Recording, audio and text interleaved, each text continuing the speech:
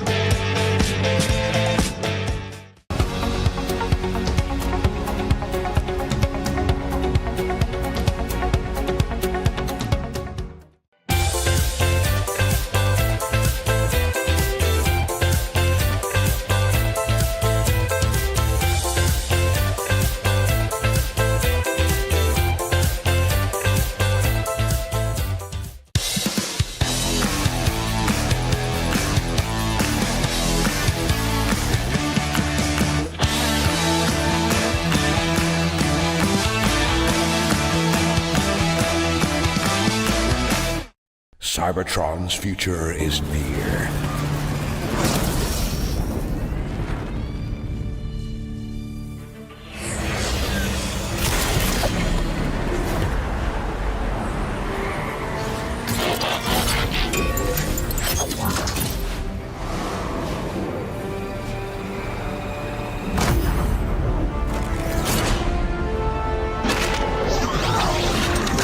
Autobots, roll out!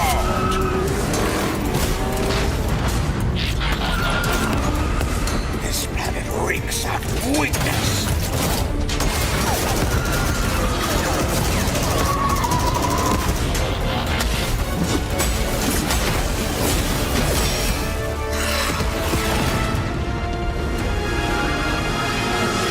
Your courage reignites my spark. We'll crowd a new lord of Cybertron.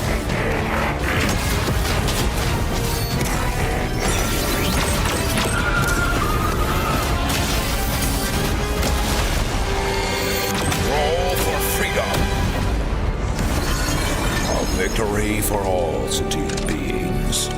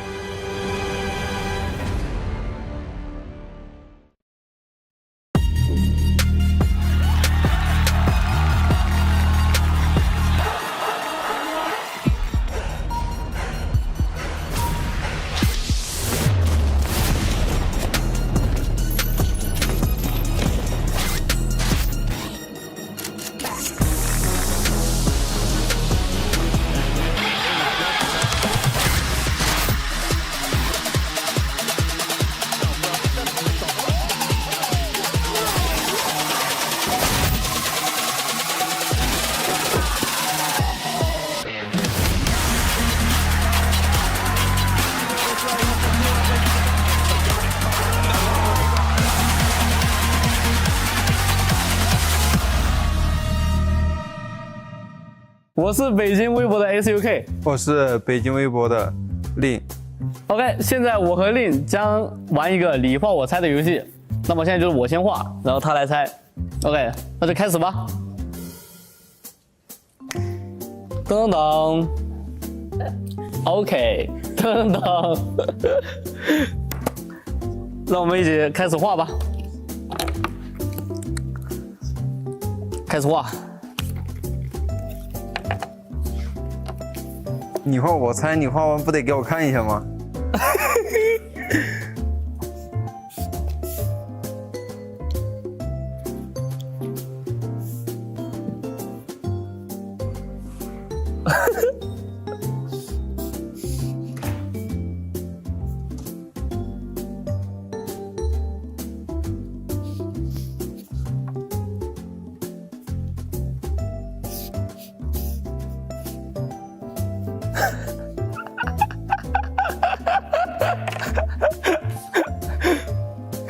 来猜吧。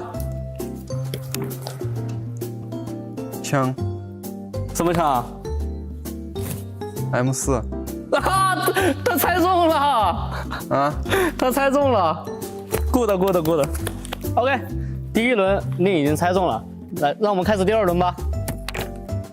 噔噔噔，哈哈，噔噔。OK，easy。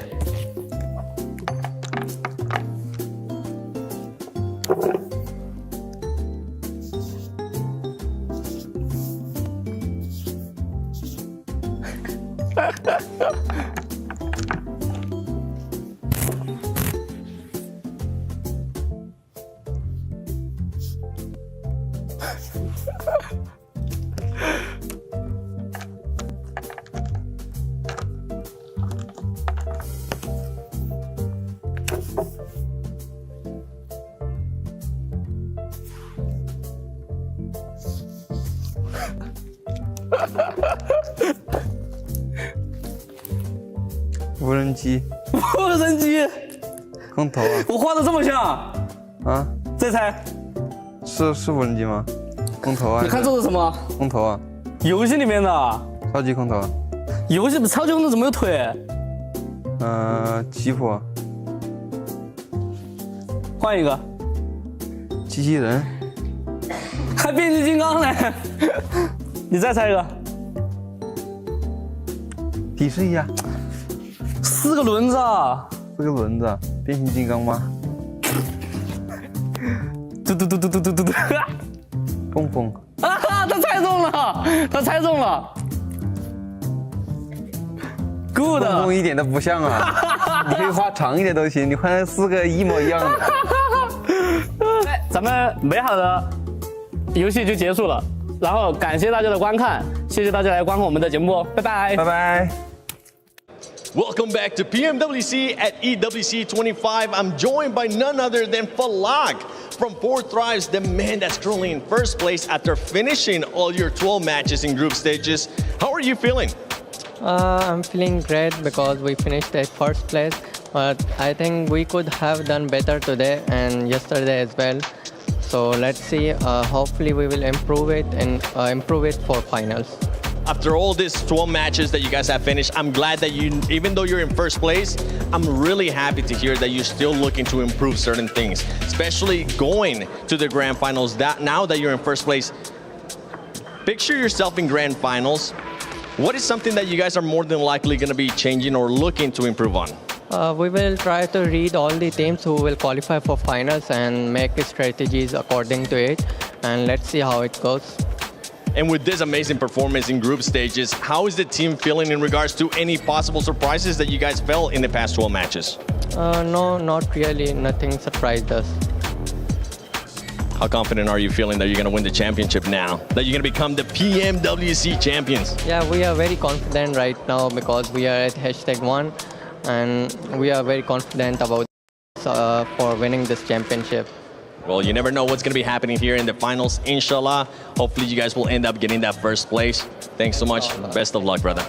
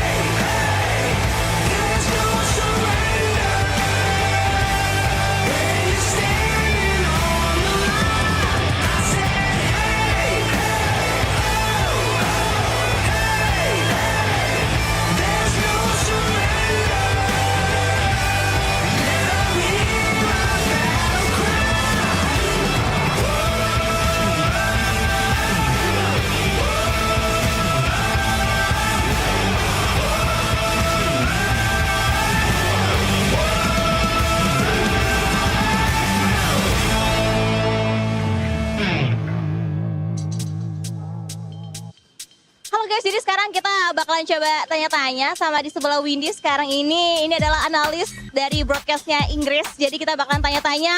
And Seven, how are you, Seven? I'm doing great. How are you doing? I'm also feel great, and I also prepare some question to talk with you right now.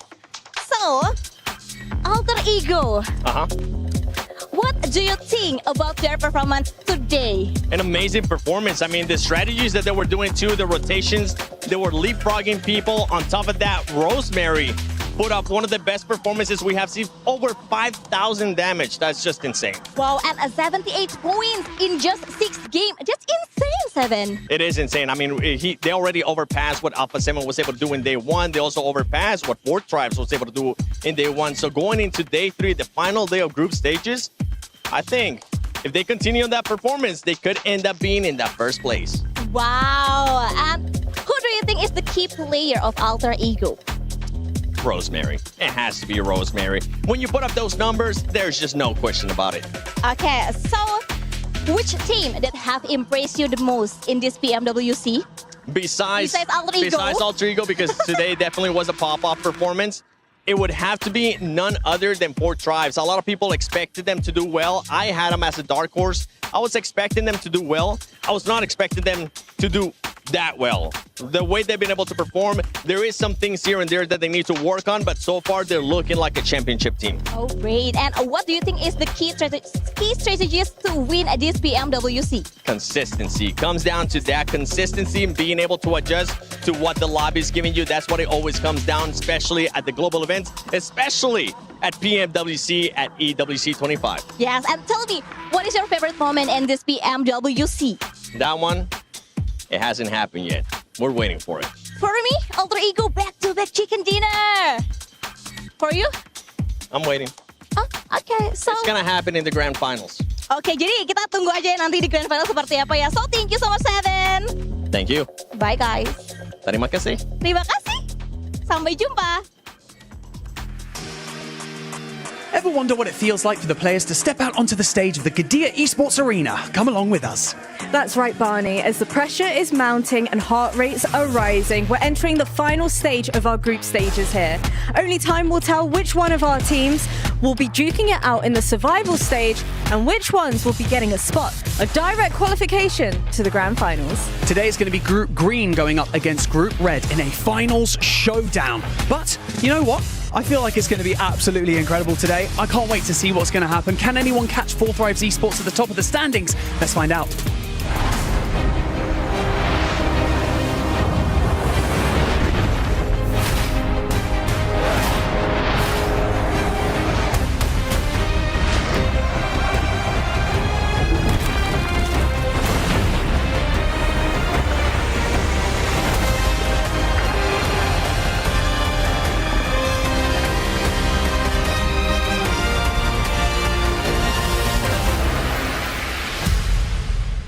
Jackie, day 3 of group stages is about to get started. The group of death is coming in.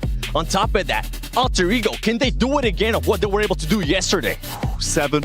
Yesterday, the smell of rosemary was in the air, filling the arena.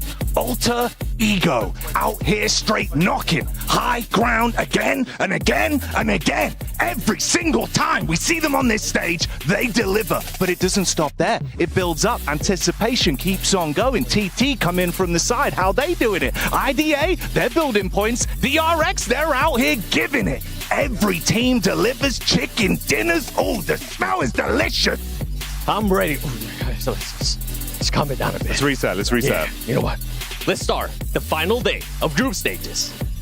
Thank you very much, Jackie and Seven. They were very excited right there, Neptro. Okay, so much hype. But you know what? It is deserved because we are in the last day here of the group stage. And looking at the group stage here, we got to look at our MVP contenders. And if we look at this graphic, we're going to be seeing not just one Alter Ego player. Surely there's 2. No, it is going to be 3 Alter Ego players in Krypton, Alpha, and Rosemary. The hype is through the roof for Indonesia. Okay, we got to... Hold on. Jackie's very, very infectious, okay, with that hype right there. But they had an incredibly good day. 78 points in a single day here, just eclipsing everyone in their first 6 matches. Can they keep it going? I think they can. The way they were looking at day number 1, coming into day number 2 for them, day number 3 overall, I'm super excited to see what they've got going. Yeah, but of course, because they pretty much secure their spot going into the grand finals, that means that they're going to have a big target on their back in those finals. So, of course, we'll see how that's going to be working out for them. One of those teams that will be putting a big target on their back, I think, is Alpha Gaming, actually. They didn't look all that good in day number 1, but we know they have it in them. As long as they stick together, I think they could do some really cool stuff today. Yeah, and I'm personally going to be hoping for the other Alpha team, Alpha 7, to maybe here get a great third day for themselves in the group stage. Because, of course, they currently, the cutoff team, they're in 8th position. And let's keep in mind, in the format, the top 8 teams at this stage will be going directly into the grand finals and avoiding that very annoying survival stage. But with that said, how about we go take a quick look and update on the club championship?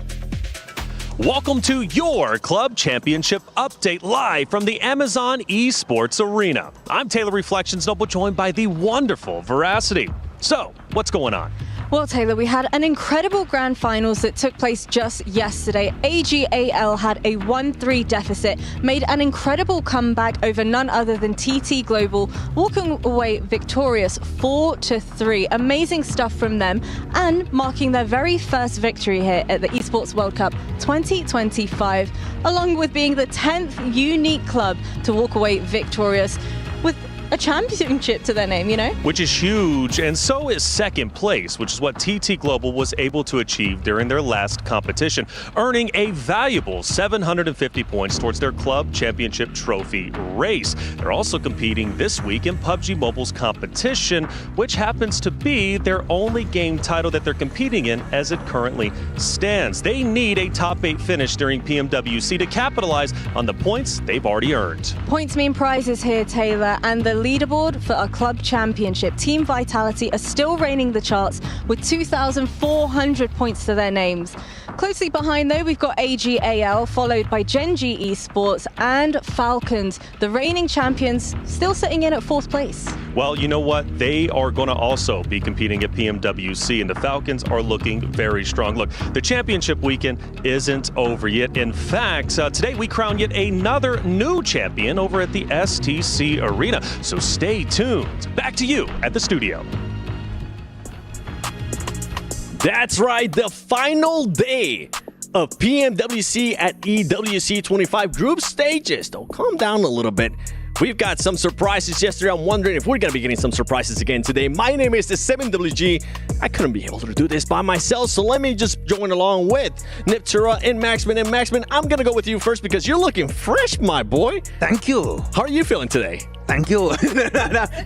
I'm feeling ecstatic today, Seven. Of course, we're going to be finally sending a few of our teams in the survival stage. Not going to be super happy about that, but also we're going to be sending 8 teams right into the finals. We already have a few teams that are pretty much secure to make it to that stage, but at the bottom of the top 8, it is going to be quite risky, and we're going to see a lot of movement throughout these 6 matches. It is going to be very risky. Nep, how are you feeling? Yes. Okay, with that one, you know what? Let's take a look at the top plays from yesterday because we did have some insane plays. I wouldn't be surprised if we end up seeing a little bit of Rosemary there because Alter Ego over and over and over again, it felt like, Niptura. It sure did. I think we got completely blindsided by them, to be honest. I think we did not. Nobody expected that from them day out. We know they're a good team. Max keeps going on about Rosemary all the time. Well deserved. Like every minute of every day, honestly, there's a Rosemary reference. If you think I'm bad with Team Spirit, it's this guy with Rosemary. But at least they're actually here. Today, hey yo. Okay, new record. What's that, like 1 minute 30 seconds? Yeah. It's the first time I've originated. Anyway, moving on. No. I think nobody really expected this from them, as I said, and today they really showed why they're your favorite, why Rosemary's your favorite, and yeah, it was a really, really good play. I want to see what they got today. I mean, when you say nobody expected them, we talked to the Indonesian talent. They didn't even expect them, Max. But actually, I talked to them and I said, like, you guys were not supporting Alter Ego or your home region going into this, and now they get 2 wins. Like, what are you guys on about? They're like, we did it on purpose. Get out of here. We're playing 4D chess. We don't predict them. We don't want to curse them. And I was like, okay. And then they said, can I pick them? And they're like, yeah. I'm like, so you got conflicting points you're making if you allow me to predict your home team of Alter Ego. So Indo talent, you got to rethink your strat because I don't think it's going to be good for the long term. Okay, you know what? If that's the strategy after PMWC is done, when we end up going to fall stage and everything, North America, get ready because I'm not going to be picking you for anything. I'm just going to be super pessimistic. I'm not going to tell reflections as well. Somehow we'll end up with the North American team maybe at PMGC. But let's take a look here at the Crunchyroll reactions. Regnum Karia, one of the teams that is not going to be playing today, and one of the teams that I feel like maybe they did enough, Max, to be able to make it to the grand finals. Time will tell, though. Yeah, time will tell. I mean, so far they've had themselves some really good games, some nice circles going on top of them. I do want to see. I know this is a very basic thing to say. I want to see a little bit more. You want to see the vibes? You want to see a little bit more vibes coming out from this team. But there's definitely a lot of potential for them to make it go out, of course, going into this last day. But it sets very good expectations of what we could see from this team moving forward. But it's about that consistency overall that we keep hammering down is very important. If they can bring that home, then maybe a trophy could be going their way. Would be hyped to see. Good vibes. Ooh, another trophy? Going for the Grand Slam of global events? Hell yeah. I'm hoping that's going to be the case. But you know what? Let's take a look at the overall so we can see what is going to be looking like today before we even play any matches. For Thrives Esports, they're done with all their 12 matches, 111 points. Honestly, one of the biggest surprise so far out of group stage. Nobody was expecting them to be up there in Neptura. And then you can see the rest of the teams that are going to be playing today. Yeah, I'm just looking at this, and actually the top 4 are all teams with, I mean, technically the top 6, Alter Ego shouldn't be there. They just had an amazing day yesterday. Top 9, really? Top 9. Yep. Except for Alter Ego and Alpha 7. No, what I'm saying is they all have 12 matches already done. What my point being is that to come down, Alter Ego, 78 to 111, we're not going to really see anything from these teams, or rather the top 4 are not going to get dethroned really until kind of midway through today, if at all. So, I mean, I'm just talking about like before the show, I was like, are 4 Thrives going to get taken down a few places? I was like, obviously that's going to happen, right? There's a lot of teams closer to them. But looking at that, actually, it's going to be a lot harder than I thought it would. I don't know if it's going to be obviously Alter Ego overtaking 4 Thrives. Like, of course, they close was that like a 30-plus point lead they have to try and break, which it is doable technically. But the teams that below the bottom, the top 8 are going to be very hungry because we said it. Some teams said, "Oh, we want to make it through survival." I don't believe that. I think that's absolute copium. I think they want to dodge the survival stage. They want to get their spot into the finals. They want the lion's share of that $3 million prize pool here. So you want to try and be on this page at the end of today's 6 matches. And actually, I kind of want to talk about Alpha 7 here. In 8th position, they are playing today. A lot of the teams above them are not playing, so that means they're going to overtake a lot of these positions. But do keep in mind, as we go onto the second page very soon, all the teams trying to catch up. You got, of course, IDA, Thunder Talk, WBG, Alpha Gaming, Horror. All of these teams are trying to chase down Alpha 7 here. So Alpha 7, sure, might look nice and comfortable now, but I think as we go on into today, they might be slowly slipping away if they don't bring their S-tier plus gameplay. I mean, we already have some teams that are going to be going to our survival stage. Influence Rage, you can see there, they've already played their 12 matches, same as Fireflex Esports. And then it's going to come down to seeing what some of these Chinese teams are going to be doing. Thunder Talk Global, Weibo Gaming, a team that we were expecting a lot of, especially at the start of the tournament. We really haven't gotten a chance to see much out of them. One team that I'm currently looking at, though, Neptura, is going to be none other than RA Esports, the hometown heroes. Yeah, I think it's going to be really interesting to see what they do today because we have seen them before. This squad is a really good squad.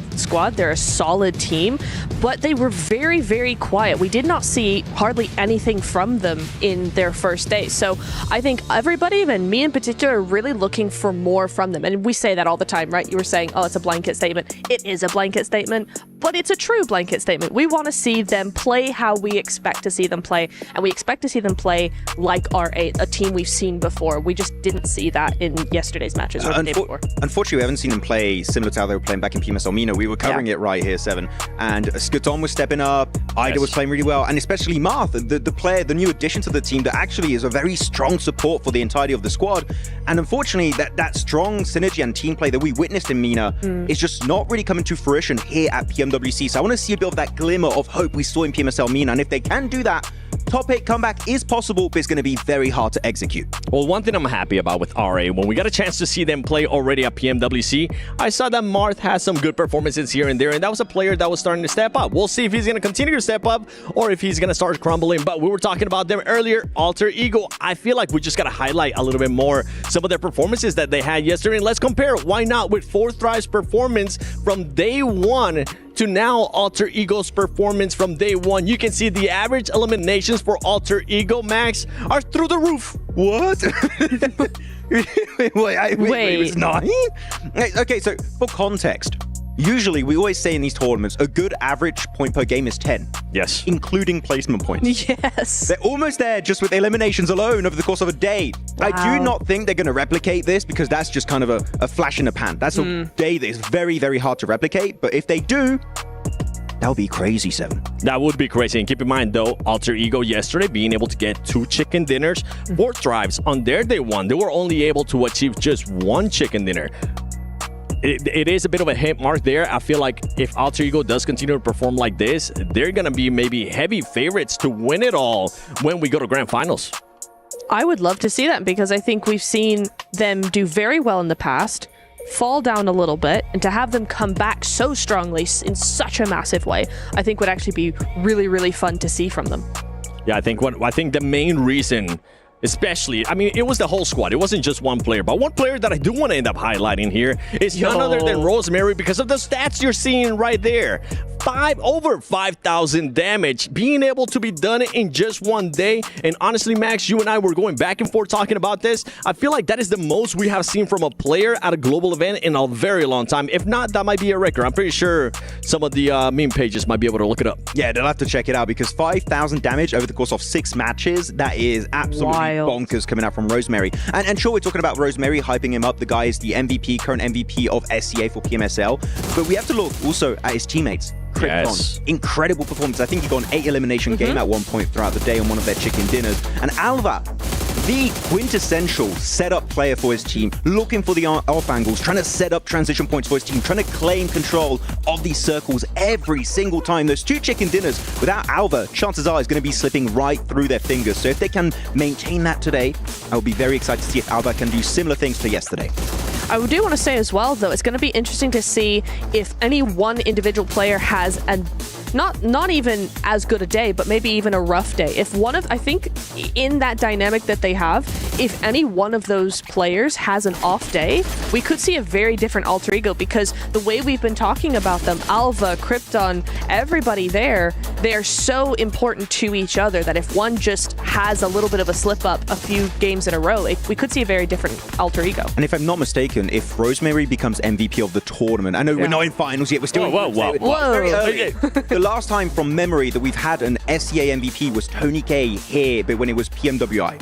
After that, we had Top. We had, of course, the side of Doc being MVP. We had all these different players. We had Nolbu. We didn't have an SCA players in over 2 years almost. The Twins back in the day, too, from Bigatron. Yeah, it's been a while. I think it would be nice to see an SCA player, especially the likes of Rosemary. And I mean, I got a chance to talk to him for a little bit, just to kind of put my input there. And he was saying, I know that I have performed really bad in previous global events. I'm looking to change it. And currently, he's doing just that. He is. I mean, he's been definitely popping off. It's not just a solo performance, right? He is set up by his team. A strong team is needed if you want one solo player to do well, unless your name is Doc. Maybe it'll work out on your own. Well, let's take a look here at the Jamil Motorsport player arrivals. I'm seeing Namshin Red Force. I know you're heavy on this team, Neptura. How do you think they're going to be performing today? Because they are currently down on the leaderboard. Better, I hope, because I think we've seen a lot from this team before. That we saw them in PMGC 2022, plus or minus a couple of players, right? But we've seen them at Global for quite a while, and to have them come into yet another Global and do nothing is quite surprising to me, quite surprising to a lot of people. So I would like to see just a lot more from them. I want to see them be a bit louder. I think their big thing is how silent they've been. I'm not used to seeing them be so quiet, so invisible. So for me, I want to see a lot more coming in, just taking up more space, being a bit louder with how they play. Yeah, and it could be a little bit harder, too, considering that some of the other teams are starting to be a little bit louder than usual, too. We'll have to wait and see if that team has what it takes to be able to do that, right? Now, you're not going to have any of the surprise teams in regards to Yangon Galacticos. They were able to perform really, really well. We'll see what they're going to be doing. But let's take a look at the Aramco Power Rankings. The teams that we ended up selecting, I selected Alter Ego, Team Falcons, because, I mean, we need to see what this team is going to be doing, and the special invite team as well, because they did surprise us a little bit. I know they're not in the top 8, and they're currently not the contenders maybe to even be in the top 8, but I was surprised with the aggressiveness that they showed at one point, Max. Definitely a lot of potential, though. Do you, because you have them in your power rankings, do you think they're making it in top 8? I don't think they're going to be making it in the top 8. The reason why I actually put them in my power rankings, not to get super analytical here with you guys, I just want to see if they're going to be adjusting certain things that they did in day 1, which was, yeah, they were aggressive, but at times that aggressiveness, it didn't really make sense. They were just willing to take fights outside of the circle. Yeah, that's going to be super important to consider going into day 3 when teams are going to take this a lot more seriously. This is the only chance now for both groups that they have to actually make that top 8. So those little sort of mistakes, or not even mistakes, just kind of not being very cautious with how they play, not thinking through some of the fights that they're taking, that is definitely going to be a detriment to them in today especially. Yeah, it feels like sometimes they go with emotions of just like, this is the natural progression of the game. I would like to see a little bit more thought. I think just the snappier rotates would make me a little bit happier because they're kind of comparable to 4 Thrives when you think about it. Sometimes it's just a bit hesitant. What do we do? What do we execute? And it just doesn't quite work out. But if they do qualify to the finals, I do think it would be through the survival stage when a lot of the heavy hitters would be just taken out of the picture entirely. So there is a lot of hope. I would say we had got like years ago, unfortunately underperformed severely. I do think this is the most hopeful I've been fortunate from this region in a hot minute now. Now, I know you also wanted to talk a little bit more about Alpha 7 and Max. You're taking pretty much my role, okay? I can't talk about them right now. So with this team, you mentioned they are currently at that cutoff point. They're more than likely going to be passing some of these teams unless we see something crazy from Alpha 7. I don't think it's going to happen. We have seen a 19 elimination chicken dinner out of this team in Miramar. Do we expect them to have a performance like that again or a bit of a slowdown? I think they are going to be slowing down a little bit just to avoid any confrontations they're not ready for. Like I'm talking possibly hot drops, maybe also teams trying to interact with their rotation path on Arango and Miramar more specifically because Miramar is one of their best maps, so teams might want to try and ruin their chances over there. But the teams below them, like you got Thunder Talk, you got WBG, APG, Aura, like all those teams, I think if you want to try and get rid of the main competition in this lobby while also securing a spot into the finals, I think that would be the team to try and chase down. So they might have a bit of a target on their back here, and the team that a lot of teams want to eliminate as early on as possible. Yes. Yeah, I think as well, something to consider is A7 do play edge and spread out, and we saw the same from AXTMG, we saw the same from Hora, we saw the same from Intense Game, I think, as well. So there's a lot of teams now playing the same way as them. They got to be careful with that. They definitely do when it comes down to not being able to start slow. That was the big question mark for a lot of people in regards to this team. They weren't able to start slow. One thing that I want to ask you guys quickly, and I want a quick answer on it too. Weibo Gaming, are they going to be starting off slow? No. Yes. Oh, interesting. 50-50. I like this, and we will end up seeing what's going to happen, and I'm pretty sure maybe we'll get a chance to come back. We'll see what's going to happen, though, because, ladies and gentlemen, we are about to start the final day of group stages. So let's send it over to this stage.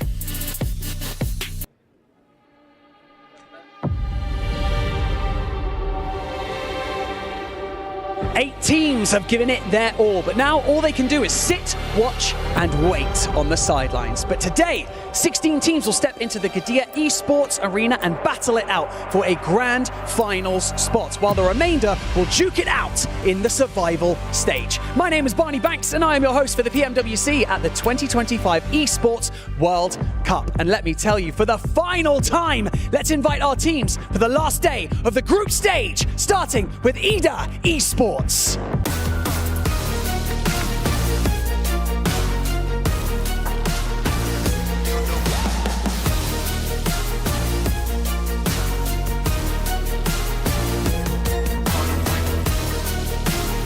Thunder Talk Global.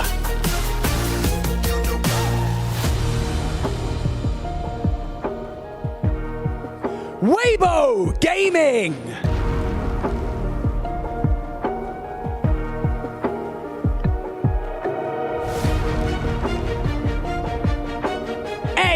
AXTMG.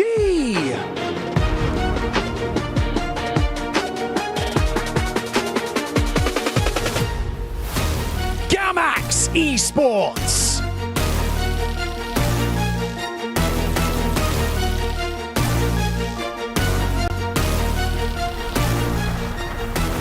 Alter Ego Eres.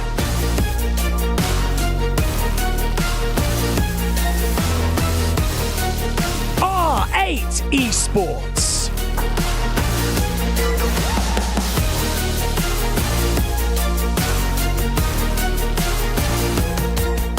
Alpha Gaming.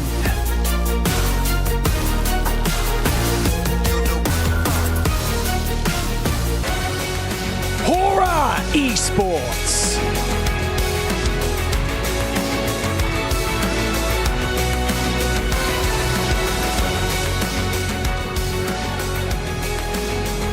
Intense game.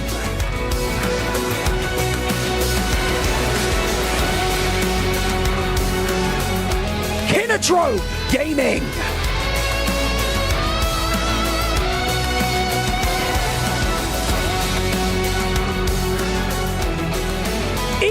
Arena.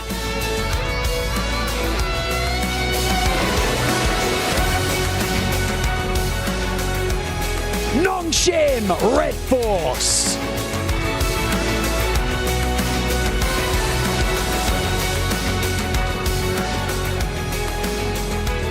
Power Esports.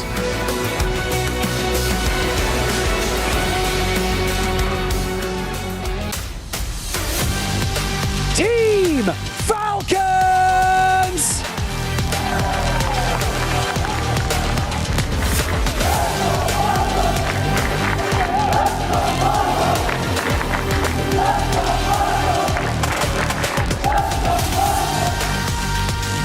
They finished in second place after day one.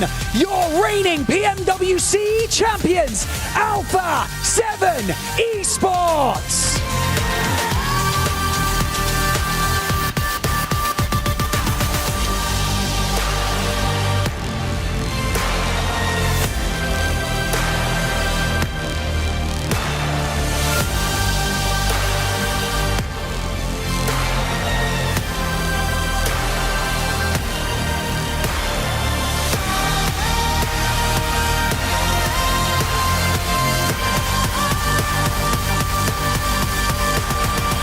Here in the group stage, success is not final and failure is not fatal. But I tell you what, if you put up big numbers, your journey to the grand final, the $3 million prize pool and the PMWC trophy is that much easier. So get comfortable because today history could be made. So let's do this.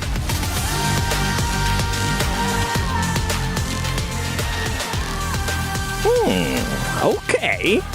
All right, Barney. History could be made. I mean, we could be finding out which 8 teams are going to be going towards the grand finals, which 16 teams are going to be going to survival stage and possibly end up getting their keys crushed, Max. I'm thinking, what could make history today? What would be something happening in these matches was like, nobody expected that. That will be remembered for decades, centuries to come. Alter Ego doubling their points. Maybe. I feel like we can even go harder. How about a team getting all the chicken dinners? Okay, no, that's not happening. What would be the record, though? Isn't it 2 or 3? I think it's 3. Think it's 2, right? I've heard of 5. I don't know if I was No, I'm talking about for PMWC. Oh, no, yeah, I think it was 2. 2. So we have a lot of teams that are tied up. I mean, right now it's been Vampire, A7. Yeah, like in finals, I mean, the records are usually on finals, yeah. You know what, for me, a historical moment would be AXGMG doing a massive jump up to the top 8. Let's talk about that, actually. From what you have seen, Max, and I'm going to be sending this to you, Neptura. Sure. First, AXGMG, can they make it to grand finals? And if they don't, what do they need to adjust? Okay, I think they actually could make it to grand finals. I think they absolutely could do that. If they don't, what they need to adjust is probably what you were talking about, a little bit of that hesitancy, a little bit of just going for a fight without any real thought behind it. And then just tweaking some of the speeds of what they do as well. I think they jumped a lot from what I saw in their own region versus global. They did a lot of speeding up, but maybe just a little bit more would be nice. Just a little bit more. Just a tiny bit more. We really are analysts and commentators when we say that. Like, there's a lot to do to just do a little bit more. We want to always see a little bit more going into this. But actually, because you already said everything there's to say about AXGMG, I want to go over everyone here. I'm the host now. Okay. Which region has impressed you guys the most? Like, I'm talking PMSL regions, also like you could say Korea, you could say like Japan. Which region has shocked you? Definitely not MENA. Oh, I mean, yeah. I mean, it can go either positive or negative, and I feel like with how positive we have been, in this show with highlighting a lot of the teams. I feel like it's fair to also highlight some of those teams that just have been super lackluster. And for me, the MENA region is definitely one of them. I feel like we were predicting that whenever we were doing the watch parties, Max, and it's coming to fruition. Before we send it over to the casters, though, Neptura, which region are you thinking of? CSA is always impressive to me. Korea as well. CSA, Max? not so much. CSA too. Yes. All right. Well, you know what? Let's get into the casters with none other than Reflections in John Allen. Which region has surprised you guys? Hey, what's going on? PMWC hopping into day number 3, the final chance, the final dance for teams to move directly into the finals, right? And for the others, well, they've got to go to the survival stage. Green and red go against each other as yellow group finished yesterday, so you know they're waiting on bated breath, hoping and praying they do not get passed up if they're in top 8. But John, it's going to happen. Absolutely. I mean, the desk was talking about regions that have come out surprising us. I mean, I feel like just Alter Ego alone are bringing the surprise from that SEA region. Coming into today, they have a head and shoulders lead over everybody else. The question is maintenance. The question is consistency. Can they carry on that path? Will they be able to maintain their course? Coming on into our first match of the day, of course, it's Sandhawk as the stage rises to meet us. We're heading over to the jungle. That's it. We're going to the jungle for the first time, mind you, at least during PMWC for ourselves. It's going to be a wonderful thing. I love Sandhawk personally. It's an aggressive map. It's small. It's chaotic. Third parties galore. So I'm so ecstatic that we're hopping into it. As far as regions go, Americas, honestly, for me, it surprised me more so for Alpha 7. Again, during the American season, they just weren't performing as well as I needed them to perform. I really thought they were a bit lackadaisical. They were going to come into this tournament and kind of fall a bit flat, not necessarily be like just drop the ball completely.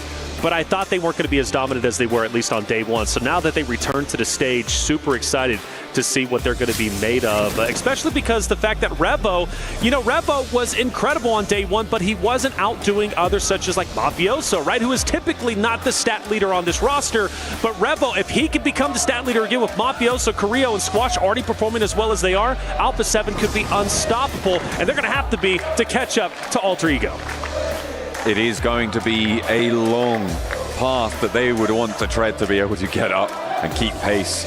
We're looking out for hot drops as well. I think it's this Northwest Island that's going to pop up first, though, on the top of the mountain. Thunder Talk and Alter Ego. Rosemary, though, has been cut down in a 1-for-1 trade. They still have more to do. Rosemary still, maybe? No, he's not going to get rest, but will they find the trade around the corner? Krypton hits the deck, and now they have to rely on the rest of the roster to pull this one back under control. Everyone wielding weaponry here on the top of the mountain. The spray down, though, the reload necessary, but he doesn't clock it in time. Doesn't manage to slide that mag on through, and it is Alter Ego going down clean in a first engagement. Can they keep up the pace? A resounding no.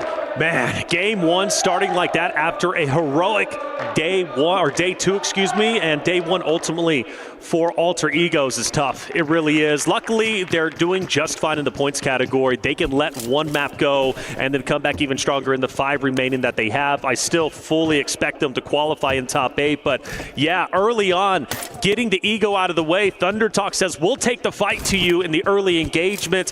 This is our area to the right of Camp Alpha, and they dominate the fight. I believe not even losing one, excuse me. I think there was one down, but they get them back onto the feet. That is a dominating win. And Thunder Talk, for example, by the way, super surprising performance. The fact that they're up there now in top 3, at least in our current standings, but not overall, you gotta give them respect. They came into the tournament. We had a lot of questions about them. We knew they were a great team, but we didn't know they were going to be doing as well as they currently are. So for Thunder Talk, beautifully done. Brilliant stuff. I mean, those early hot drop scenarios, right? They are a little bit more chaotic. There is a little bit more of a window of opportunity to play the variance, right? To have the outside chance, low armor, that sort of thing can really come into play quite impactfully in those early engagements, especially when you're all dropping on that high ground mountain on the Northwest Island. And yeah, it's just not going to go Alter Ego's way this time around. They will try and push further. We spoke a lot yesterday about the bubble. We're still seeing it probably going to fall around that 80-point boundary. And of course, Alter Ego at 78, very, very close to that already, and we're still expecting that to be the case. The question is, where can everybody else go?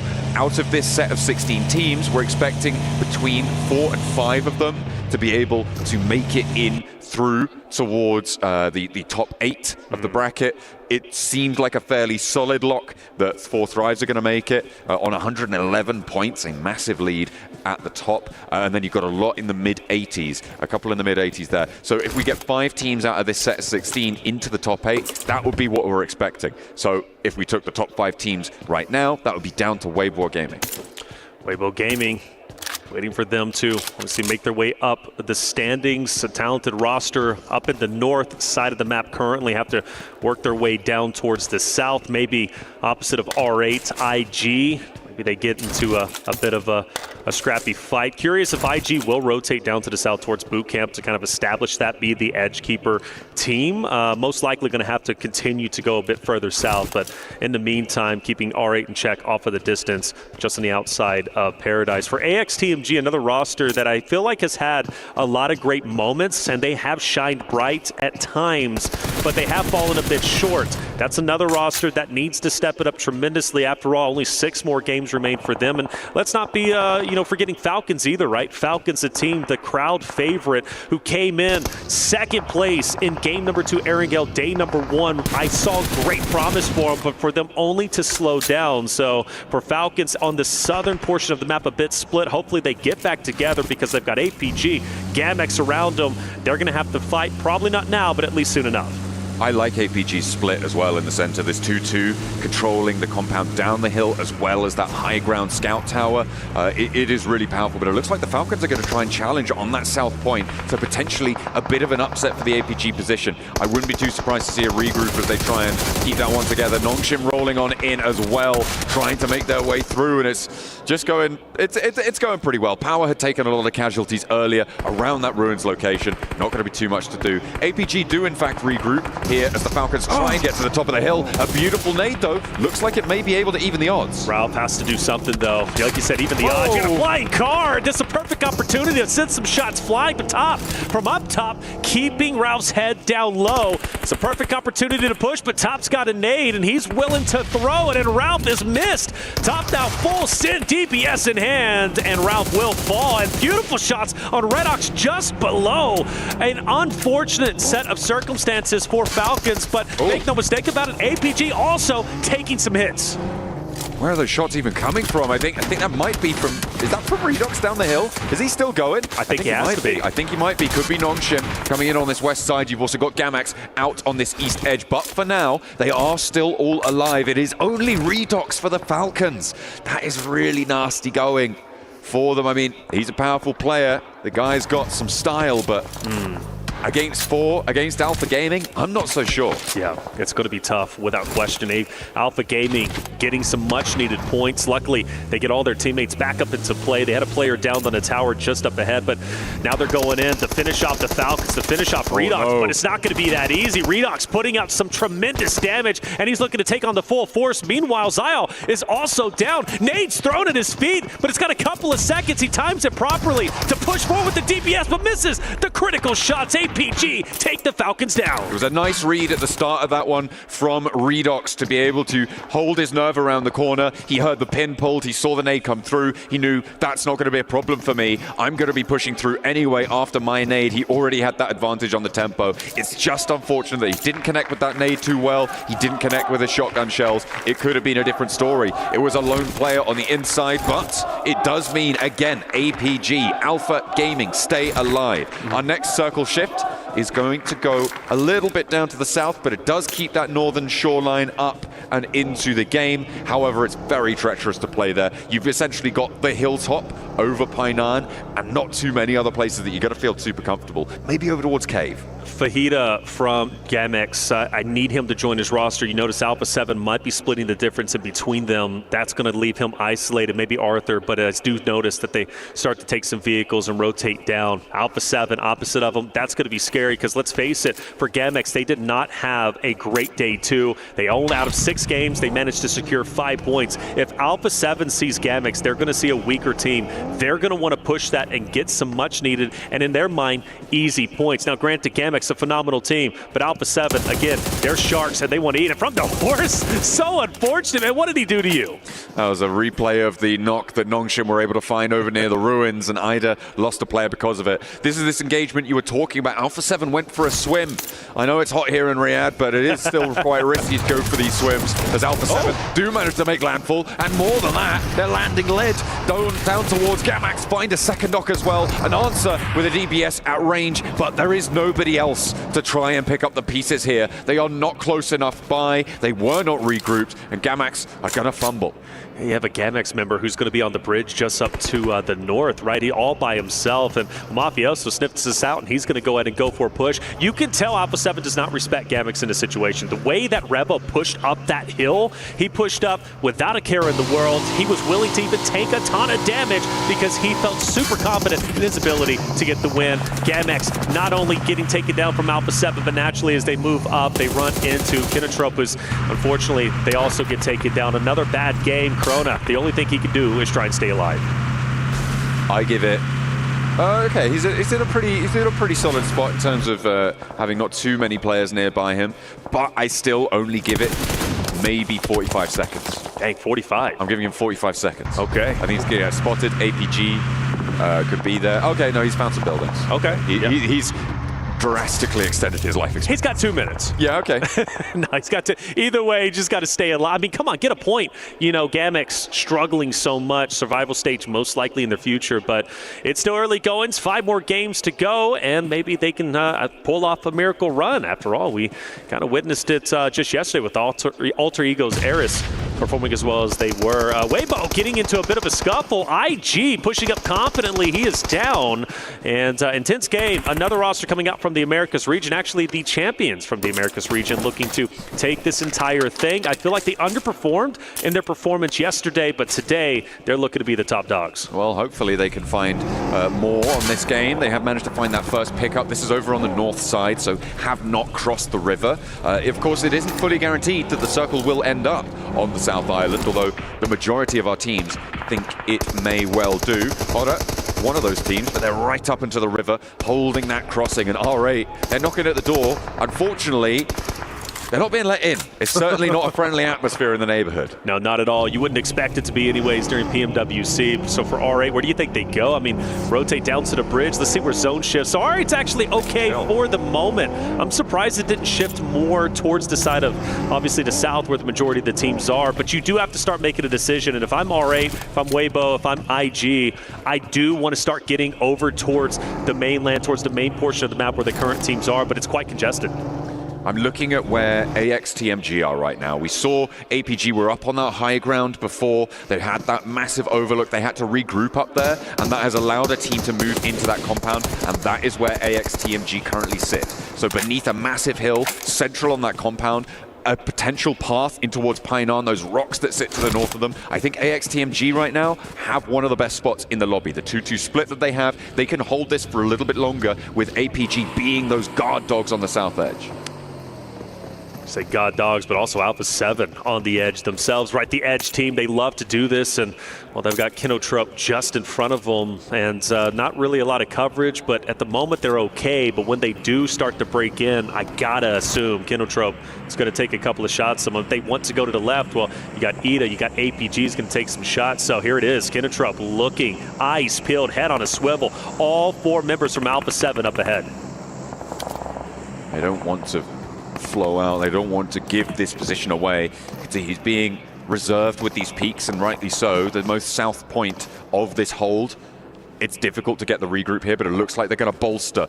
Ida potentially moving in behind this push for Alpha 7, so third parties could be dangerous. Oh, here we go. Alpha 7 moves up. Kirill stays alive miraculously. Are you kidding me? Kinotrop loses one. Tamara's down. An amazing set of circumstances. Revo may be tempting the revive, and he will fully commit to it. The fact that Alpha 7 manages to get that knock is spectacular. Carrillo the bait, Revo the shot.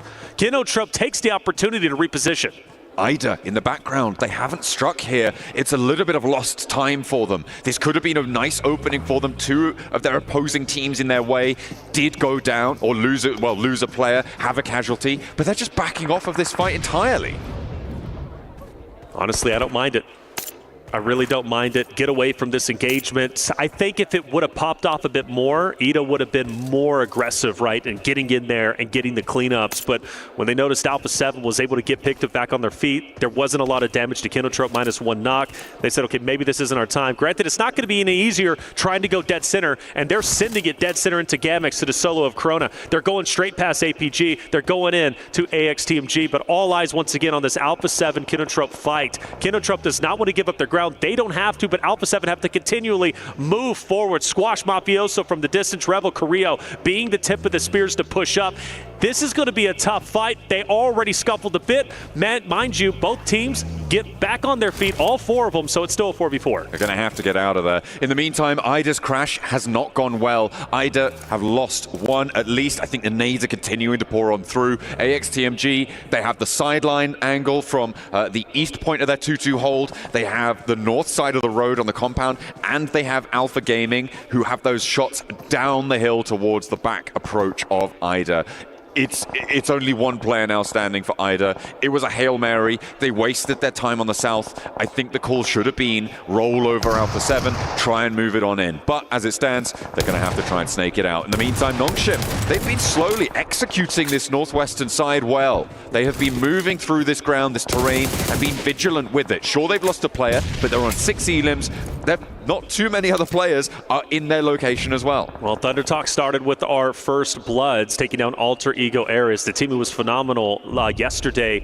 And now they run into a full, like you said, Nogsham Red Force, who have been dismantling the left side of the map. AJ from Thunder Talk, the last alive, the solo standing, trying to get any additional points that he possibly can. Again, every single point you gain is critical. They're currently sitting at 50, which I believe puts them close to the top 8, if I'm not mistaken. Doc, one of the main damage dealers, at least, onto the Thunder Talk fight. He'll go ahead and relocate. AJ pretty much dead to rights and actually might take himself out in blue, maybe not wanting to give any points away.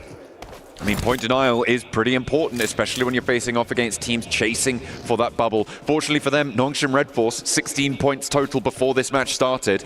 It's not going to be too much of an impact, you'd hope, to alter those tables towards the top 8 if you get that point sent over the other way, but it does look like AJ's just trying to survive as long as possible. Ida did manage to keep their south side of this one. This is mostly in part to Alpha Gaming rotating it onto the north side up to these rocks, but now they've got a challenge sent their way by Nongshim Red Force, who have moved in from this northwest side, and they are going to the standing stones. Emery has a beautiful off angle onto Zial up ahead, but AXTMG continues to have their forces dwindled away, taken down 1 by 1. They're now down to 2. Syrax keeping his head on a swivel. Emery up ahead along with Aaron, and while Emery again through the windows just taking down members not only in AXTMG but also APG up ahead. Devo T wants to try and renegotiate his position, but really they're just going to stay where they currently are. The next zone is going to shift, and it's going to be quite deadly if AXTMG has to re-rotate. They don't, luckily for them, but this area on the left-hand side is getting quietly contested. You've got Nogsham Red Force who have rolled in. You still have AJ from Thunder Talk, who is getting into an engagement. I think he's down. He is now out. So 3 teams, Nogsham Red Force, APG, Ida, as well as AXTMG, all within the same location. And APG is getting dismantled, and you also have Rebel, who's currently down. He's been knocked by a solo from Gamax. APG do go down fully as well. Ida picking up a couple of the points there. They're up to 6 elims. That was a really lovely pickup for them. They'll be now on 52 points plus whatever placements they can find. And they are still on that chase. You can see Alpha 7 on the boundary. Looks like they have managed to clear the threat. Oh, maybe not. Ooh, okay, 2 players going down for Alpha 7 to a solo from Gamax of all teams to be able to take a large chunk out of Alpha 7. But they stay alive. They have 4. They'll have to push in quickly, though. Well, for what it's worth, you gave him 45 seconds originally, then I said 2 minutes, and then he ended up almost dismantling Alpha 7. He did his part. R8 behind a wall, taking nade after nade. Weibo's been relatively quiet this game, currently sitting at 0 eliminations, but this is the time where they start to wake up. The zones get closer and closer, and 33Z taking down 1 from R8 as they reposition. They're pushing in full steam ahead, and they might be able able to take them by surprise. Order just up. Mark needs to be ready to clear the left side of this choke point. Some pre-shots. He pushes up. Pre-nade's going to be out. Actually smokes. This is going to be chaotic. Oh, a full blind there for Marth, and he can't hold the door frame anymore. Weibo going low as well, though, and into a 1-versus-1. Ida versus 33Z around the corner, and Maxman was right.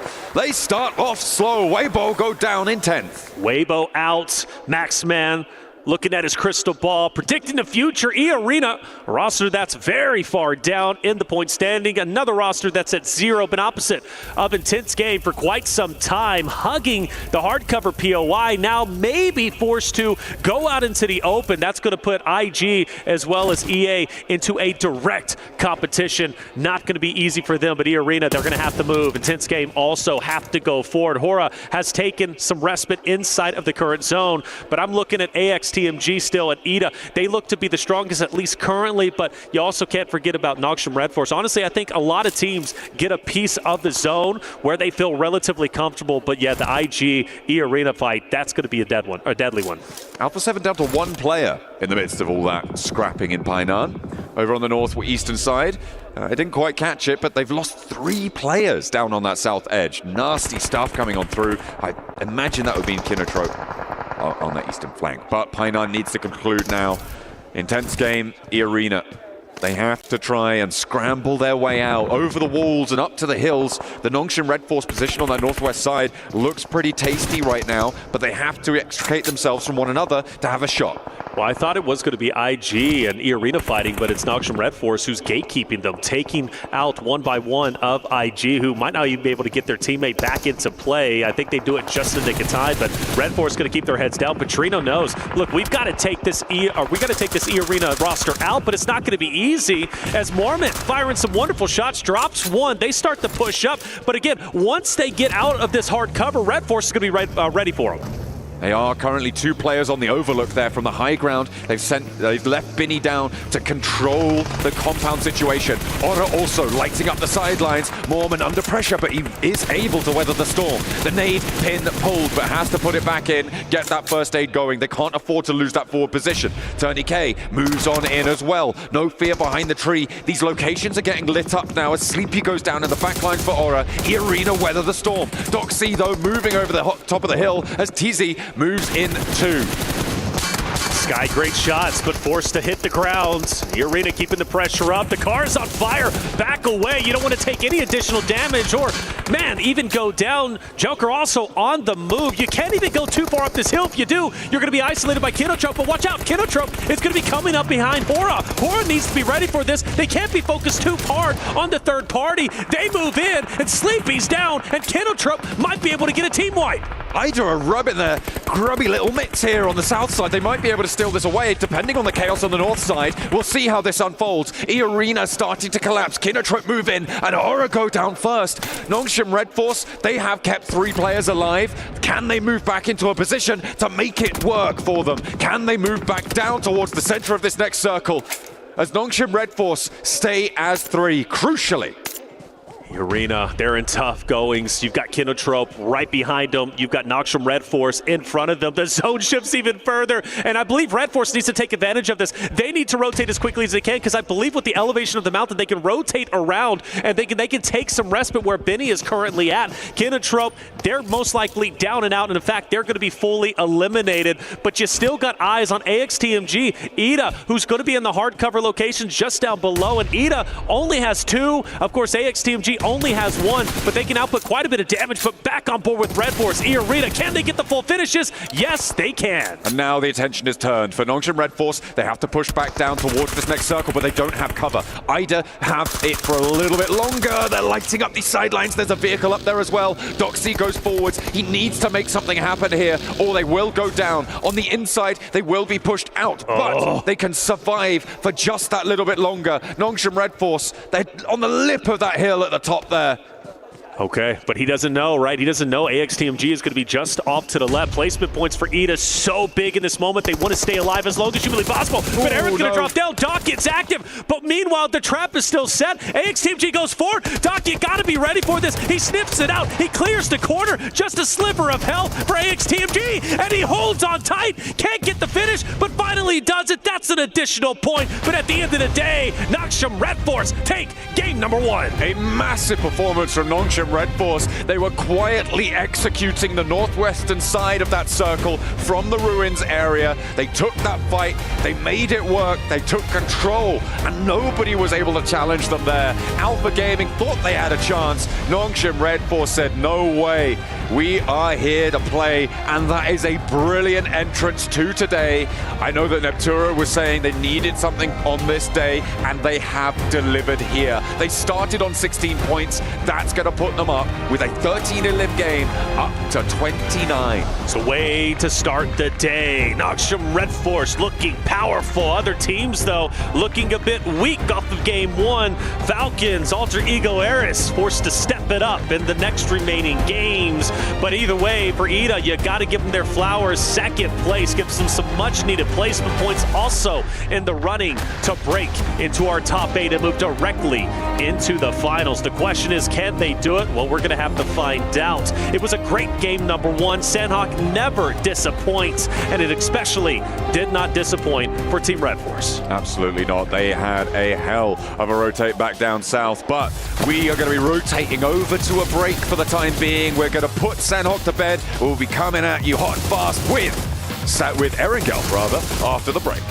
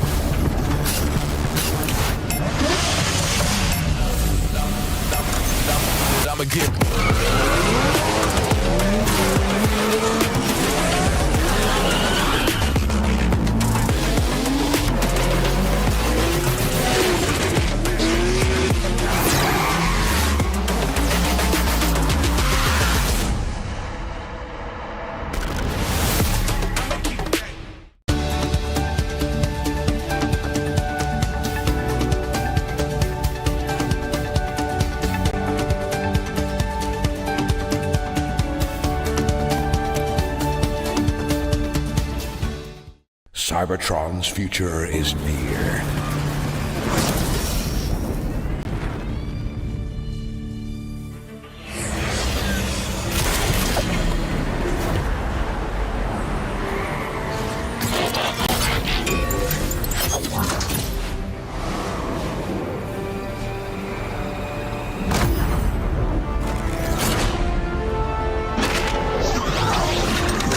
Autobots, roll out!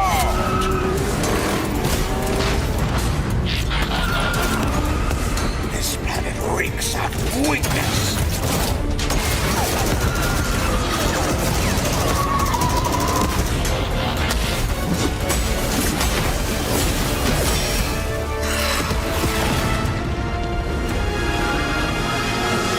Your courage reignites my spark. We'll crown a new lord of Cybertron.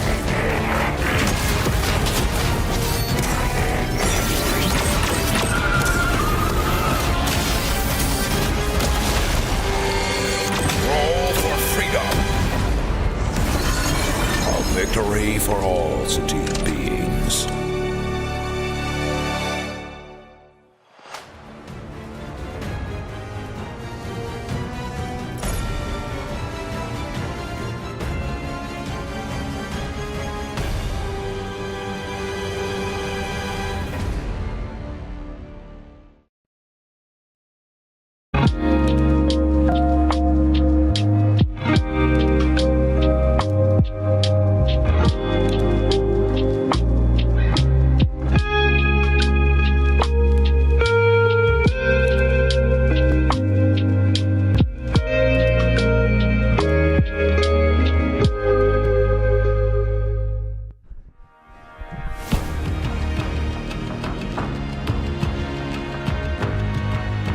Yes, that's the relaxation we're talking about. Especially after leaving the madness of Sandhawk, because Neptura Nongshim Red Force came out hot too, and a team that needed to come out hot. There's so much to like about this game. Nongshim finally. I said in the intro, I said in the pre-show, I wanted them to play a little bit louder. I did. A little bit. I wanted them to play a little bit louder. They're too quiet. It's not what we want from them. And they came out exactly how I wanted them to play. They played it so nicely. They were split over that west side, always get that wrong, over the west side, but didn't overextend, didn't do too much. They just held a little bit of their own space. Then you also see that split coming in over onto the western side, and then as the zone gets smaller, the zone actually, or the players actually end up splitting up a little bit, trying to control both sides of those zones a little bit. Really, really nice to see. 23 points going to be what they see from that, what they get from that. 13 eliminations. It's all down to that timing of the third party. It's down to the regroup timing as well. So much from them. You want it loud? I mean, you got loud. 13 eliminations out of that team. Another team actually surprising us here, Max. Not only just ESPORTS, Kinotrope Gaming being able to put up a good performance here as well with 11 points, and then AXTMG following up the good performances there too when it comes down to Sandhawk. And remember, that is one team that kind of has an advantage, I feel like, over everybody else when it does come to Sandhawk, because they played a lot more in the region. Yeah, that's true. They do play a lot more going into BMPS, so they had a lot more experience going into it, into PMWC. Can I go deep on AXTMG? Because I got a complaint. You know what? Oh, let's go. Yes. AXTMG, you had such an amazing compound. Why do you send 2 players solo into Ida? I don't understand. If you go north and you just hold on together, because you can have 2 teams in that compound. You can have one south of the road, which is Ida, and one north of the road, which is going to be then AXTMG. And they decided to keep 2 players north of the road and send 2 players, okay, you guys, 2v4 Ida, which is not going to work out. So I think if they just regroup north as a 4-man in that position, maybe they still don't get the win because Nongshim Red Force were just so oppressive at the end, but at least they have a high opportunity to get eliminations and maybe the win at the very end. Okay, all right. I like that take. I see you kind of... The gears are going there, Neptura. Do you agree with that? It's cool thinking. Not really. I'm so sorry, Max. Okay. Let's go. Oh, really? Okay. Yeah, I don't really agree. I didn't mind the 2-2 split either side of the road. If they knew that Ida was actually there, then yes. But at the same time, what other choice did they have? I think the only response they had was to do that 2-2 split and try and do it. Because if you force stack onto the other side of the road, you're hemmed in between APG and Ida, right? As well as all the other teams around to the east side. If you go all in and try and get rid of Ida so you can do that 2-2 split, APG are going to be looking at you, the teams on the south side are going to be looking at you. I feel like they kind of were hedging their bets and going, if it doesn't work, at least we have a duo on that north side of the road. I think that was kind of their only play if they wanted that compound. Now, we could get into a discussion of should they have gone for that compound in the first place, which that could be a discussion, but if that was the decision they were going to make, I actually don't mind it. Wrapping my head around this. So they had to take a 2-man 5 versus the entirety of Ida instead of just fully... It wasn't the entirety, there was a duo there. Yeah, but like it was the remnants of... Yeah. I mean, because I think if you do go for the full stack, if you do try and go 4v2, you're going to get picked apart. Because at that point, the compound, the reason why I'm saying this in the first place is because the compound is on the edge of the circle. Yeah. Next circle, unless you get a really bad circle shift, it is going to be tending to move away from that compound. So naturally, that's going to be forcing Ida towards the compound of AXTMG, and meaning they're going to have a great opportunity to kind of third party that push and just stop them from entering the circle this time around. So I get your point. Yeah. But we can just agree to disagree on this one. Okay. I think those are both great points, to be honest. Thanks. I think I like where you're going. I think I like where you're going, too. Overall, they did end up getting a top 4 finish, which is really good for this team that needs those points. I mean, you technically don't expect them to start off super, super hot, but you do want to at least have something out of this team, right? Another team that was able to do something here is, you know what? We are going to be going to Erangel. Let's look at the top teams, and there's just absolutely no surprise that Alter Ego is going to be up there.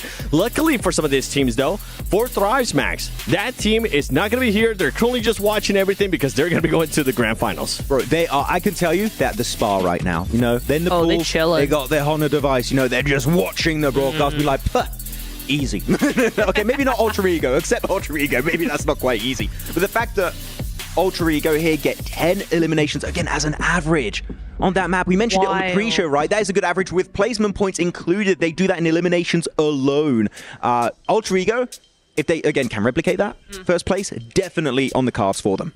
I will say, though, APG not far behind with over 7 elimination average, about 7.3, something like that. And if you talk about 4 Thrives having a really, really good elimination average with the 6 point something they had there, APG still not doing too bad. And I think it's even more impressive considering that we've seen far less from APG than we have from Alter Ego or 4 Thrives. How about we talk about APG on this game? There was one thing from APG there that we were kind of hesitant about. For a split second, we saw Doc starting to scout, but it was a little bit different.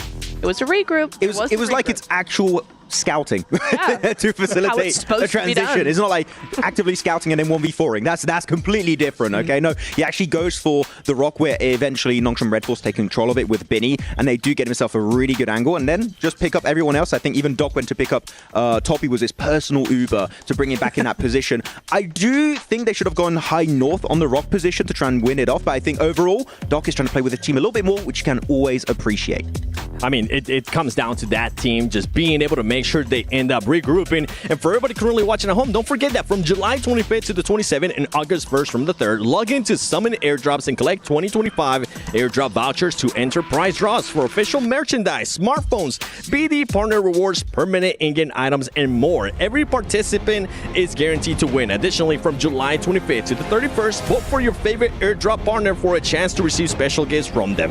Don't miss this year's airdrop carnival and unbox your surprise. And what I want to unbox now is going to be this next match, because I'm excited to see who's going to be the top dog here in the first Erangel of the final day of group stages. So let's send it over to none other than John Allen, the man with the great voice and Reflections. Soldier Reflections. Wait, what did he call me? I don't know. Soldier Reflections? Soldier Reflections? Yeah, so you get the good voice, I get Soldier Reflections. So that's okay. We take those dubs. Hey, man, look, you can keep that all to yourself. I'm busy casting PUBG Mobile. There you go. Yeah, going into this game, we are going to indeed be looking at the top dogs, right? Because it was Alter Ego who had a little bit of a misstart to today, a misfire to kick things off.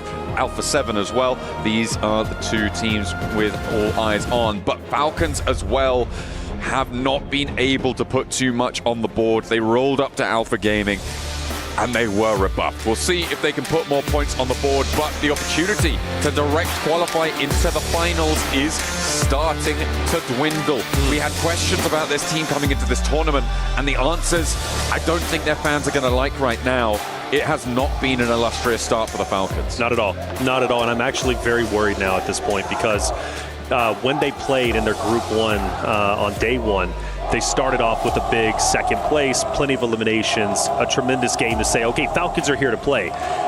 They weren't the greatest on Erangels. They just weren't. And now they move into Erangel. They're already really far down. We're talking 22 points. Falcons have to pull off a hat trick over the next 5 games. They cannot afford to have another bad game. They just can't. They now have to pop off each and every game, and that starts here, game number 2 on Erangel. So for Falcons, the home team, they've got to get to work. They need those points. They need them fast. Getting 60 points on 5 matches, I don't think it's going to be doable to push up towards that 80-point boundary that we're expecting. It may just be a matter of pride for them at this stage. See if they can go again. Well, and money, to be fair, as they ladder up in those rankings. Of course, do get a little bit more moolah to be able to take home with you guaranteed, but they very likely going to be seen in the survival stages. And in the survival stages, that's going to be an interesting dynamic, right? It's going to change the lobby, I think, significantly. When you take out the top 8 teams from somewhere, all of a sudden, the forces that controlled the lobby, they've evaporated, right? They've completely changed. It's a great conversation. It truly is. Some teams might be, look at that zone. We'll talk about that in just a quick second. But, man, you know, some teams get very nervous when they see the likes of Alpha 7. Maybe they see Alter Ego Ares doing as well as they are, right? Thunder Talk. And they start to deviate and change their play style. When they're gone, like you mentioned, things start to change a bit. And, well, survival stage is going to be a lot of fun, but very stressful for those teams who are still struggling even at this stage. We look at the zone on the way to the right-hand side. APG, Thunder Talk, we know where they like to go. They like to go towards military. They might run into each other. Kinotrip on the western side bridge might decide to stay there. But early wins, though, for Power, who needs some points. You've got Red Force, who's coming off a tremendous win. They get a lot of points. They are now elevating themselves up into the top 8 potential position. They're well within that zone, could play potentially the gatekeeper role. For others, though, as we know, towards Zarki, Alpha 7, E Arena R8, they've got a relatively long rotate, but I believe they're going to hug on that north hand side of the map, maybe towards Yasnaya. So that side shouldn't be too busy, but yeah, for Noksham Red Force, Power, we got, of course, Alter Ego's Ares, who needs to recover after game number 1. I think they're set up quite nicely. Yeah, they had a little tight drop over towards Milta very early out the plane path. A couple of teams out there as well, Power and Gamax. And to be fair, if you're going to choose 2 teams to be right next to you when you drop, it is Power and Gamax, who are in 23rd and 24th on the table, respectively. Yeah, and they managed to get all the way up to Lipovka fairly unscathed. We saw Kinotrope as well taking up Ferry Pier away from 4 Thrives, obviously, who normally drop there. We've seen them drop there for the past 2 days. Of course, not playing today. That spot was open, and Kinotrope have been able to take up that mantle, which does mean that there's potentially different dynamics if Alpha Gaming opts to go for that West Bridge rotate instead of going directly into the zone, right? Going past Thunder Talk, which is also an option. You say that, it's not going to be an easy one, though, is it? Thunder Talk's been putting up a wonderful fight, and I think for them, they want to prioritize this rotate onto mainland as quickly as possible. There's just no way military is going to be obviously within that next zone, so they want to try and get a move on and potentially get some distance between them and APG. For the other rosters towards Zarki, nobody's moving just yet. Relatively slow goings. R8 did disengage. They're now moving up towards the north-hand side, which could give them a pretty big advantage, in my opinion, if they can set it up properly and have the wherewithal to know, okay, we might have a couple teams rotate in towards Yasnaya. We could play gatekeeper. That could be some much-needed points going their way. I mean, after all, same kind of conversation with Noksham Red Force, R8, AXTMG. They're a little bit on that bubble, right? They've got a lot of ground to cover, and they're running out of time. Thunder Talk being cautious on this bridge crossing, rightly so. There's nobody currently challenging them, but because of the number of parachutes that they saw heading to that northern side, they would have seen at least 3 or 4 teams heading out over towards the mainland from that Novo drop. They are being nice and cautious to get across this one. They're serpentining across the bridge, they're leaving backstops. It's nice and disciplined from Thunder Talk, and they are going to be able to carry their journey on in towards the south side of this circle, moving now to the south edge of Milta. Weibo, pretty easy rotate for them. They're going to be just fine. Team that is at 42, still very much possible. Revo, a bit of a misjump, but that's okay. He's styling on us anyways. Again, up there towards intense game. The arena.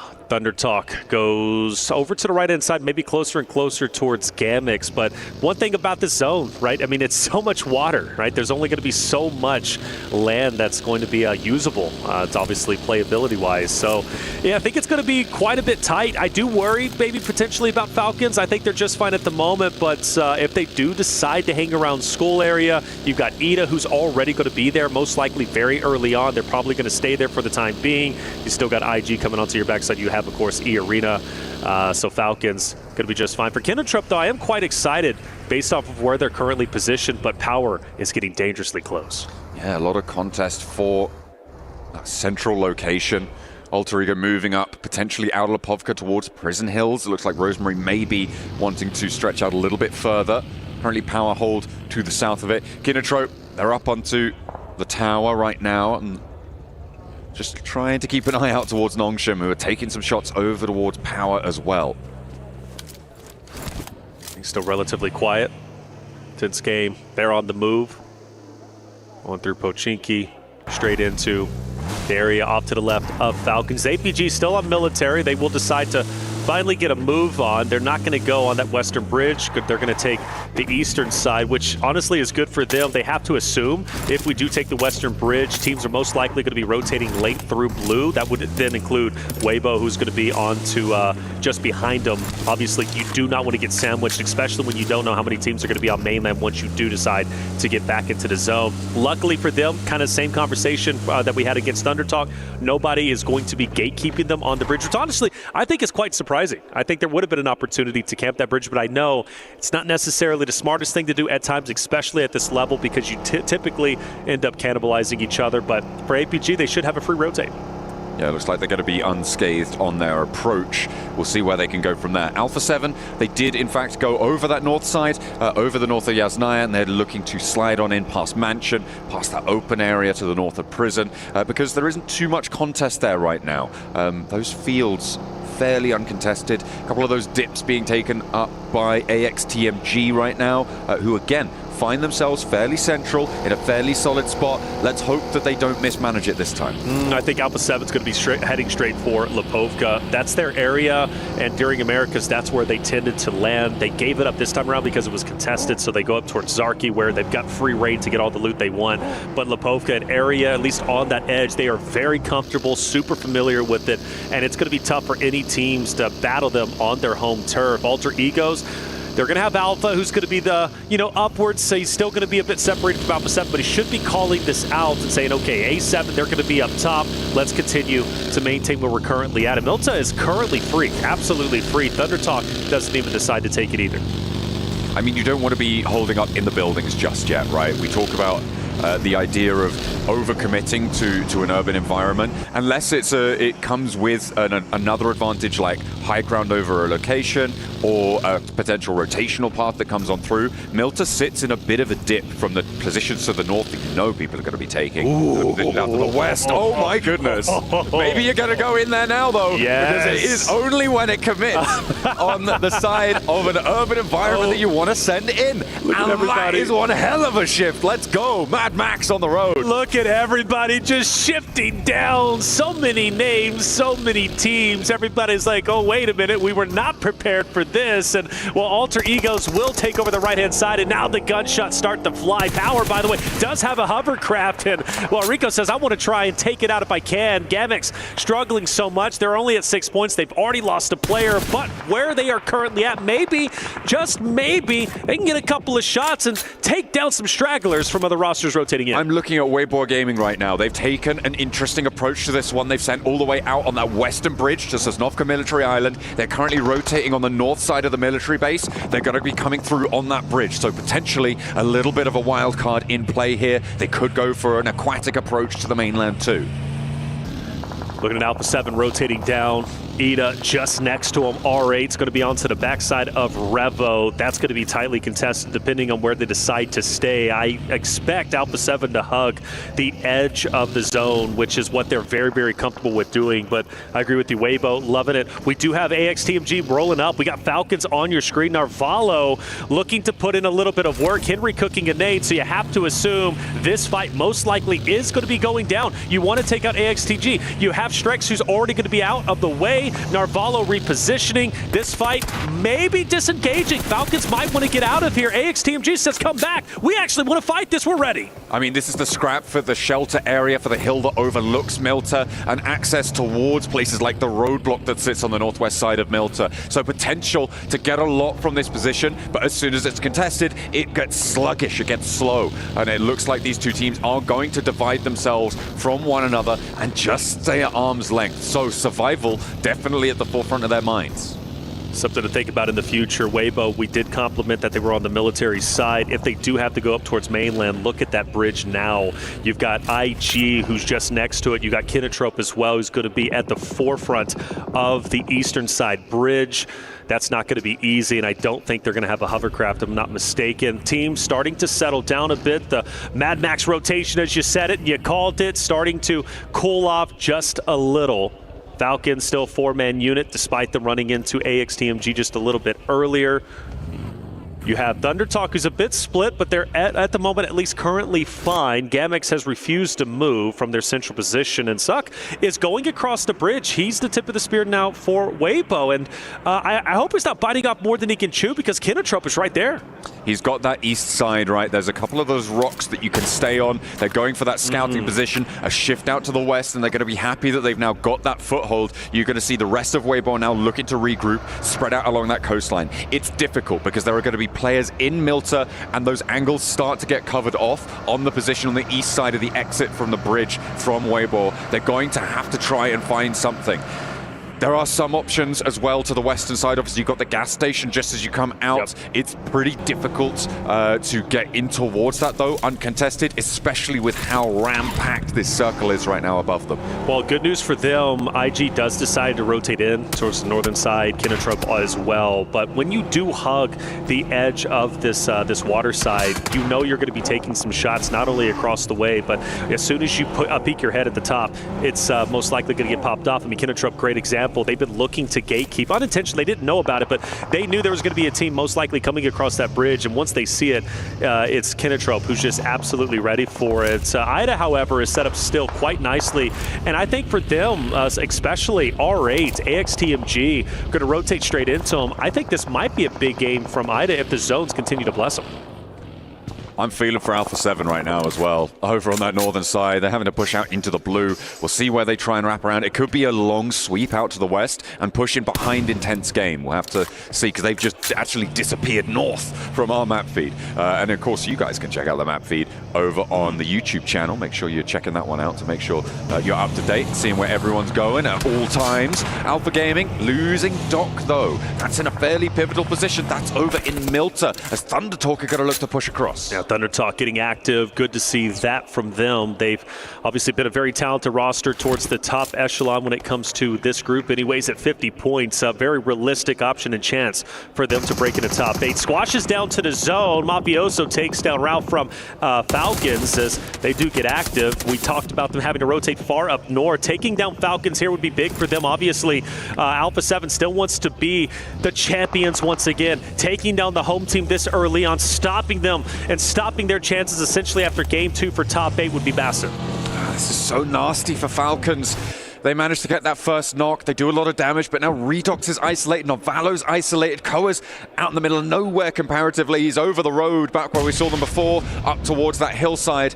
And they're taking these slow 1v1s. Alpha 7 committing 2 to a single engagement is what has turned the tides here. Sure, they've lost Squash, but they are now descending, and they've got 2 players in. Novalo, surely there's no chance as Mafioso descends. It's Carrillo who draws first blood, Revo who puts him down, and Redox turns his tail and runs. Yeah, he's gone, he's out. He's going to go ahead and join his teammate just off to the left-hand side and try and lock down this house. If Falcons now pushes into where Redox as well as his teammate is currently at, it's not going to be an easy rotate for them, I am sure of it. We have another zone shift. Weibo once again has to relocate and go to the north, but this time it's going to be the most difficult rotation they have had yet, because Kinotrope already had them on the radar. APG was also looking directly at them, and now I'm glad to see R8 on our screen, because they were just like Alpha 7 earlier, rotated way north through shelter, came back down, and now they look to challenge Alpha 7, but it's not a real challenge. You can't break into that hardcover POI unless you crash in, and that's almost a death sentence. So I think for them, yeah, they're going to go ahead and rotate and find a better option. The good thing for R8 is they don't necessarily need to crash. Alpha 7 need to leave. Not necessarily immediately, but they can send on in. Oh, but they want to crash anyway. They're sending on through. Looks like Prestige. Oh, he's got himself an AWM there. We'll be able to hunt some heads, I hope, in the coming moments. But they're coming up against Nongshim Red Force, who of course won that Sandhawk. They're coming off fresh from a chicken dinner. But I am happier with this crash as opposed to what maybe they were thinking about with Alpha 7. Alpha 7, though, still could play an impact from a distance, as they do have that high ground. So you're in the shed, through the doorways, you overexpose yourself, you take a lot of damage, and that only helps Nongshim Red Force in this scenario. Rosemary opposite of King, and he's dipping. Question is, can he get away, and can Moana help him from a distance? He's got that cover around the sidelines there. I think Moana's going to be able to hold his nerve. That buggy eating a lot of the damage from behind. The spray down's there, and ThunderTalk pulled up quite a lot, and they will be slow now as the circle puts pressure on. Are they going to chase, or are they going to try and keep things together and go for a different approach? Meanwhile, Alter Ego trying to push over towards AXTMG as they disengage from ThunderTalk. They put themselves into another sightline, and it will be on this top side of the hill. The nade in from Krypton, but no one's going down just yet. They've got to make a decision. If you're Alter Egos, you've got AXTMG to your north, you've got ThunderTalk to your south, you've got to crash in on one, and it looks like it's going to be AXTMG. If you can disengage from this, you just got to full send it directly into the middle of the zone. Depot T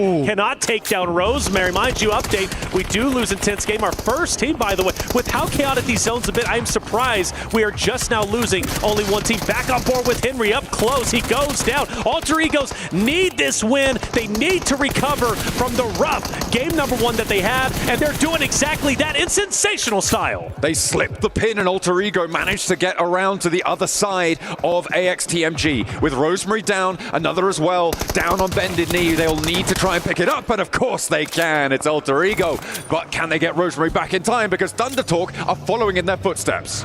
ThunderTalk, like you said, right behind them. They were going to pincer in Alter Egos when they were opposite of AXTMG. But now Alter Egos can put their full focus on the Jing as well as the entirety of ThunderTalk, taking them down within control. They would monopolize the entire northern side of the current zone, which would be massive for them. But this isn't going to be an easy fight. Nades are already coming out. ThunderTalk is taking the first shots. Krypton takes a bit of damage. You got vehicles to disengage, but ThunderTalk really can't go anywhere. They are forced to fight.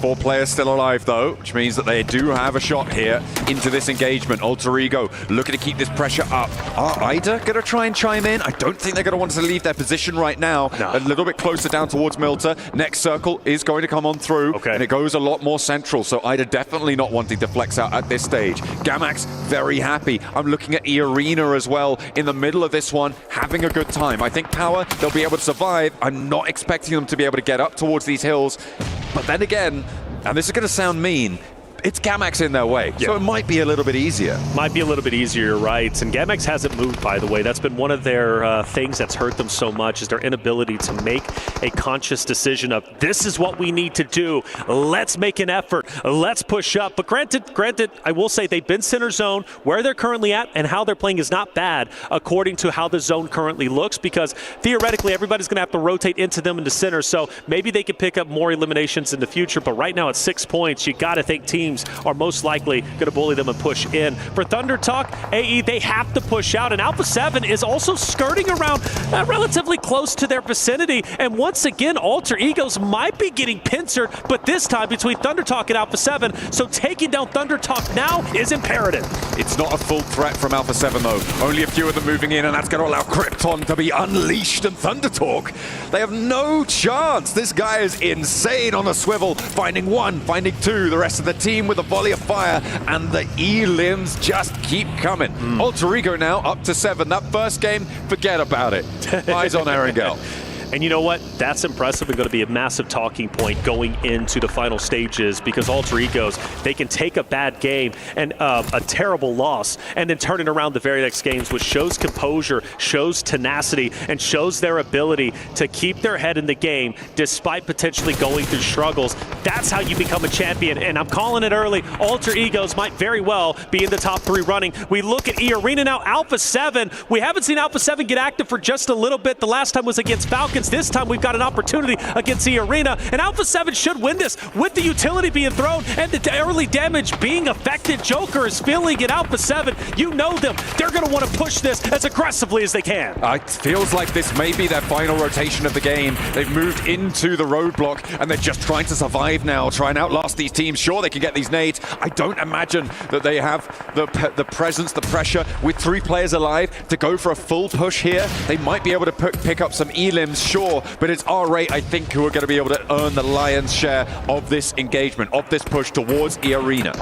Yeah, R8's going to be just behind him. Gamex does have an opportunity potentially to fire some shots. I think they've got to keep their heads down, though, because You have Alter Ego Ares, who is firing down on Gamex's position, but here is R8. You mentioned them now pushing in. You gotta feel bad for E-Arena. They're between R8, they're between Alpha 7, and they're all huddled within the same location, which makes nades and utility that much more effective. For Alpha 7, though, they continue to bunker down where they are currently at. They do not want to move, and I think this is an opportunity where Gamex, because can't they peek them, if I'm not mistaken, from their location? It's difficult. There's a little bit of cover. The terrain does give you some cover off. Obviously, Carrillo has the terrain of the actual roadblock itself, of the checkpoint to play cover towards Gamex. It's just about covered off, and that is a disadvantage of playing on this checkpoint, is that it is a bit of a dearth of information because you don't have sight lines towards a lot of positions. You're playing, obviously you know there's a team above you, you've taken fights with them, you're going to hear these gunshots, but you're not going to be able to scope people out. You're not going to be able to take shots. You're not going to be able to suppress a lot of the area around you. That's why I said earlier it felt like a final rotation for Alpha 7, especially as a 3-player team. I just don't expect them to be leaving this location. The question is, what can they earn from it? Well, so R8 has made a decision. They're rotating out. They might be giving up this fight between Alpha 7 and E-Arena. Maybe ID comes back into the fold, but I think for them, taking the northern side, maybe challenging the weaker force of Falcons. I say weaker only because they're down to a duo. Meanwhile, R8 still a 4-man unit would be powerful. For E-Arena, they've got the hard cover, but now they've got to push into Alpha 7. This isn't going to be easy for E-Arena. You got R8 still behind you with a couple of stragglers who are just keeping you uncomfortable. Alpha 7 in front of you. If E-Arena makes it out of this, there's no way that they lose this game. If they do make it out unscathed, that is, but I expect them, even if they do win it, they're losing at least 2 or 3. I mean, Alter Ego, though, still there. That's going to be one hell of a hurdle to cross. They're already up to 11 elims, by the way. R8 trying to make their approach, and E-Arena will go 1-for-1 on the trade. Ida has to back up and look for the res here. Prestige not going to waste any time. A big nade coming through from Mormon, though, and that's going to change the tide of things. Prestige needs to commit, needs to get some damage here. Looks good with the arc. Is he going to be able to connect too much more? The reses are coming through for R8, and they're keeping the pressure up, but the res comes through, and now 4 players still stand for E-Arena. The nade, again, not connecting. I am shocked. E-Arena has 4 players up, and they're actually doing a ton of damage to R8. Prestige from a distance. Hill makes it so awkward. He can't even get up. You got Albrifus from APG, who might be on the backside. I think he's thinking about it. Okay, do I have clear line of sights? If I do, I'm taking him, and that's going to be all on R8. And actually, here he goes, getting active, and this could help E-Arena so much.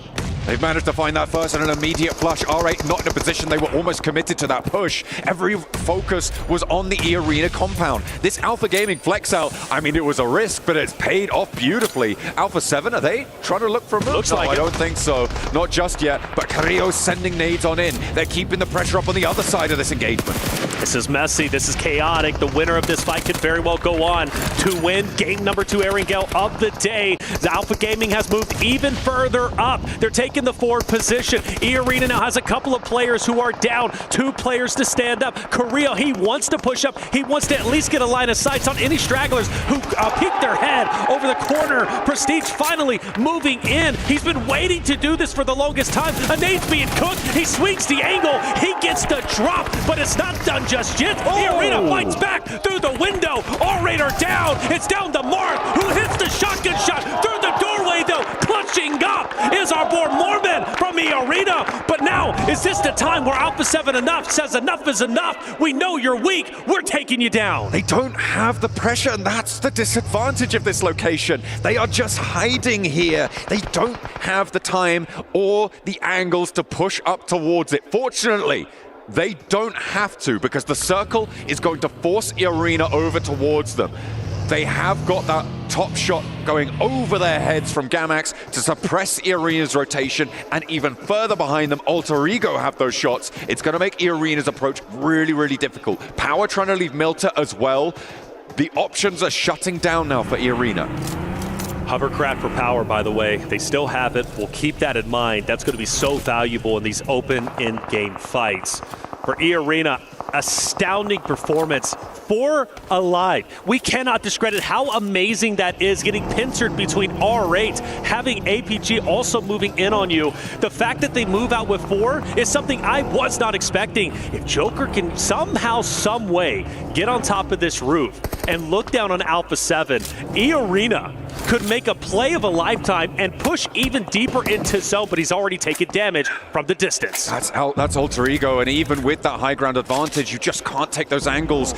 The shape of the terrain just doesn't allow it. They try and go for this crash. Alpha 7 have such a strong hold, and Carrillo's holding face against 2, finds them, and immediately shuts them down. Mormon in the smoke, and Carrillo retreats a little bit closer towards his teammates, but he's hopping out. He's getting bold. The weapon swap's there, and the team of Arena are falling. Joker with a nade, but Carrillo is farming them as they approach. Oh, but the nade connects on the Carrillo. The farming ends, and Joker becomes the farmer himself, but only for just a little bit. Carrillo should get back onto his feet. And now we are down to our top 4 teams. And finally, Gamex starts to get active. They're getting pushed, and it's Alter Ego. From the northeast side, Power have managed to move up behind Alter Ego, so it could be dangerous. The ground floor now taken. Moana, Krypton, followed by Rosemary into the ground floor now, pushing Gamex up on high. Molotovs to burn it, to slow things down before they can get this res, though. These nades are going to start to come on through. Healing now being done, and Alter Ego have pressure from the high ground that they have just deserted.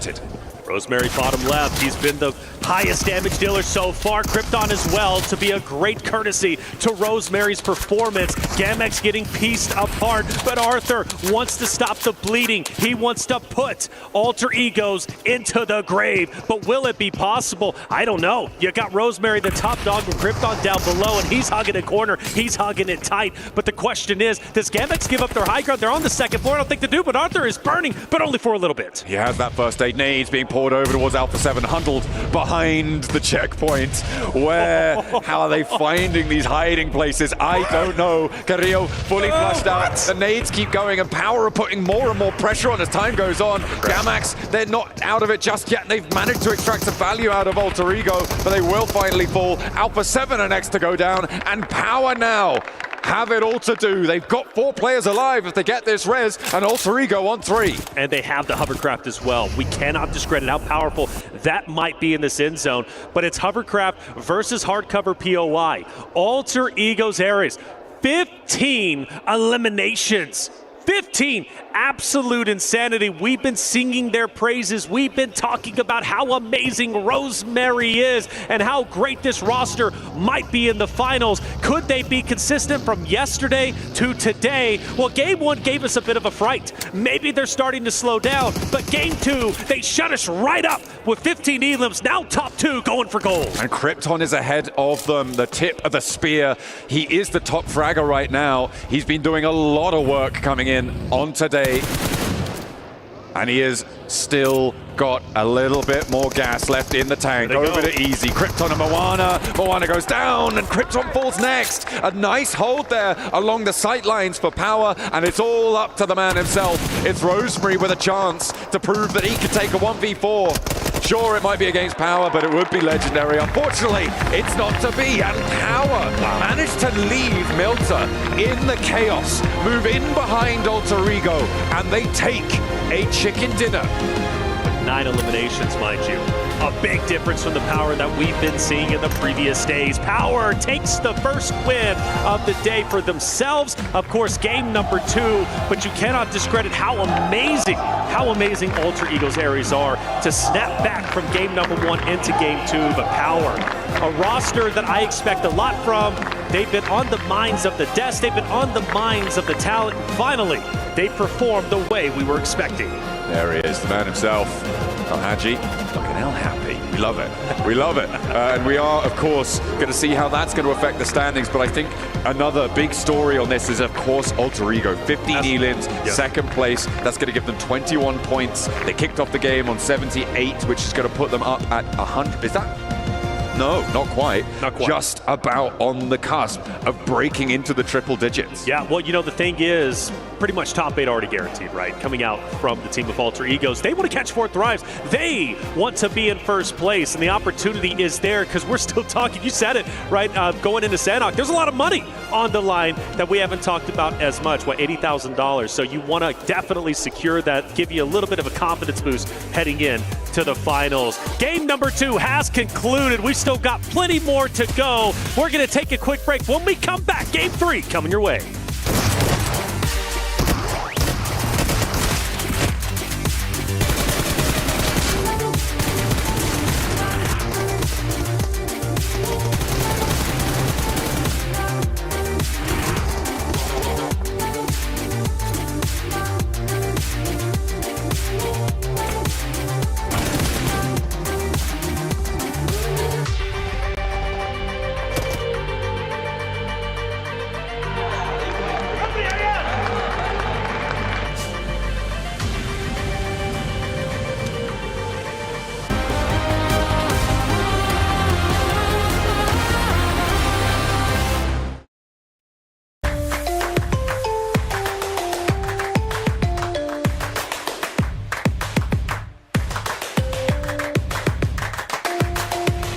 Level up your gaming experience with over 8 billion playlists, only on Spotify, the official audio streaming partner for the 2025 ESPORTS World Cup.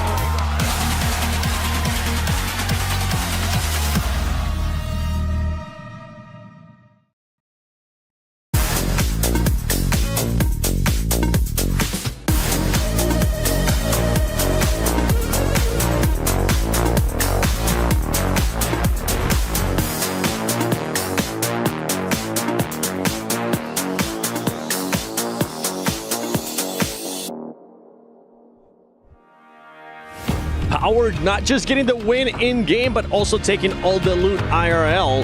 This team, I mean, they ended up using hovercrafts to their advantage there, Max.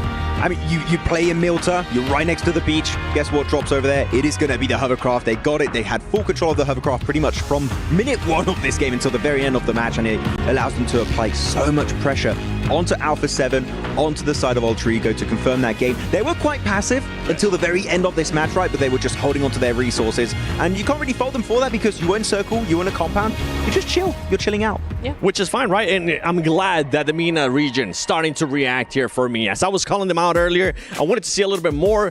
We were scared that this might have been the play. This might be a turnaround. I don't know yet, though, because there was another team. R8. Yes. A lot of third partying from this squad. So much. And I really enjoy how they used that as momentum, right? They had a big old third party over in Farm. That was a really good thing. They were able to eliminate, I think, both of those teams and just use that as momentum to just wrap around onto the western side. I mean, we saw Damar go way up to the north in a scouting position. That was really nice to see from them as well. And I thought, hey, they could actually win this game off of the back of that one third party, just using that to just go full send and try and control as much as possible. But we did see that they kind of slowed down a little bit towards EA. Yeah, I mean, they did try to go for another third party there, onto E Arena and Alpha 7. The thing is, the fight didn't fully begin. And the issue with that is that then they were forced to wait on the edge because they were nade range, they were getting pushed on back, and off the back of that, they just keep getting forced against the side of the blue. And unfortunately, that's the main issue with third parties. When you are delayed significantly, you're then forced to go into a fight you just don't want to take anymore. And because of that, R8 were not able to go the entire way. The first third party, amazing. Second one, a little bit lackluster for me. It was a bit shaky there. And then on top of that, I mean, you had E Arena Sakura just popping off through the smoke. Two players, one shotgun. He made it happen. As we're going to be taking a look here at the match ranking. Alter Ego Aries, even though they didn't get the win, this team was just just absolutely dominating. 15 eliminations, 21 points total there, Max. We really need to talk about Alter Ego right now because take your time. They drop Lipovka, they go for wide rotation into the side of Milta Power, go back up to the mountain of Lumberyard, eliminate, every single team on Lumberyard. I think that 11 eliminations the moment they start to leave Lumberyard. Go for the push onto GMX's compound, and that's keeping in mind that the circle just kept shifting away from them. Like, this is not a gifted circle win that they could have gotten. No, they had to fight for it tooth and nail the entirety of this match.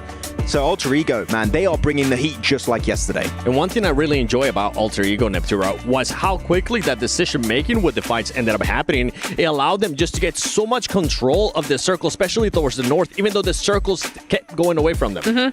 Yeah, I think it's something that we're really enjoying seeing is just their timing. They're able to just make a decision very, very quickly. And so you're able to spot that information, first of all, spot it really quickly, make a decision based on that, and then go for it all in the span of like 5 seconds is really, really important, especially when you get to this level. And for Alter Ego, with 15 eliminations and a second place, it's exactly what you want to see.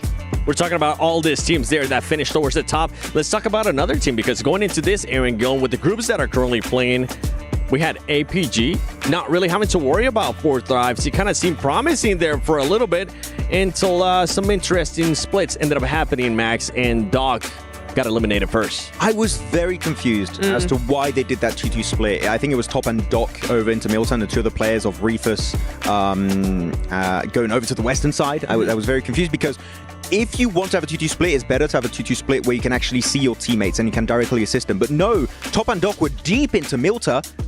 Thunder Talk come rushing right into the city, get a 4v2, the easiest fight in the century for them at that point. It was just so easy to execute. And then they're just down to a duo at the very end. So again, I like 2-2 splits, but the way they did it there just makes very little sense to me. I want to see them just maybe a little bit more tightly knitted together in positions like a city finish like Milta. No, I have to agree. It is interesting that you see that you've got Top and Doc there. That's the duo that seems to be coming up again and again, right? That's the new fragging duo. So you could see how they might put a little bit too much confidence into the fragging power of that duo to send them into a weird angle, a weird split. But yeah, you're right. Once you get run over by, 4 players, it's not going to happen, especially with the momentum of moving in, crashing a building. There is momentum in that. And so that's where you're going to see them fall down. Well, we're talking about all these teams now. I want to see what the overalls currently be looking like, because Alter Ego, did you do enough now to be in second place? And they did. What a performance by this team. And they still have 4 more games to go. Look, it's looking scary there for 4 Thrives. They might end up catching up now with Alter Ego at 99 points and 69 eliminations. Nice. How many points are they going to have at the end of today if they maintain this kind of momentum? 130. 130? Yeah. I was thinking that would, the fact that they would do a massive gap like that, and 4 Thrives still had an amazing group stage, is a very big statement at the very start here at PMWC. So let's take a look at what Alter Ego's doing, right? Currently, they're in second place, and then the next team that's following them that still has matches to go is going to be Alpha 7, and they're all the way down in 7th place. There is a 30-point gap right there. If you're Alter Ego, and this is going to be a question for both of you, and I'm going to go with you first, Max. Once you end up passing 4 Thrives, do you maybe want to hinder the performances of some of the other teams that might be struggling, or that you might make it a little bit harder for them to get to grand finals and force them to go to survival stage? I don't think you even have to overtake 4 Thrives. I think you start doing it now. Reason why 4 Thrives not here, right? They're not playing. What's available? Western Bridge. Where do Alpha Gaming like to rotate? Western Bridge. Would they expect it? Hell no. I would love to see them take Fairy Pier for themselves and just gatekeep the hell out of Alpha Gaming, just to say, no, you're not making it to finals. Go to the disgusting survival stage over there. You don't belong there just yet. Alter Ego, making it harder for APG. I like that. Nep? I typically disagree with anything target. Yeah, you say. No. I typically disagree with things like, trying to target other teams once you've reached a certain threshold. However, I really like your idea of actually trying to gatekeep APG because they just would not expect it. And I think that would be super effective. Okay. All right. I want to see some other team pretty much just get spoiled there by the way that Alter Ego's playing, because this team right now, it feels like they're doing just everything absolutely perfect. Going to this second Erangel, though, I want to see if they can continue on this momentum. So let's send it over to the casters. Soldier Reflections and John Allen. and the test for putting in the heavy work as much as you guys have done. Map number 3, halfway point for today. And time, again, is running out. We were kind of calculating how many points the teams need to be at. I think 63 was the number that you were calculating. I don't do math, you do, but hey, 63, I think, right, is where the teams need to be by the end of Game 3. That would put you at a 7-point average over the games that you've played so far. That would be more than 80 points over the course of the 12 matches that you get to play, which is where we're expecting that bubble to be. Obviously, Alter Ego Ares blasting that metric out of the water. They're on 99 on 8. An incredible performance coming through. That's over a 12-point average, which is insane. Generally, we talk about these first place teams hovering around a 10-point average. So to be up and over 12, over 8 matches is pretty crazy. So Hora Esports at 46, they're just below that threshold. I think this is their game. I'm feeling it. You go back to day 1, and Hora started off game number 3 with a second place finish, 16 total points with 10 eliminations. So for me, I think this is their opportunity to shine and blast past through that point threshold at 63. So Hora, all eyes on them. For me, who you looking out for? I think that Max might have been on the money. Weibo with a slow start. They're going to be pushing in, getting a little bit more momentum now. It's time to engage the thrusters. It's not too late. Let's see if the PEL can do it. And Alpha Gaming, they're rubbish. Everybody hates. Yo, hold on, chill out. He said that. Not me. Alpha Gaming still in the running alongside that of Hora Weibo. You know who hates them the most? Who's Maxman? Is that right? Yeah, he really hates Alpha Gaming. You know, I'm glad Maxman is a strong individual because he gets a lot of flack on the desk by you.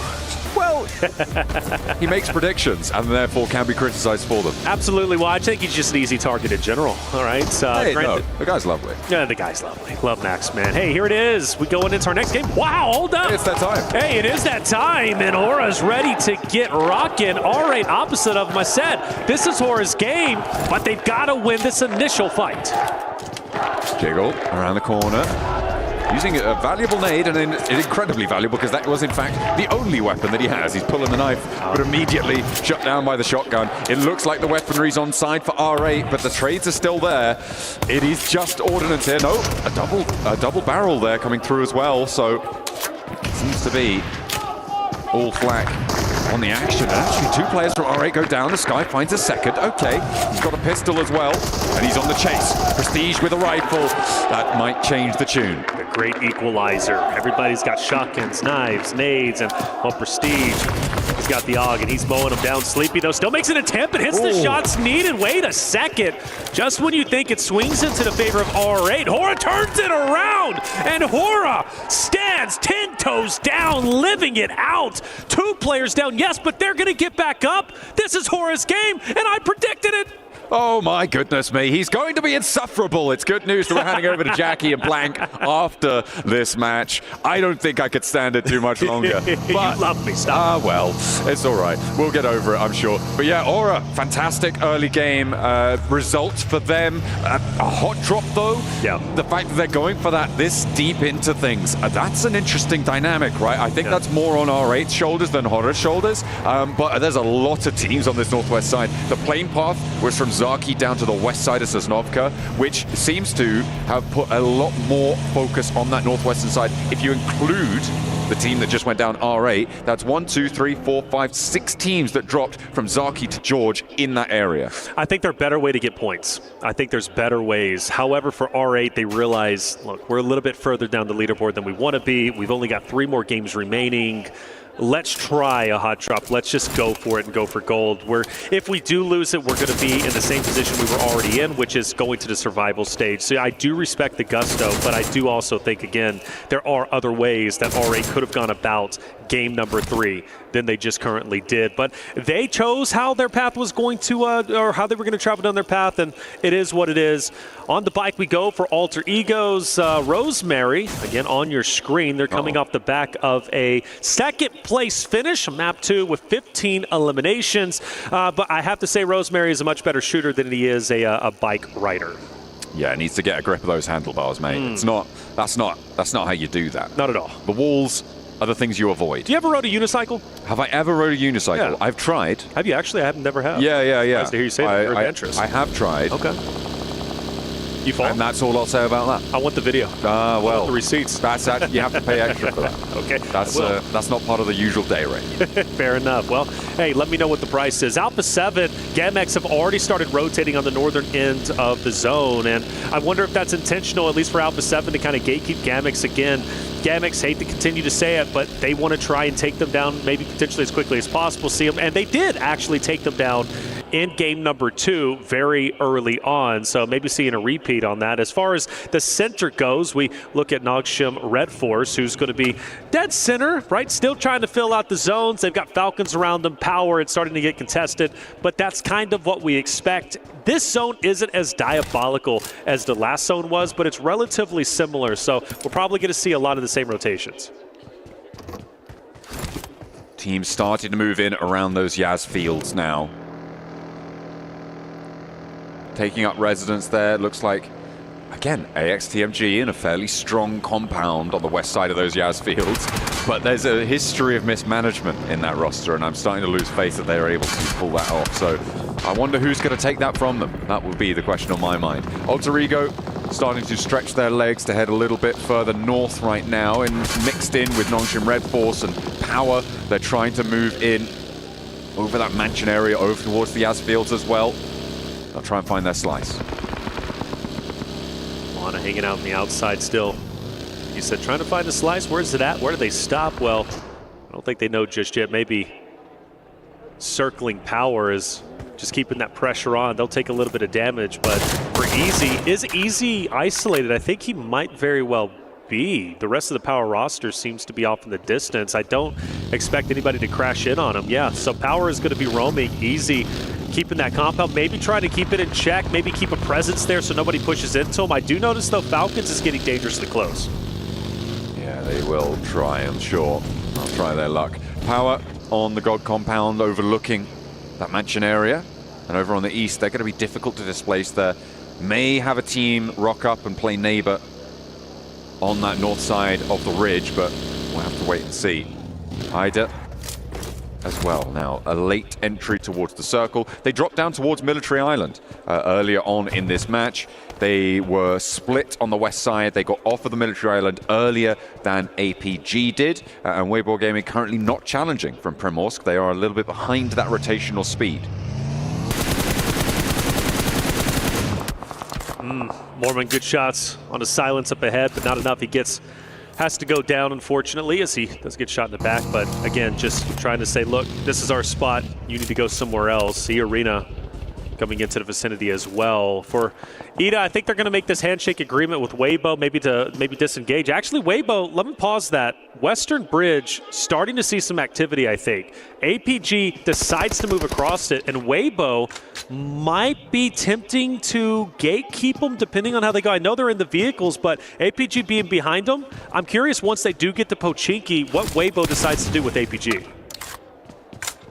May just be able to extricate themselves. I mean, they are about 400, 500 meters apart from one another, so not necessarily going to come into contact just yet. Alpha 7, fairly split right now. They sent Revo in to have a look, get his nose, and poke it into some business. Right now, down towards the south side, towards Kinotrope, towards Power. And APG going for the regroup. This is out in the blue zone, so they are starting to tick down, but it is stage 1. So they can chill out a little bit. They should have plenty of meds. Obviously, looting up in the military base. You're going to have basically as much as you want in your backpack. You can see the level 3s across the board for Doc. They will have whatever they so desire. I'll be keeping my eye out on Nogshim Red Force. They've got this 2-2 split still, and Falcons has been right in between them for the longest time. For a moment, I thought they were right on top of each other. Very, very close. Doc starts to move in with his teammate. There's Weibo finally starting to make their way over towards school. APG still behind. I think that fight is going to unfold. I'm still feeling it. Weibo, APG. Obviously, time will tell how that ends up unfolding. And then Alter Egos and Alpha 7 could be a fun fight to see. And then Thundertalk moving in, who's going to be opposite of Kinotrope. They've got history. Thundertalk, Kinotrope, Alter Egos, all within that same area. That right side of the map is super scary. There's a lot of open ground. This is a Yaz field circle here. It's just so open out there. The Falcons have managed to make their way up to the compound to the south of AXTMG. They should be fairly safe. Teams are going to have to divert around them. It's going to be very difficult to crash into these areas now as teams have found their footing in the zone. Down towards that southwest side, Weibo have managed to pull up just behind Ida on that southwest edge. They can chill out, but as you say, it is Alpha Gaming who are still yet to push in from that southwest side. The east edge is where I'm now looking. Thunder Talk and Alter Ego, both are still yet to come in on this next circle. That's right. Still hanging out on the edge. A little bit of time to do so. The longer they wait, the more established teams get and hold up in their hardcover POIs. It will develop over time. For now, everything is okay. Obviously, we lost R8 a little bit earlier. Alter Egos did lose one a second ago, but at least for the time being, they're going to be okay. So APG does start to get close, and Suk is going to be kind of isolated out there with his own vehicle as APG starts to close in. Team Falcons start to fire a couple shots off in the distance, and we now start to see what Alpha 7's going to be up to. And yeah, Thunder Talk are moving in. Revo set the trap, and here come the shots. Thunder Talk rolling on in, and Revo immediately clipped off the eaves of the roof. And it is going to be a 1-for-1 trade. King looks a little bit more resable though, as Revel's going to have to try and drop down towards Carrillo if he wants this res, but the rest of Thunder Talk not going to sidle in. Okay, Mafioso goes down as well. Oh, that is nasty. As AJ cooking the nade, he's up onto the second floor. Carrillo turns the corner. There's an off angle that can suppress his corner as well. So it is a dangerous choice. Squash up onto the top floor, but Carrillo falls as well. AJ perfect with the nade, and now just one of Alpha 7 remains. It's Squash. He's pushing on the upstairs, but sees the fire, licking at his ankles, and they've given them the old topsy-turvy turnaround. AJ's back with his team. Now Squash is a slayer, and he's been known to clutch up, but in this moment, is it too tall of a task? Well, it's up to him to decide. Jumps out, takes a bit of damage. If he can pop this medi, he should be at least a little bit better off than he was before. Thunder Talk can get overly aggressive, and if they do, Squash can capitalize off it. Let's not forget King is still relatively weak. Squash down low. Thunder Talk hasn't pushed up just yet, and honestly, I'm a fan of that. I'm glad they didn't get over aggressive. I think most teams would have. Thunder Talk realized, look, we've got the rest of the Alpha 7 roster down. Why do we want to expose ourselves to 4 individual 1v1v1v1s? Let's walk in together. Let's play our numbers. Let's take down Squash in a good controlled fashion. No more first aids for Squash either. Just those stims. He's got 10 bandages. Could potentially heal a little bit, but he's just keeping that shotgun trained on the exits here for Thunder Talk, and they step into the meat grinder. 2 go down. He turns his attention right. He's moving out wide. He still doesn't have the meds, but he gets the reload, and that's 2 of Thunder Talk down now as Squash hops in for more. King just able to find the angle in the last second there. It looked hairy, and it was for Thunder Talk. There could potentially be a third party, but they'll survive as 4 for now. Yep, great work for Thunder Talk, but almost a heroic effort from Squash, a man who's been known to clutch up. And speaking of clutching, Rosemary has now entered the fight. Alter Ego's Ares is starting to move up, but they're doing it in a controlled fashion, just waiting for the perfect opportunity to fire those shots at the second window of Xing, who's up ahead for Thunder Talk. The rest of his team starting to come through. This isn't going to be an easy fight, but the good news to them, maybe unbeknownst, is, well, Thunder Talk is still recovering in a way. Yes, they've got their health, but now they don't have their wealth. They only have 3 men to work with, and it's all because of Arthur as well as Rosemary up ahead. That is exactly what they needed to find there for Alter Ego. They didn't want to commit with the blue zone pushing in. This circle was just going to be too much of a threat to them. But now they're trying to roll forwards, and I wonder if they've taken too much time to deal with Thunder Talk here, and Gamax have extended their influence from the south side of Yasnaya Polyana. Losing 2, well, they lost 1 earlier in this match to Nongshim Red Force. So losing another leaves just 2 players alive. Rosemary and Moana, let's see what they can get done. They have, of course, I believe, if that flush comes through against Thunder Talk, that would be their 100th point, but they haven't managed to earn it just yet. Not just yet, but you know what? They're getting close. We just saw Power take down a member from Intense Game who is very, very low on the standings, coming from the Americas region, actually the first place team from the Americas region, trying to break into top 8. I don't know if it's going to happen. They've got a lot of work ahead of them, and they're going to have to do it with just 3 men. Thunder Talk pulling past GAMX. Now, GAMX is a team that has been known to just kind of pump the brakes, not lay on the trigger, and it looks like they're doing exactly the same here, or maybe setting the trap. You do got a GAMX member who's going to be up ahead, but the question is, will they finally attack? One of the things about them is they like to sit on their hands a little bit too long. See AJ just waiting there, waiting for the rest of the team to come back in towards him, for King to regroup, then they'll go for the next push. But across the Yaz fields, it is so barren, it is so open. There's a couple of options, but they're not going to have to take them. They're going to have to head instead out to the west side. Now we're turning our attention to the teams out there, and on the east end of Rozhok, you've got Ida, who have a hold there. E-Arena now pushing down towards that south edge, could potentially be looking to crash towards the Falcons' position, and in fact, they have managed to take the lower part of the compound away from the Falcons. This could be one of the biggest fights we have seen yet in Game 3. Securing these compounds dead center of zone could very well be the difference between losing or winning, and I've got to be on the side of winning. I think this location specifically so critical for E-Arena and Falcons. They understand that. I don't expect them, though, to crash in just full send. I don't. I think they're going to stay here as long as they can, maybe wait for one to make a mistake. The teams on the outskirts is what's going to truly be interesting. Hora being one of them, moving past Kinetrup, maybe going straight into APG. They're going to stay in this little divot, however, but they do got a lot of company surrounding them. Yeah, it's one of the few locations that you can really play here. Unfortunately, they've got neighbors, and the nades just tumble on in from Kinetrup, and Hora suffering heavily. And you know what? I'm going to bring it back up. You predicted them at the start of this match. You predicted them right at the start of this game. And now look where they are, in a ditch with nades on their head. They're still alive, okay? They're still alive and they're still putting up a fight, but maybe not for long. Kinetrup stayed in the grass, stayed in the weeds for the longest time and allowed Hora to push straight by them. And then they spring the attack. It's quite literally the perfect scenario. And you got to think Kinetrup was waiting on a team to take that divot, take this piece of real estate so they can turn it into a mini red zone and just throw as many nades as possible. And well, sadly for Hora, this might be it, and it will officially be. They're the second team, or excuse me, the third team that has been eliminated. But now we shift our attention to Thundertalk versus Kinetrup. Doing a lot of damage to that hovercraft there, and they will actually be able to take it down here for Thundertalk. Getting rid of Kinetrop's hovercraft may allow them to move forwards. That's what they're going to look for here. They're playing as 3. They lost one on the rotation, but they're up to 6 elims now, and they want to try and chase towards that 63-point boundary, which would look you healthy moving into the next matches. Side note, Alter Egos have taken a long rotate through blue, maybe going behind that of GAMX. We do hop on board with them as GAMX is going to try and gatekeep them. They're going to fire some shots. Alter Egos have had a tough game. And with Moana dropping in blue and Arthur firing some shots, fortunately he's going to be finished off. And now it's left up to Rosemary, a solo fighting against the entirety of the world. There's so many players still left. You have to think Rosemary has not much time left in Game 3. He's going straight towards Nongshim. He's dead. 10 seconds.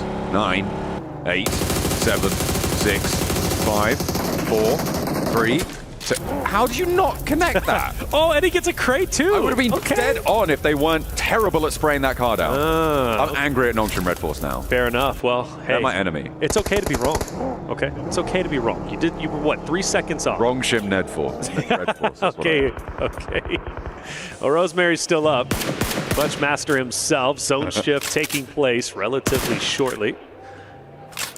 We know for a fact E-Arena Falcons are going to be just fine where they currently are, dead center of the zone. They're still going to be within the next zone. Absolutely. There they are. They might have to rotate probably maybe next zone, but for now, they're doing just fine. For everybody else, well, you got a couple of teams. GAMX, who has been doing quite well this game. I got to give them credit. Ida, but Power, IG, AXTMG up on the top on the north side. It's going to be quite contested up there, and still you've got Kinetrup, you've got Thundertalk and APG all within that eastern side of the zone, still waiting for this fight to conclude. Thundertalk can't really make a move. Kinetrup has to kind of stay low.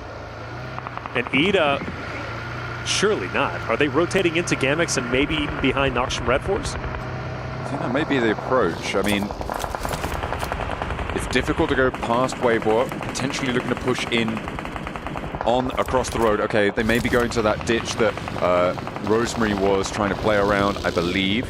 Or was it the other crate? Not entirely sure. Either way, yeah, they're just going to try and insert north of Gamax, so they're not wrapping behind them.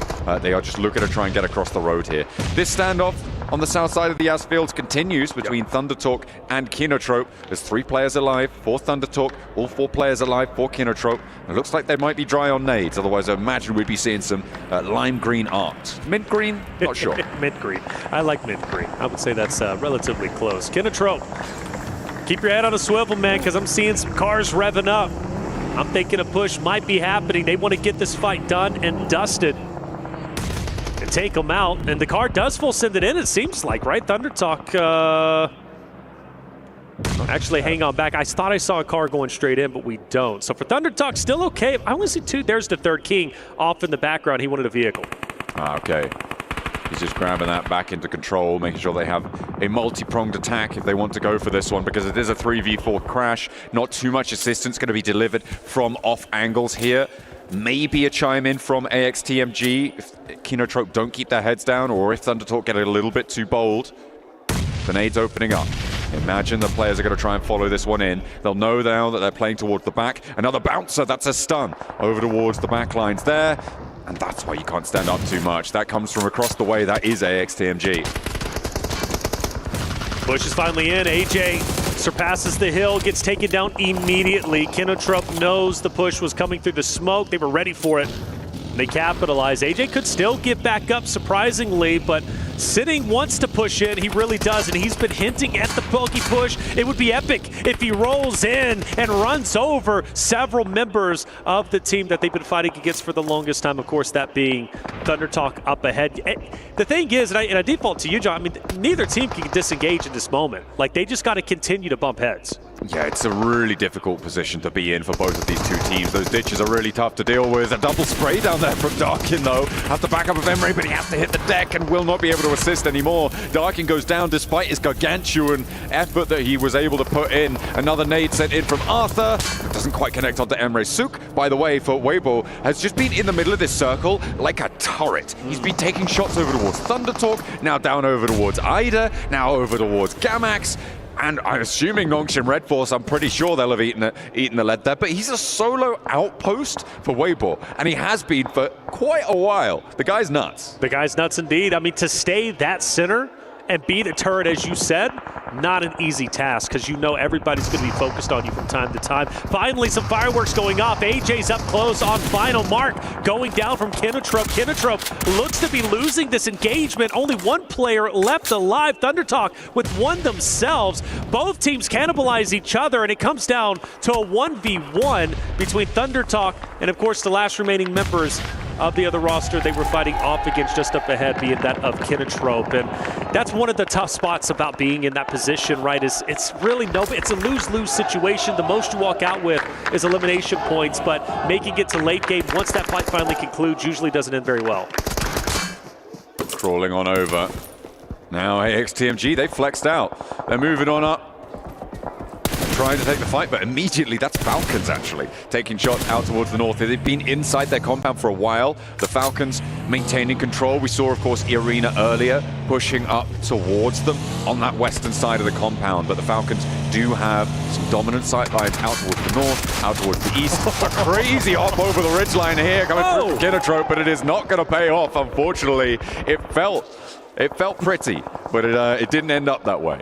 Well, for Thundertalk, they walk away with only one player alive, but give them credit where credit is due, 8 eliminations. They've done fairly well this game in the elimination category, and now for the remaining solo, his job is to stay alive. We focus our attention on Irina, who takes down IG with quick fashion. Intense game, only one player up. Patrino, who's going to be on the outskirts, and Falcons still going to be opposite of Irina, who might be in a better position once the zone shifts, depending on how it ends up unfolding. You talked about Zook, who was that, of course, turret center of zone. Weibo starting to move up just a little bit, but it's getting a bit dicey between themselves and the solo of Ida, but also Nongshim Red Force.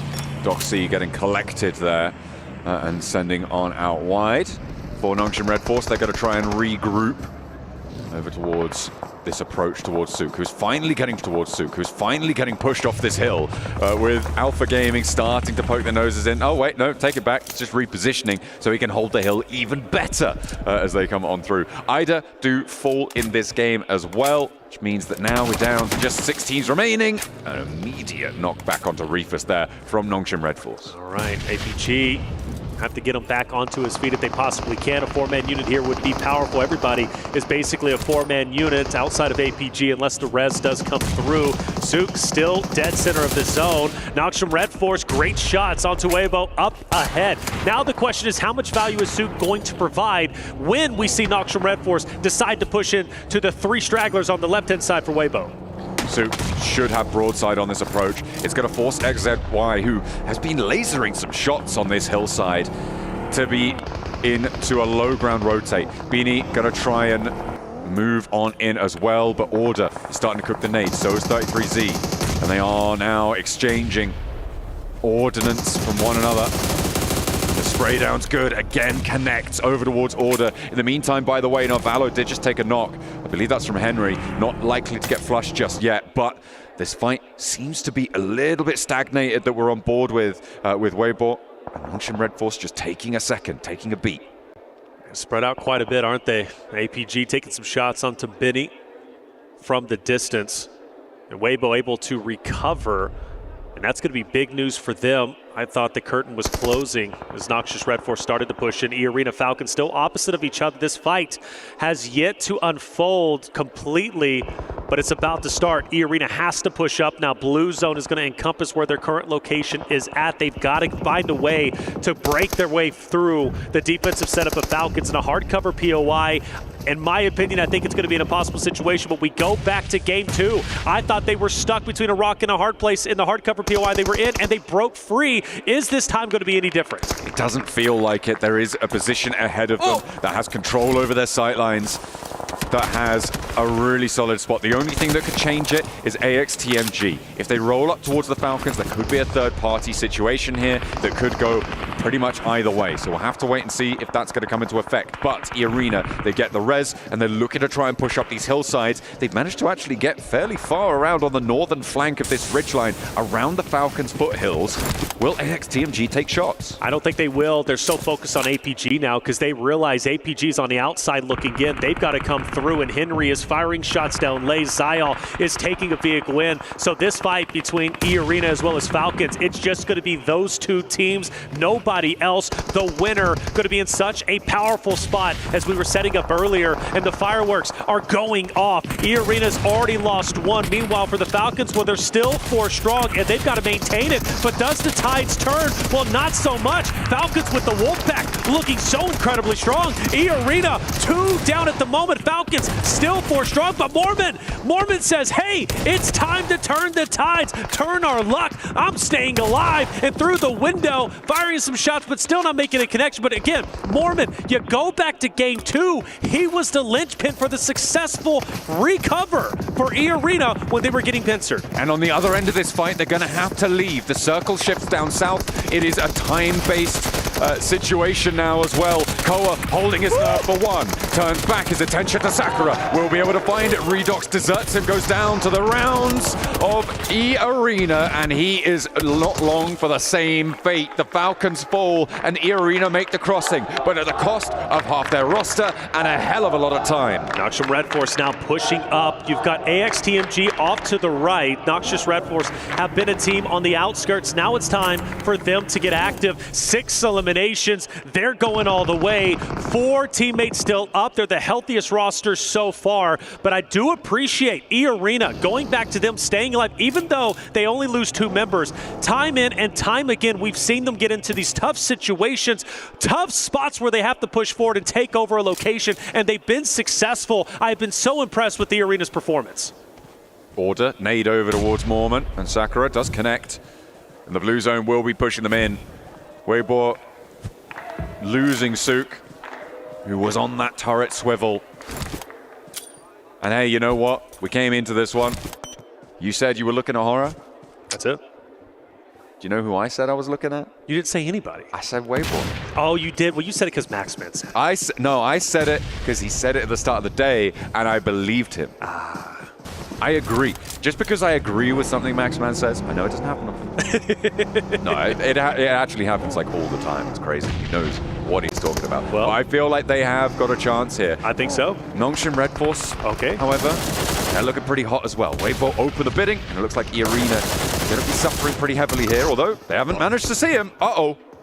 One still alive. One still alive, one looking to thrive, and finally E-Arena are gone down top 3. AXTMG, Weibo, Nongshim Red Force. AXTMG taking heavy losses, and they are going to be out now down to the top 2. It's going to be a 2v4. Nongshim Red Force looking to potentially have a tremendous day so far. They won game number 1 on Sanhok. They're looking to take game number 3. They are rocketing towards the top 8. They are rocketing their way up the standings. They're already at 9 eliminations.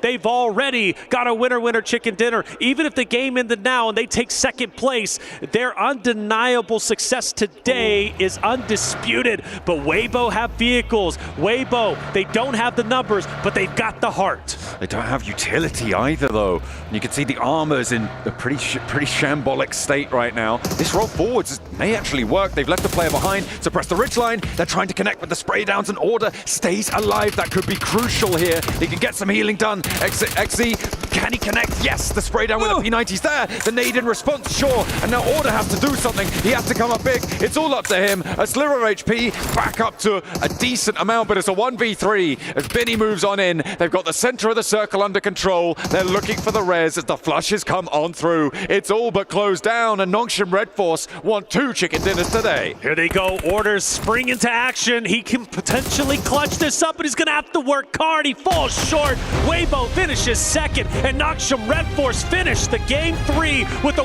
winner chicken dinner. 12 eliminations, making it their second win of the day. A beautiful close down again. They are calm and controlled in these final moments, I think it's safe to say. For Nongshim Red Force, they have turned themselves around since day 1. Really didn't go their way. They have earned the lion's share of their points today, and they are in that race now. They are in the conversation for a top 8 position. It is a brilliant story to tell for the roster from South Korea. They have had a great time of it. Weibo as well, getting up into second place there. I think maybe an overcommit over towards the E-Arena Falcon situation. Really gave up the ghost on that. Obviously losing Sook in the middle was a pretty heavy toll to pay. Well, E-Arena as well, again, handing their flowers, tough spots, back-to-back maps, making it out, thriving in a difficult spot. They finish off in 3rd place with 7 eliminations. They continue to impress me. E-Arena, if they can make it to the finals, my goodness, they would be scary. That's game 3 done, 3 more to go. We send it to a break. When we come back, game 4 coming your way.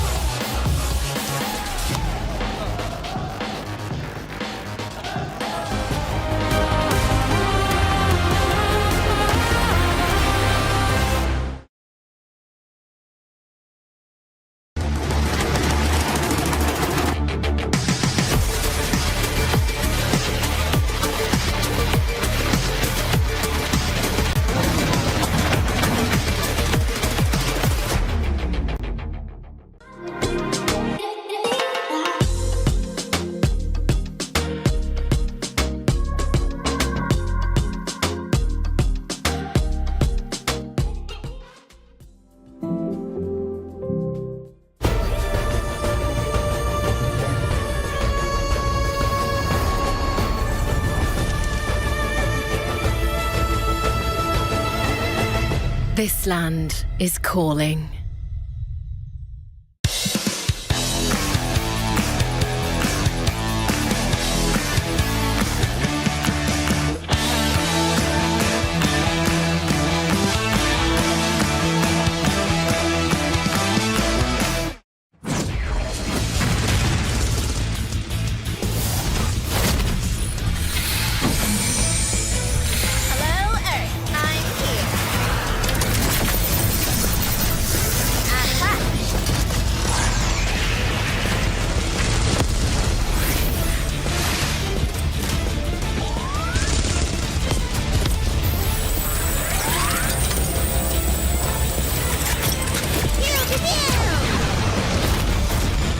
Pulsar Legionnaire available now. First outfit with special head animations and voice lines. The Pulsar Legionnaire set comes with its own super cute voice lines that can be toggled on or off. What happened? Bye, friend. Hello, Earth. I'm here. It also features the upgradable Hyperion ship DSR and Jet Reaver glider with special animations. Experience parachuting like never before. That's not all. Even more rewards await.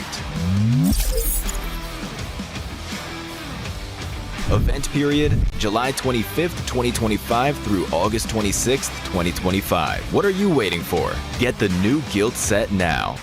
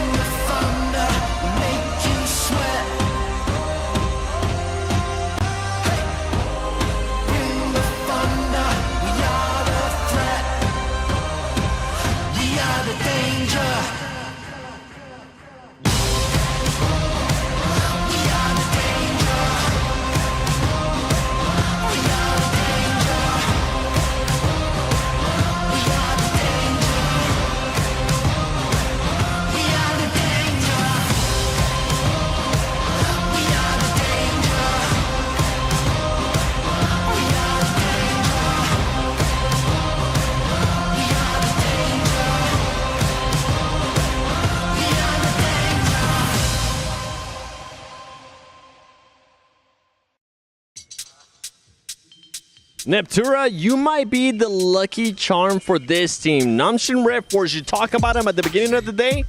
Their second win today. I'm very happy with how Nongshim have been playing so far. I really like how they're doing it. Again, they're playing just with a little bit extra voice today. Just a little bit more, a little bit extra. It's exactly what I wanted to see. It's not too much. It's not overextending. It's just spreading out, taking their time, keeping that pace going, and then when they see an opportunity, actually committing to that. I mean, it worked out well for them. 22 points for that team. Weibo Gaming, though, not falling far behind, being able to clutch up a second place, followed up by 6 eliminations as well. 12 points for that squad. Wait. I was clicking the button. Nongshim were in 22nd place at the start of the day, if I'm not mistaken. I wonder how high they're going to be after their 2 chicken dinners already on the first half of today.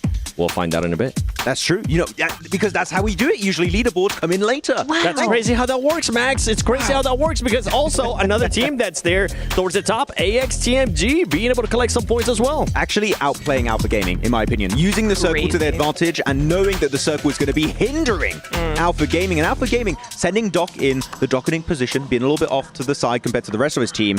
And they're just like, you want to play that building? It's going to be in the blue in like 30 seconds. We'll wait. And they did wait, and then Alpha Gaming went out. I never thought I would see this day, okay? Do me a favor, production. Do a solo shot on Max, man. And Max, I want you to repeat what you just said. They did what? AXTMG did what? AXTMG outplayed Alpha Gaming. Ladies and gentlemen, that right there, 1,000 new followers. That's what you like to see. Hey, but let's go back to the fight between Weibo Gaming and Nongshim because I feel like that was a fight that had to happen for the longest time. They delayed it, and I'm talking about Weibo Gaming. It got delayed so long that ultimately ended up hindering the potential of a win.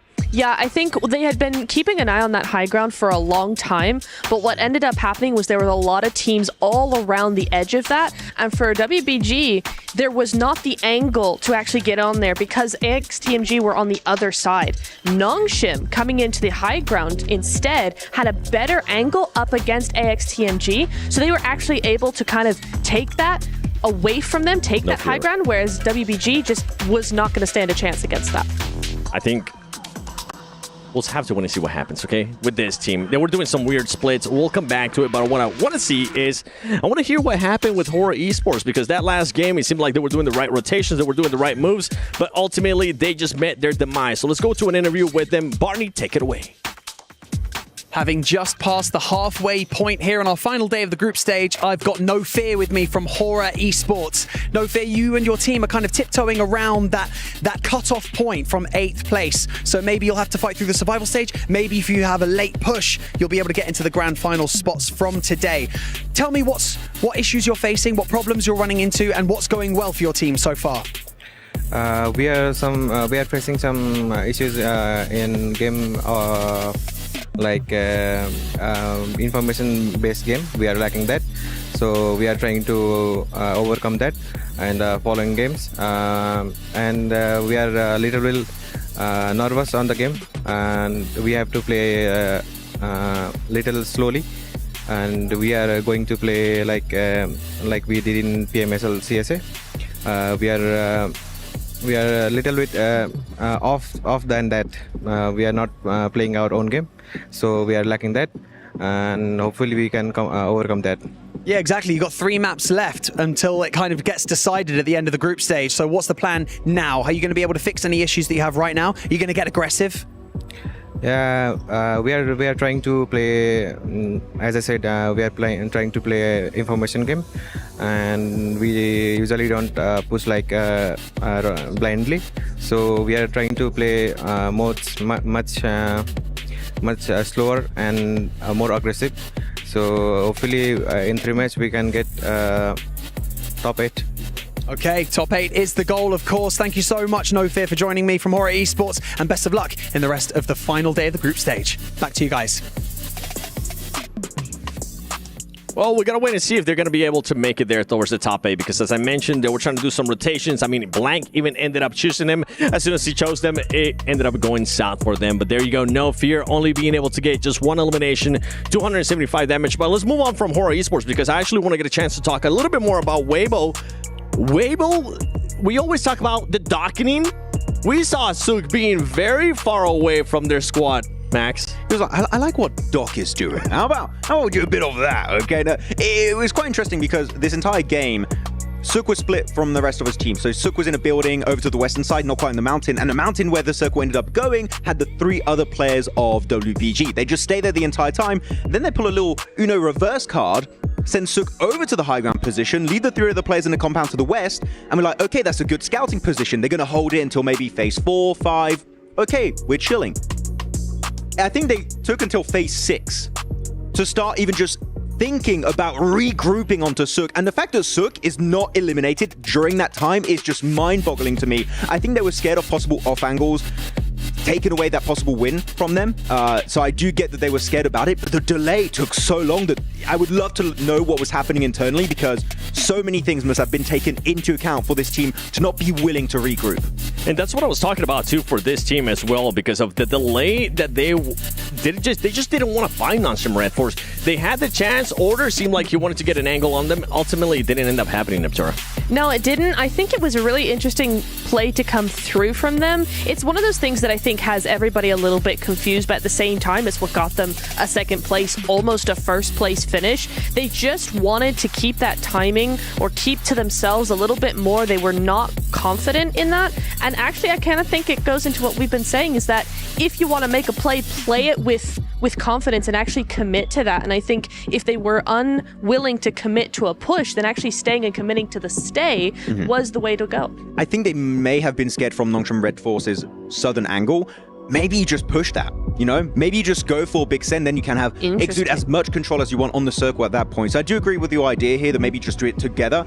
I do get also the idea that maybe scared a little bit, but you have to take control eventually, because as you keep delaying it, you will lose a player, and that's how we did end up losing Sook at the end of that match. You got to make that decision. You can't wait too long, but let's take a look at the overall. Let's see if maybe Non-Sim Red Force is going to be in the top 8.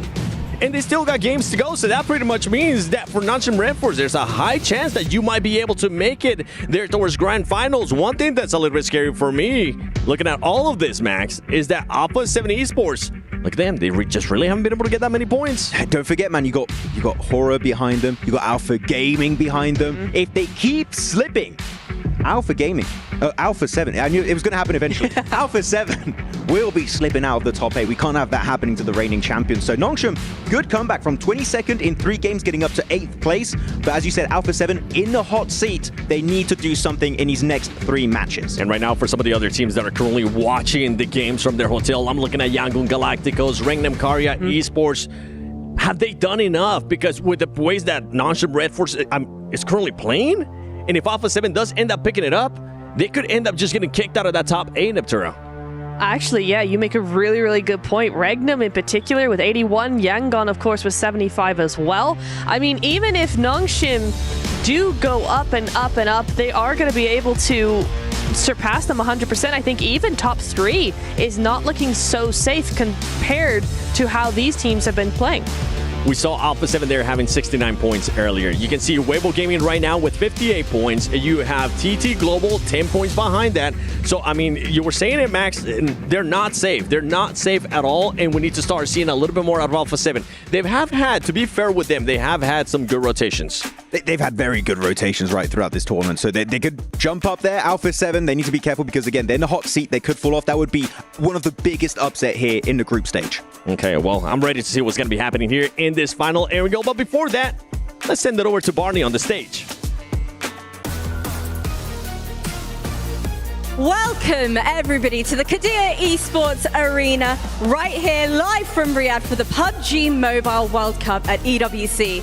I am Veracity, joined alongside the lovely Barney Banks. And Barney, I want to kick things off, first and foremost, for apologizing for my behavior yesterday. It was unacceptable, totally uncalled for, and this gorgeous stage is more than big enough for the 2 of us. It is big enough for the 2 of us. You know what? We can let bygones be bygones. The stage is big enough. It's absolutely fine. I'll kick things off by talking about map number 1 because it was quite pivotal that 2 teams that were high up the leaderboard got eliminated early on, both Alter Ego and Team Falcons. But ultimately, at the very end, when the final circle pulled in, it was Nongshim Red Force going up against EDA Esports, and Nongshim Red Force took the victory and secured 23 points on the board, Veracity. That's impressive, Barney, but I loved match 2. I'll tell you exactly why. Alter Ego Ares went from not a single elimination in match 1 to... You know what, Veracity? I actually 15 don't eliminations, forgive Barney. you. So what I'm going to do is I'm going to take map number 2 and I'll see you later. Have some fun up there. Map number 2, after a dramatic shift south from the circle, it was teams descending onto each other, and ultimately Power Esports took the victory, even though Alter Ego Ares managed to secure 21 points on the board. Match number 3, we had a pretty slow start. Team Falcons secured a vital building. Arena took them out, and Nongshim Red Force faced off against Weibo Gaming. And again, for their second chicken dinner of the day, Nongshim Red Force managed to secure the victory. What a phenomenal day we've had so far. Only 3 games left, and we can't wait to see who makes it into the top 8. See you there. This is not over, Barney Banks. Someone gets her down from there. Jasmine, do you need assistance? It's like some kind of Bond villain. It's just that, look, she's like, can someone please help? Oh, mate, what a cool stage, though, bro. It's always so exciting, and especially today, especially now. Last 3 games, group stage, the anticipation, the climax, the teams that have been putting so much into every outing in this lobby. Red, green going at it today. Group yellow is currently out. Those are the teams that we will be chasing over the next 3 matches. We've had 3 bangers just coming off the back of with Reflections and John, and it'll be me and Jackie. Me being blank. That's me, I'm Jackie, hello. To take these final 3 games and see who will be grabbing that 80 grand that's up for grabs at the top spot. But not only that, the top 8 spots that will make it straight through to the finals, and which 16 teams will be joining us over in Survival. You can see already, if you haven't been hearing the reverberations, the audio capacity, the set of lungs we've got on this audience when Falcons have been in the arena, well, you're probably going to be hearing some of that today. Hey, getting the little pre-game rituals in as well, Alter Ego. I don't think they need it. The way they have been performing as individuals and as one collective, the 5 fingers on one hand forming a fist for Indonesia and punching through the competition. 5 fingers. Yeah, 5 fingers. Well, and a thumb. It makes more sense with the 4 fingers as well. 4 players playing. Yeah, fair enough. You got me there. You got me there. You had me. Yeah. You had me. All right, fair enough. Fair enough, Blank. 1-0 Blank. We have Erangel coming at you. We'll have 2 Miramars to finish things off, but this is our last Erangel of the group stage, and we'll be starting over in Severny down towards Old Sozinovka and military base. So the teams play this one out. We are starting very far up on the map here. Alter Ego currently on top, not far away from overtaking 4 Thrives in that first place position. Alpha 7 also hoping to maintain over towards the top 8 here with 69 points, followed shortly by Nongshim Red Force with the 67.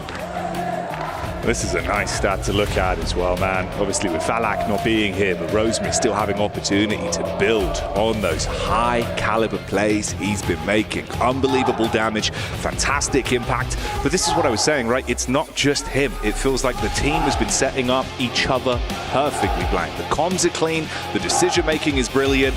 If they keep going like this, it's going to be devastating.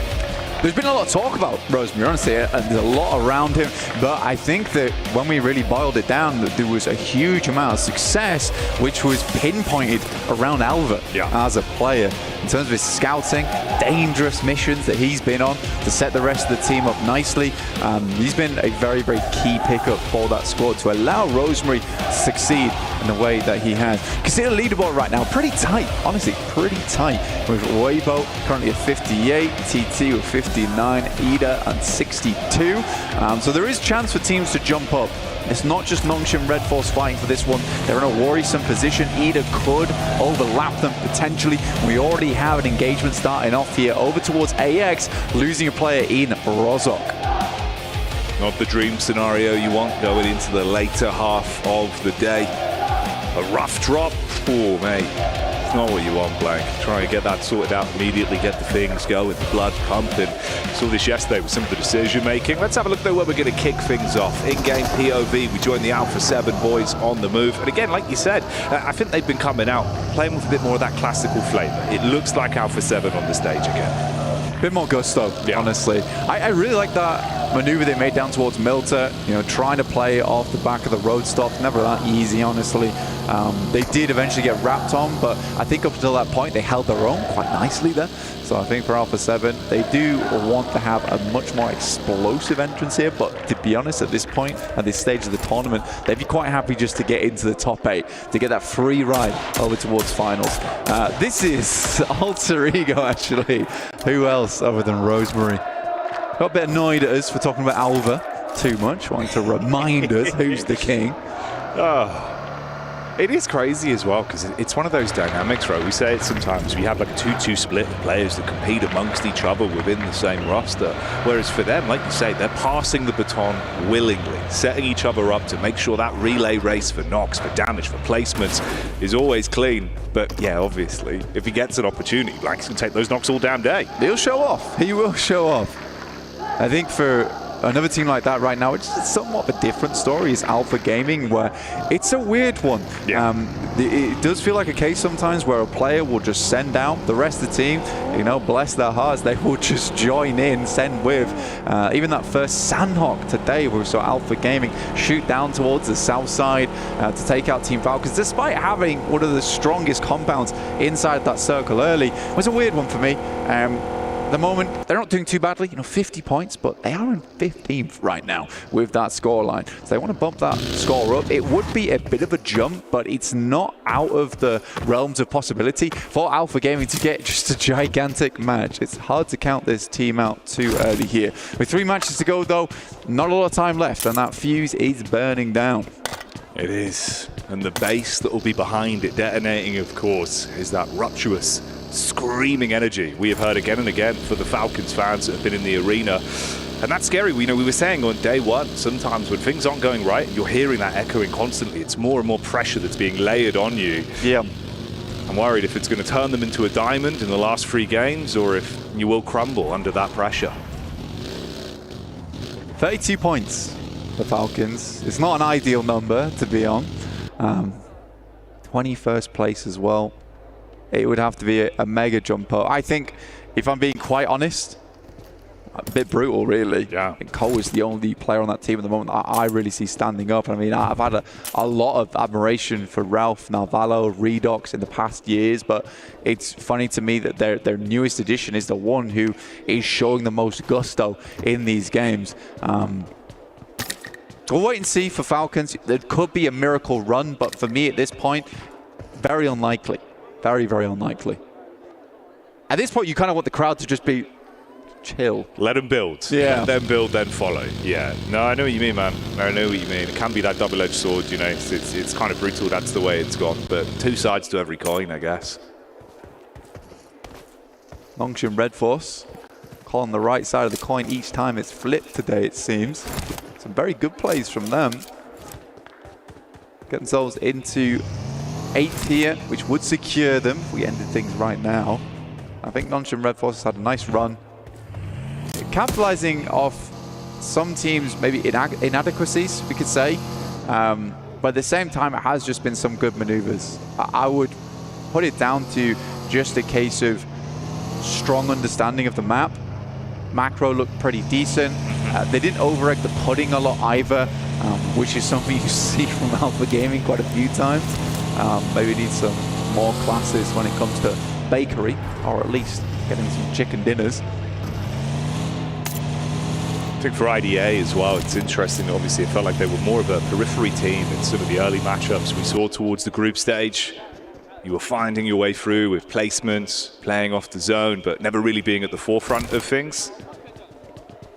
With the grouping the way it is in terms of the spacing in points, though, there's still a chance, mate. And it's looking better today, I will say that. I think there is definitely a good air in there for them. You know, they've got that second wind. I think for Ida in particular, right? The thing for them is that I've always classed them as an up-and-comer squad. They have some very young players on side.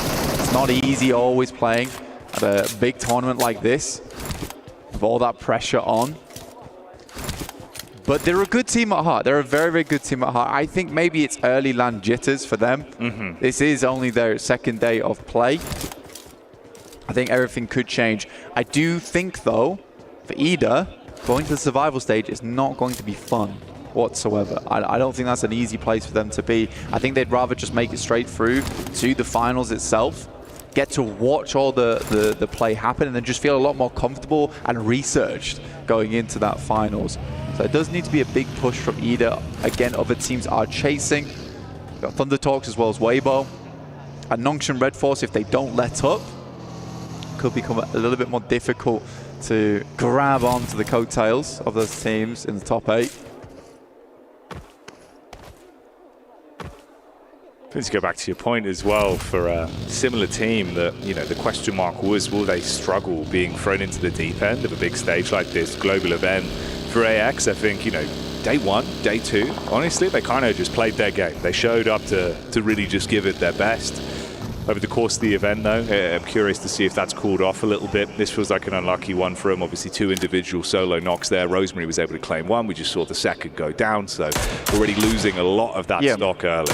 I think it's tough as well when you have this group format where, you know, they're going to play day 1 and then they'll play day 3. Yeah. The issue for them is that I don't really think they found their stride in day 1, and then you're not playing. So you lose all momentum on that day 2. And I do think that there is something to be said where, you know, you come into day 1, you just own it, and you take your day off, and then you go into day 3, and you can just feel pretty happy in yourself. But there's a lot of maybe self-doubt, you know, rumination in the mind if you are AX on day 2. It's like, what can we do better? What can we do differently? I think 41 points is not a bad scoreline for a special invite team. I don't think they've completely lost the plot. So I think it's nice to see. I think AX can be proud of themselves, but survival stage will be a different beast. I am expecting to see AX in that survival stage on this current point scoring. Yeah, I wouldn't be surprised. Again, though, maybe that'll work out better for them as well, because it's just far more experience, especially for that team in particular. It could be good for them. Looks like a knockover onto the Falcons, though. First wing has been clipped. It's coming through on the western side, actually on the southwest where Kinotrope were playing. you know, I think for Kinotrope as well, they do play around this area fairly frequently. And for Falcons, they have very similar rotations because Kinotrope does enjoy playing in Pochinki, as do the Falcons. And historically, Falcons don't do all that hot when you start having teams playing around your initial rotational points. And we saw that early on Sandhawk with Sami and Alpha Gaming, which we mentioned a little bit earlier. Current circle over towards Shelter, though, Jackie. Bit of open ground, not really definitive on any of the compounds just yet. Teams will find places to hunker down. We're over towards the gondolas right now for Alpha 7. This is all the way up towards Stalba. So they've still got a ways to go. I think they're one of the only teams, if not the only team, currently still out in the blue.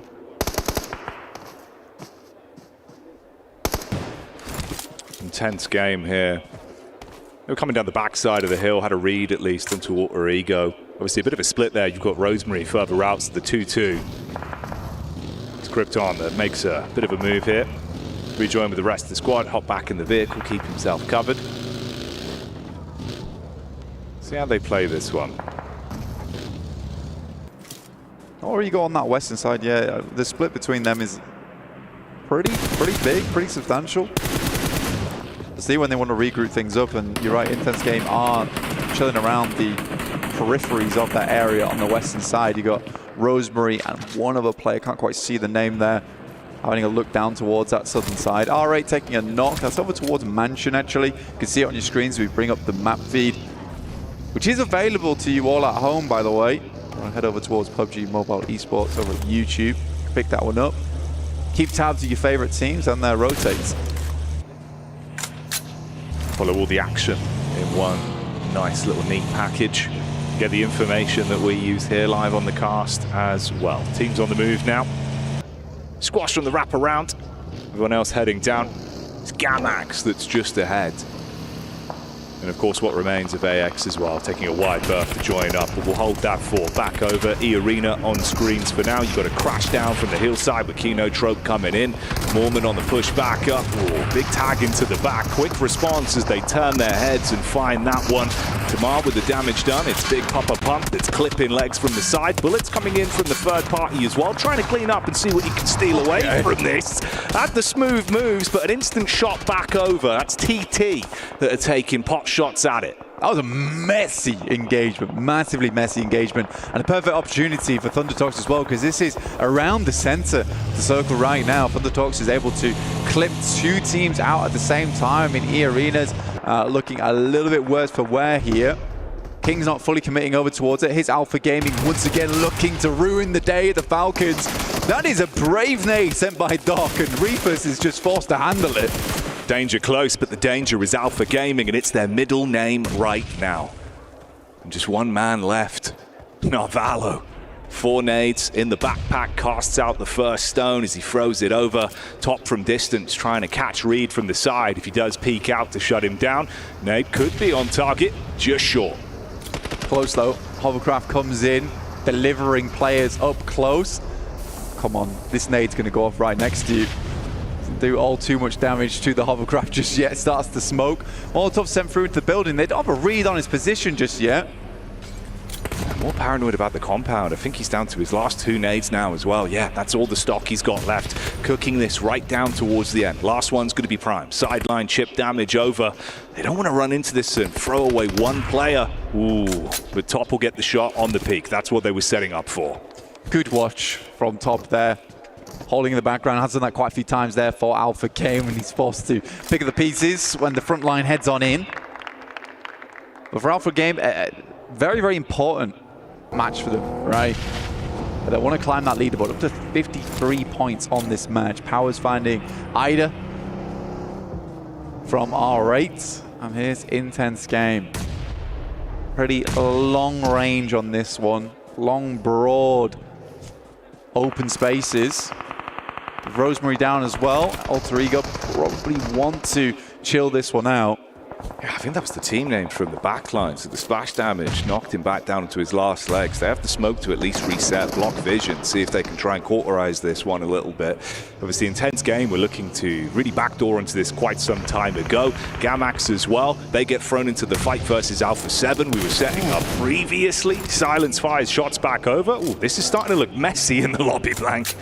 Yeah, not easy. With the circle, actually, hard shift down towards the southwest side, towards farm as well, which is an uncomfortable area to play on the map. Alpha Game find themselves a prime position to play this one from after removing Falcons. But for Alter Ego, they got Nongshim Red Force looking to rotate in from their northern side. If they can get rid of Intense Game, there's still going to be Weibo to deal with shortly afterwards. So we'll see how Alter Ego actually figures this one out. They're going to make a rotate off towards that eastern side, which is wild, by the way. They're going to go straight through Weibo.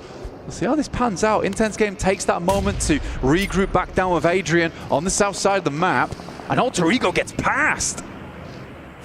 Meanwhile, you've got Squash's POV here as well inside of the compound. The only one that remains from Alpha 7. He was on a slight deviation from the rest of the squad as a solo. Casting nades back over right now onto the trio of R8. Alter Ego are still getting punished here. More players popping up in the Elim feed as the knocks are coming back through, and they are absolutely sandwiched with squads.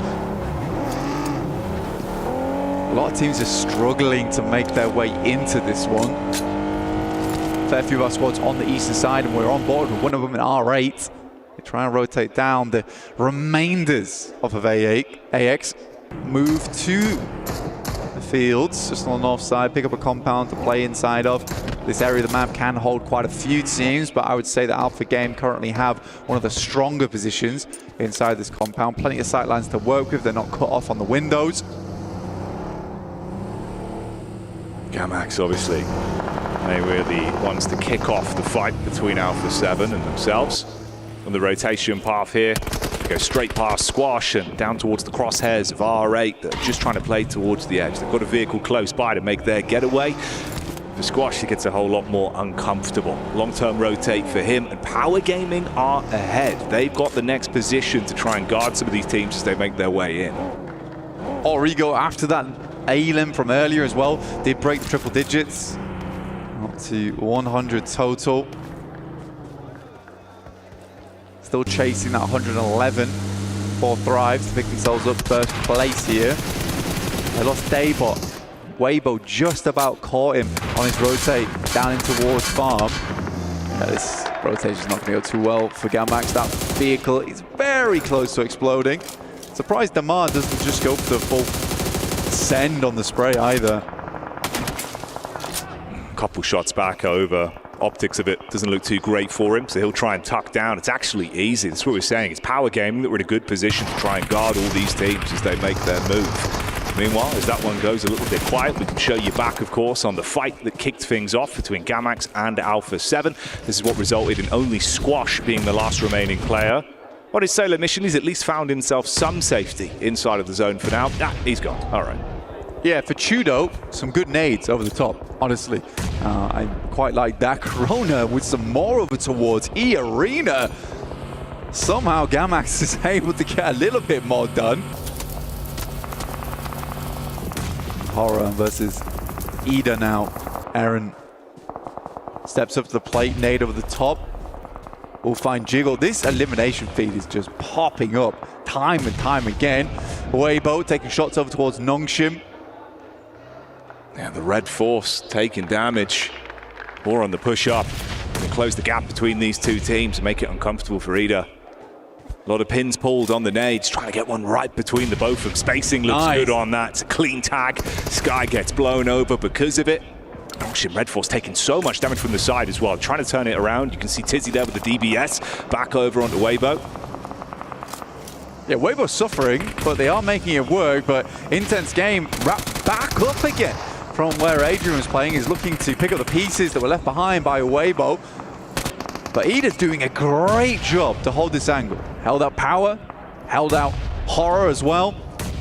Those nades to keep going through. You wonder how many more they've got left to work with. You can see Dark in here running with the level 1 vest, level 1 helmet. It is not ideal.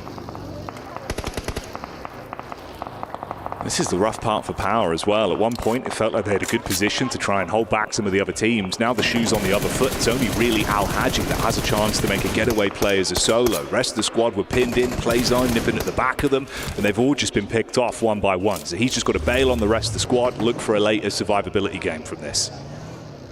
No fear's just got to hold his angle. It means versus 4. Ida's got to push into him. It's a good initial knock, and a second potentially. Oh, No Fear goes down, and you can see they at least deal with the first man that was in front of them. Quick reset on this. They've got time to pick each other back up. No one else there to instantly third party off the fight at least. Origo's going for something a little bit bold here, moving up into the northern sides of Farm. Alva's looking to move further in as well. This is a replay from earlier between Nongshim as well as Weibo. Good nade down there as well.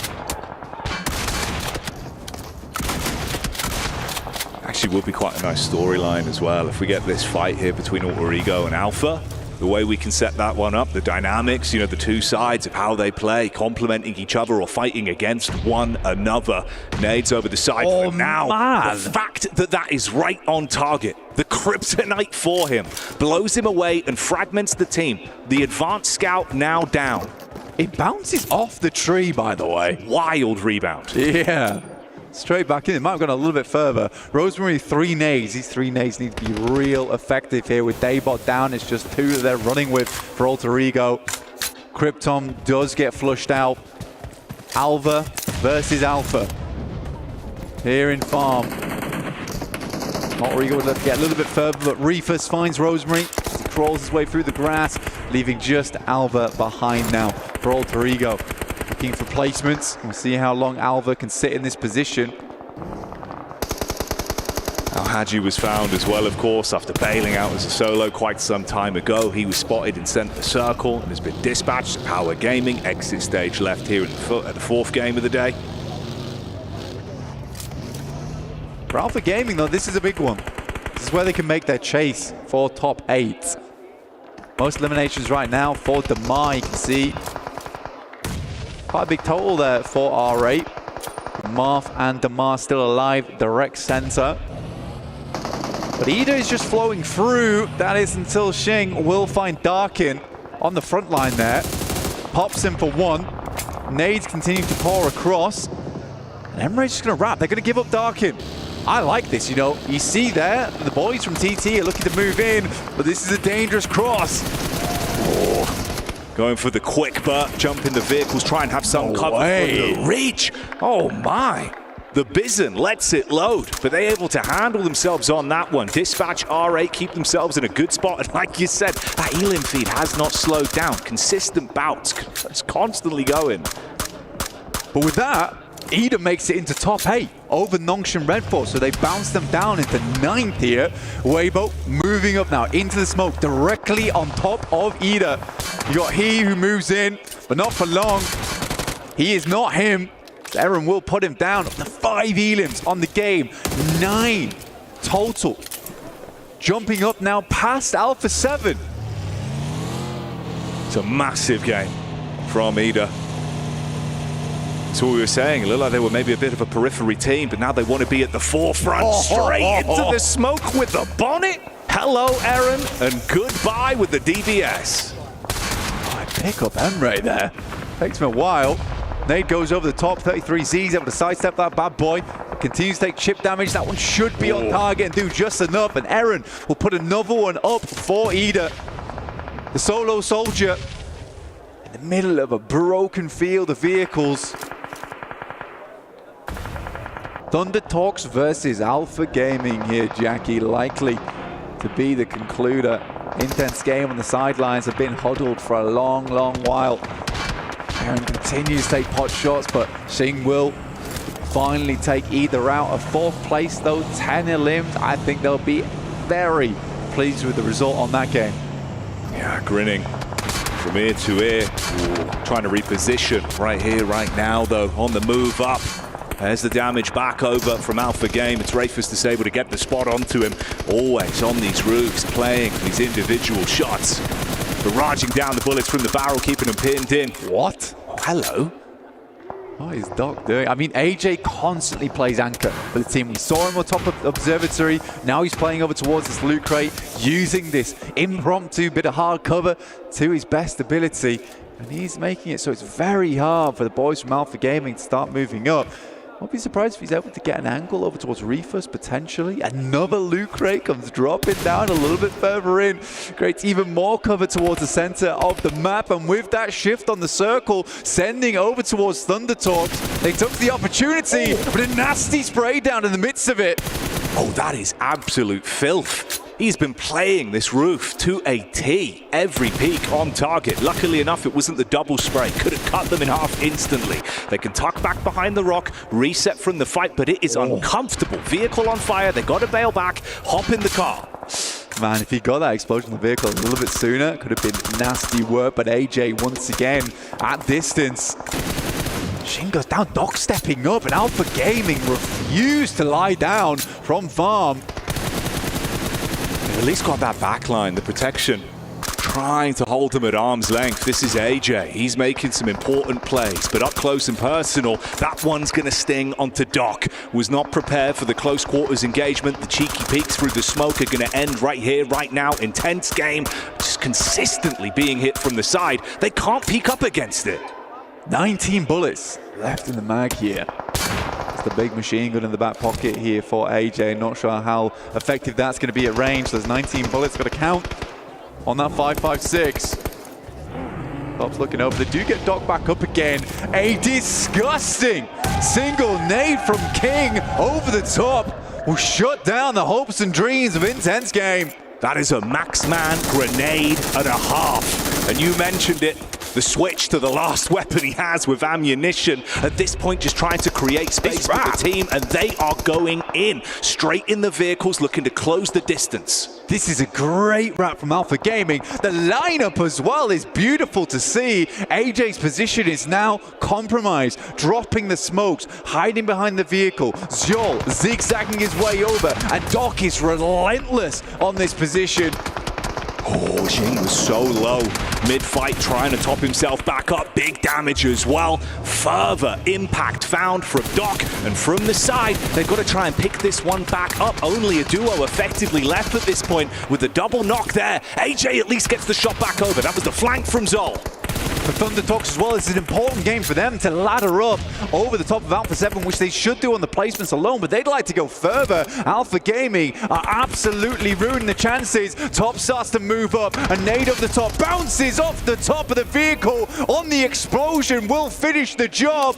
And now just AJ, he's done so much, but can he do any more? Just the machine gun in hand at long range, and Alpha Gaming, they hold all the space. An unfathomable nade on target and blows them to bits. The last man left alive can do nothing to defend himself. Alpha Gaming take the chicken dinner. The first real good game I think I've seen from Alpha Gaming so far as well. There's been matches where they've been putting up elims, putting up points, but that felt pretty calculated. Once they found that good spot over towards Team Falcons, they used that confidence, that capability to take the compound away from them, and then they play slow off that position. They're not too hungry for elims. You know what? I would say even Doc calmed things down. Tiny bit. He actually did though, like he kind of reset mid-fight. Yeah, there was some risk taking, but it wouldn't be him if he didn't, right? So the fact they were set up off it and were on point in the final there, it's nice to see, Blank. It's good momentum and it's a great point to steal a chicken dinner right now. Top here, the babysitter of the team, I would say, honestly. Tugging at the reins, tugging at the reins. But if you want more exciting action, you know all you got to do is stay tuned in. So we'll see you in a couple minutes time for more from us.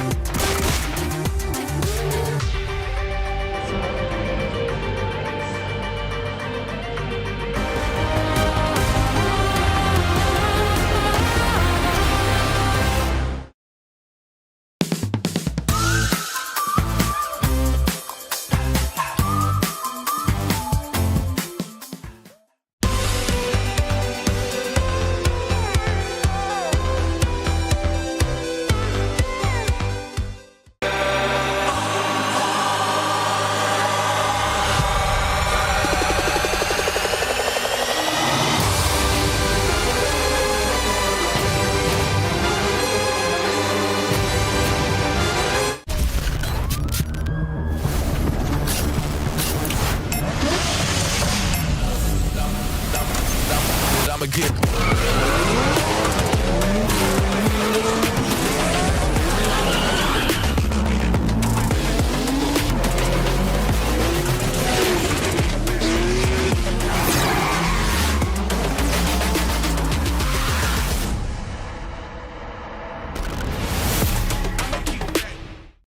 Dear PUBG Mobile fans, we are delighted to invite you to the 2025 PUBG Mobile World Cup at the ESPORTS World Cup in Riyadh, KSA.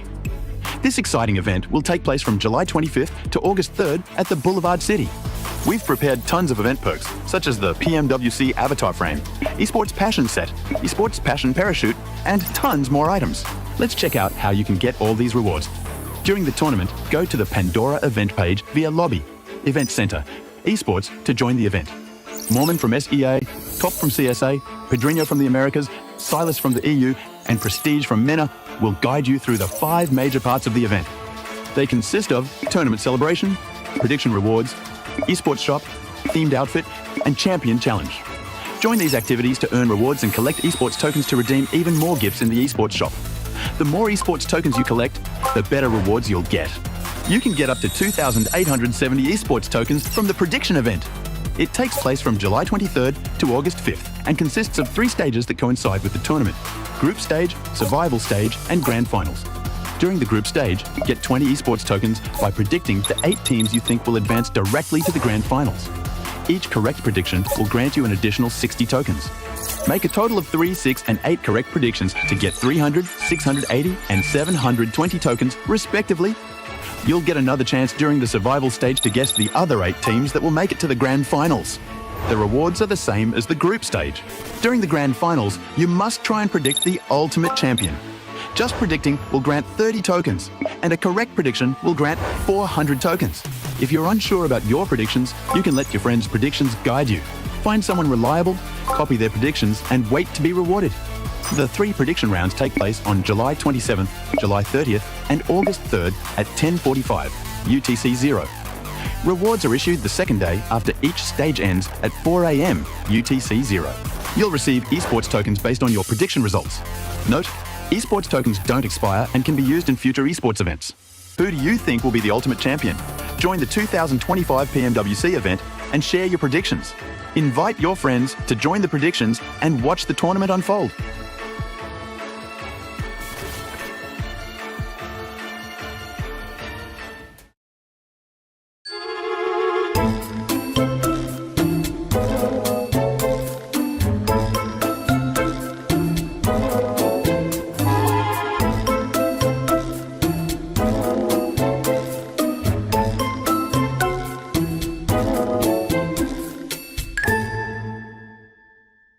집 뛰어가자 형. 건우야 너가 오른쪽 집 째줘. 기다려봐. 건우야 밑으로 뛰어야 돼 왼쪽으로. 나 콩난다. 밑으로 네 집 뒤에 붙어있는 거 있나 확인해도 돼. 기다려. 됐어. 집안에 네 집안에 하나 있을 거야. 내 집안에 하나 피 먹고 있대 형들. 라스 하나 나오는 거보다 건우 나 폭 갈게. 아 자신있게 이거 어차피 우리가 먹었어. 먹어 그냥. 막게. 까비. 야 나오는 거 봐. 나이스. تعال سيارتين يمشون كيزي بيمشونا يب بشو كيزي نايس باقي لاس فوق سطح ببيت من جهة تروح دور ثاني حجي دور ثاني بس خلنا ناخذ السلاح ايزي نايس حجي نايس يلا يا ايوه نكمل 야 다시 기절 라스 하나 천천히 해봐 피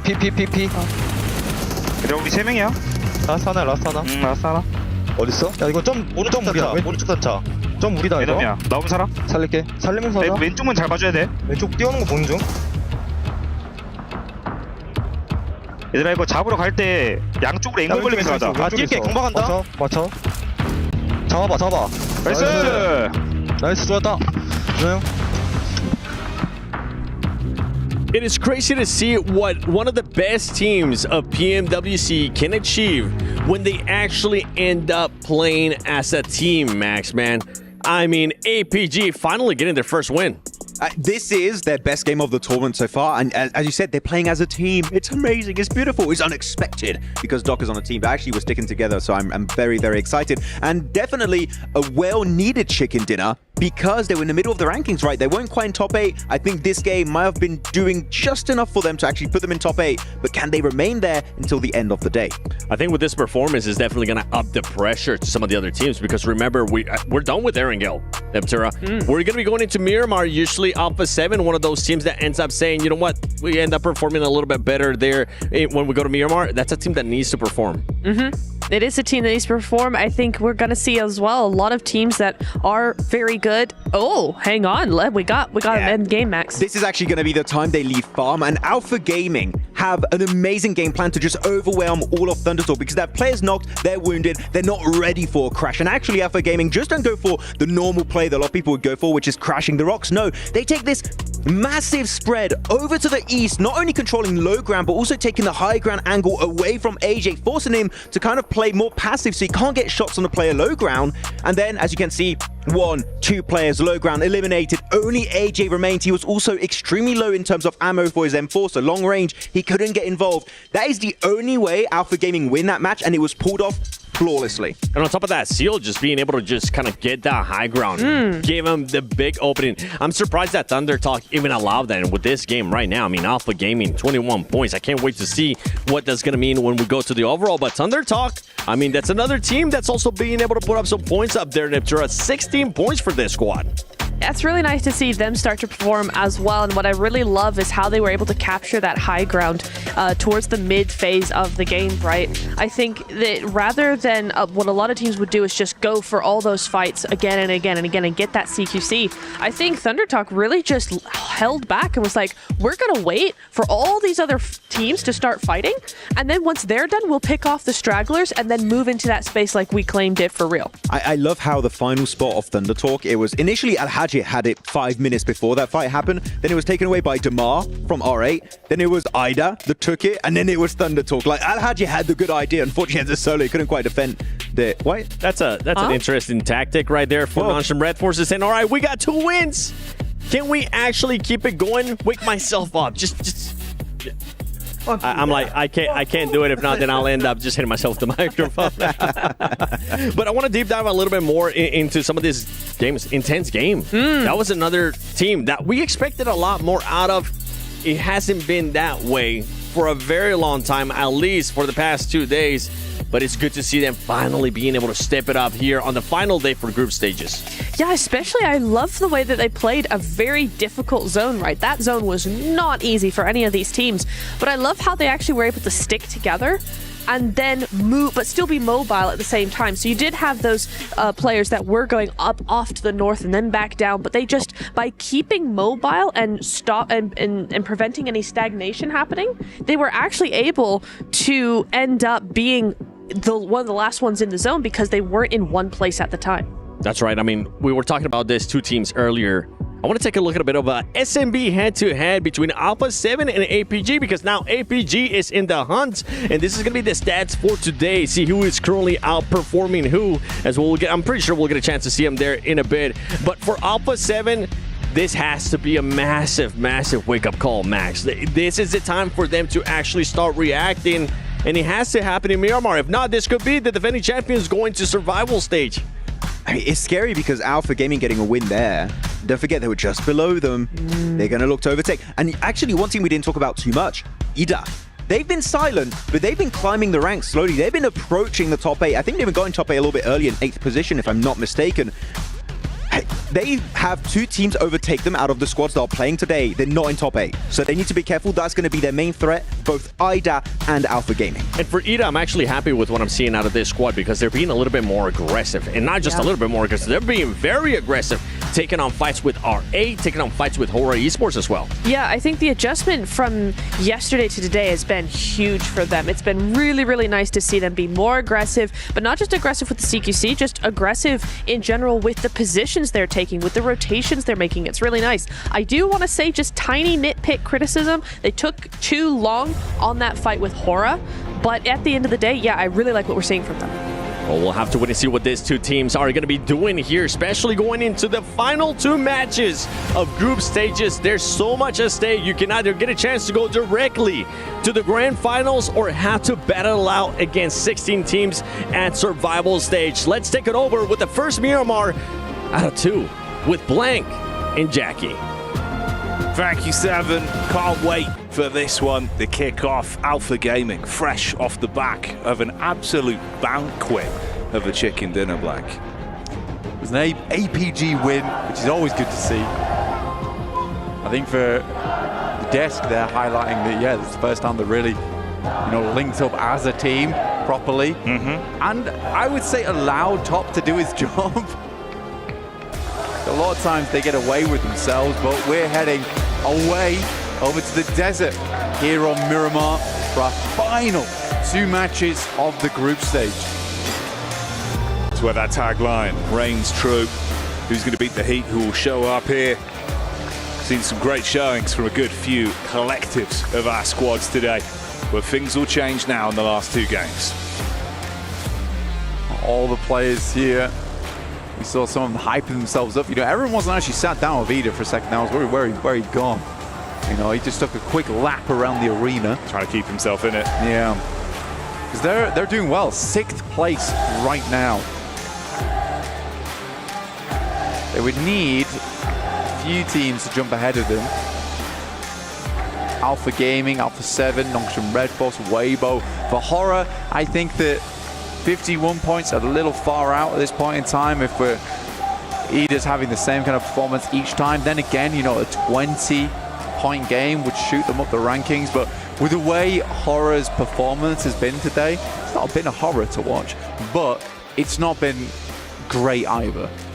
No, it feels like there was signs of them being able to really blossom. Some of the plays we've seen from the compound crashes, the way they've been playing with the tempo, it's been nice to see, but I think you're right. I'm a little bit worried. Don't know if they have that same level of caliber, of course. You never count them out though, Blank. It feels like that team can just turn it on sometimes. So you'd love to see it, especially here, right? Last 2 games make it happen. We get a Western shift on the circle over towards Team Falcons, who I think right now, 2 matches to go, they're not making it.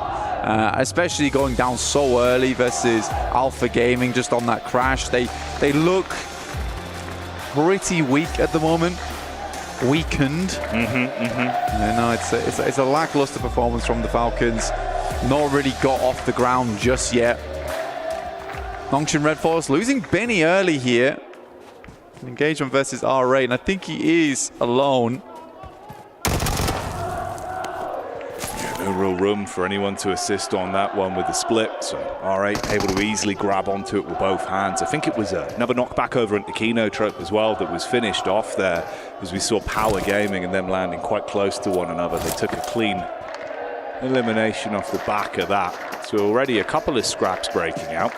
Zizzy tucked in, belly down on the ground, listening for the footsteps at least. I think your issue is the Nongshim Red Force losing a player early into Miramar, where it's a map that massively favors 4-man teams towards that end game. You're struggling now. You're 11th place. Those good games from earlier in the day, you'd set yourselves up nicely to get in towards that top 8, get that free ride through to the final, stamp your ticket. But it's all gone a little bit wrong. There's that replay, Al Hadji. He nearly did it. Stabbed in the eye. God, he was quick with it. Smooth moves on the blade. The Wicked Skengman was here, but Al Hadji deals with it. Not a fan, not a fan. So I'm backing up though, he's terrified. Yeah. I mean, you would be. Yeah. He was quick, he was chicaning with the blade. So that's going to go on for a while though.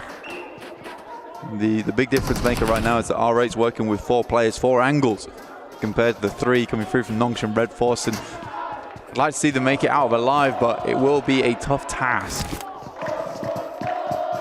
R8 trying to get further up the rankings here and a little bit more money perhaps. Good pick. Yeah, I mean, nade through the window. They take the peek out. Good timing on the fight. You're able to reset as well. Med pack, so it's not going to be too bad for you. Complete health back in.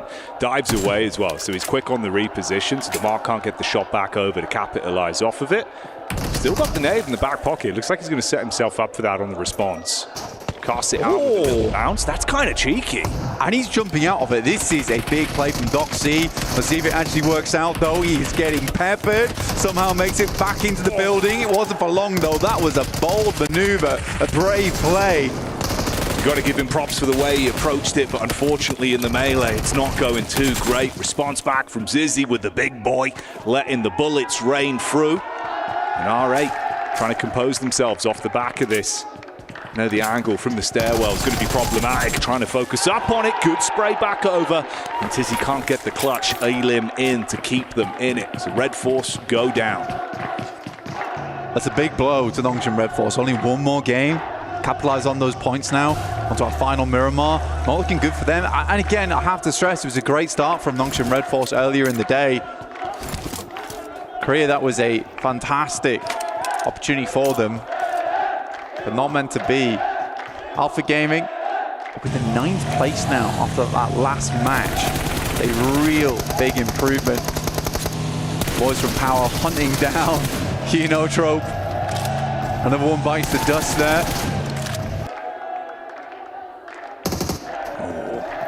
Even Weebu as well, finding an opportunity to take some fights over. Doesn't really go the way they were hoping it would, though. So Kinotrope, as much as it has been a rough affair of being thrown into fight after fight that's uncomfortable for them, they can at least reset from that. So it isn't the full wipe that could have been. Quickly grabbed the vehicle as well for the impromptu cover. At least had some supplies to top themselves back up. That they are. But I don't think they're going to be in the finals, unfortunately. Alpha 7 on your screens. 10th place at the moment, 70 points. It's roughly around this barrier as well. It's real tight. It's real close at the moment. You know, 70 points up to 76. Very interchangeable right now between these 4 teams. Thundertalks overtake Ida. The chicken dinner advantage as well. They will go up 1 placement despite tying on that scoreline. Horror spots the rotate coming through from Alpha 7. This is dead center, right? They're trying to get up towards some high ground to work with. Horror currently has a big old split across Creative Fields and the ridgeline that sits over in that position. Those mountains are very, very nice to work with.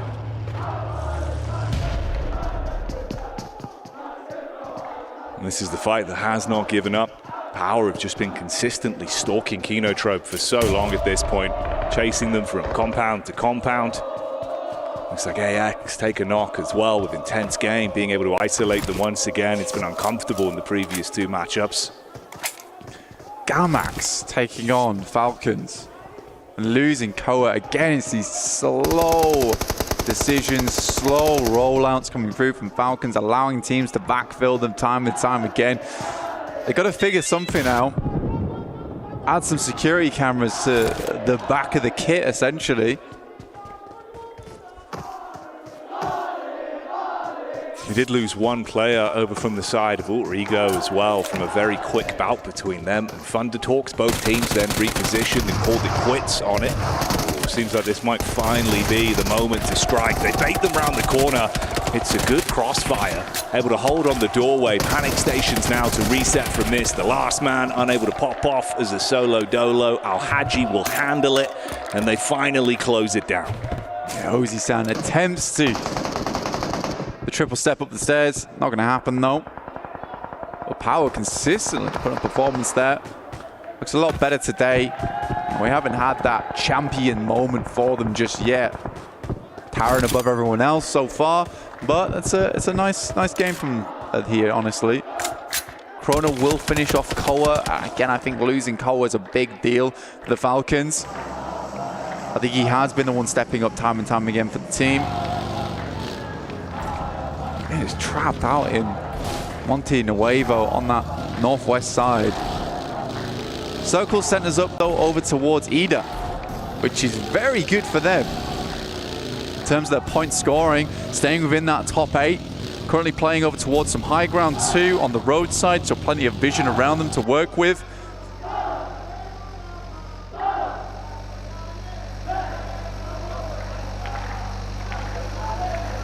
This was Thundertalks, of course, that backed off after their slight scrape they ran into with Alter Ego. Worked out far better for them. Been able to take extra time to loot it, wrap around the periphery of the zone and start to make a move for the late rotation down. There's a good chance for Thunderdogs as well. If they want to wrap down towards Graveyard, then just scale up the ridge that sits over towards the eastern side of San Martin. You know, you do break off a lot of LOS in that position. You know, there's not much line of sight available to you there. The issue is getting across that plateau that is towards Power Grid. Very, very open. So I'm curious to see how Thunderdogs play this one out. It's like they're heading out into the blue here. AX as well. It's back-to-back games where it's been very uncomfortable for them in terms of the isolated fights they've had to work their way through. 3 players alive for now at least. It's Henry up on the hill, firing off a few warning shots at least. Meanwhile, down in the Gulch, you've got Alpha 7 Esports.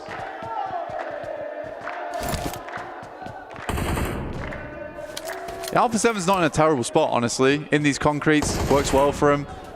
They are surrounded by a lot of height, though. It's pretty terrifying looking up towards, but you know, keep them safe for a fair long time. And the vision is not terrible from this spot either. You can see as Mafioso's looking around, likely he'll spot anyone trying to move up towards them too early. Ida, on the other hand, playing this high ground, going to play pretty smart and slow with it. Creo wandering around the edge here, and Darkin just continues to just siphon off that info from the team that he knows is undoubtedly underneath him. He isn't on island though, Jackie. That's the only thing. If he goes down, it will be hard to get the res off towards him. So he needs to be very careful. Pretty much just have his ears open and listen in. Yeah, it's that risk versus reward. Obviously such a powerful angle if he's able to play it, and this is why. Bullets come across. Similar kind of story as well. I mean, you're so far out, so Revo's just going to get the full magazine dumped into it. Dispatched already, so he's hard gone. 3 players remain for Alpha 7. Of course, Darkin's position's compromised, but he can bail out now. You're more panicked about it. And if anyone wants to take the buggies up there, like, it's going to take a while, and it'll be pretty obvious when they're coming. Frida, it certainly is Vamos here. Trying to push forward over towards that top side of the lobby, take over Thunder Talks. They move in from that eastern side. They take a player from R8 as well in the process. So cut back in over towards San Martin. So a little bit of a different rotation they went for there. Frida, great pickup over towards Alpha 7, directly pushing one of their competition further down on that leaderboard. Currently Alpha 7 in 10th place and were chasing. Ada could squeeze so much out of this, man. It's really good heads-up play of how they've been ebbing and flowing throughout the course of the day. Some great gun skill on display. Heads-up calls as well. Obviously for Darkin, like you said, the amount of time, you've got clear vision for it so he can reposition. Spots over in the distance, the 3 players from AX that are looking for a quick getaway. The distance unloads. Let's try and get a few shots on target here. Slightly dangerous play from Darkin, I think, holding this angle for that long, especially using up all these bullets as well. Somewhat unnecessary, I'd say. You know, he's down to 60 in the chamber. I think you're right with that. That's the bigger issue, right? Because obviously if he continues to commit to this isolated angle, he could at least guard from Alpha 7 on the move up, but you're starting to run low on the resources.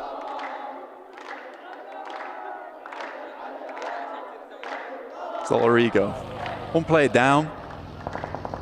Playing around the warehouses on that eastern side. Not bad area to play around with either. AX just moved over towards them. You saw just then either taking shots. Again, pretty long range. Very unlikely they hit those shots anyway. Nice little bounce to the stairs though. Trying to rebound that one.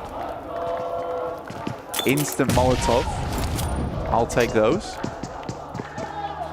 It seemed like he was hoping to try and force them just into the vision of the nade from King as well that was setting up to support, but luckily enough, not close enough towards the stairwell. They're able to tuck in, keep themselves safe. Goes in to clear out the building now, sees the feet. Ooh, rebound off the wall. It's a lot of damage. Ooh, the timing on it as well. As he pushes up, it's the reposition. So Demar just not ready for the instant dive in. Able to get it. That's the last of R8. Obviously, this was a rotate back out for Thunder Talk, specifically to hunt them down as well. So they get what they want. Can't tell if, you know, he'd left that nade and that Molotov on the stairs like a bait. I try to get your boy to walk down the stairs and pick him up and then take the shots. I don't know how many players at this level are going to fall for that, but I don't know. Try to lay out some candy.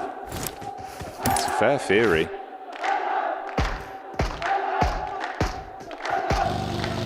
for Gaming there. Shot in the back line from Gamax. Yeah, Gamax is kind of causing problems on this western side, but again, that's sort of a dock issue, honestly. If we look where he goes down, like all the way on that western side, he's split off from his team. Can't deny the amount of eliminations he's been able to get for Alpha Gaming, but still, sometimes a little bit overzealous. Babysitter in top not able to pull back on those reins quite quick enough. I couldn't get a grasp on it. Too fast. It was a lot of strength, a lot of strength. He loves it.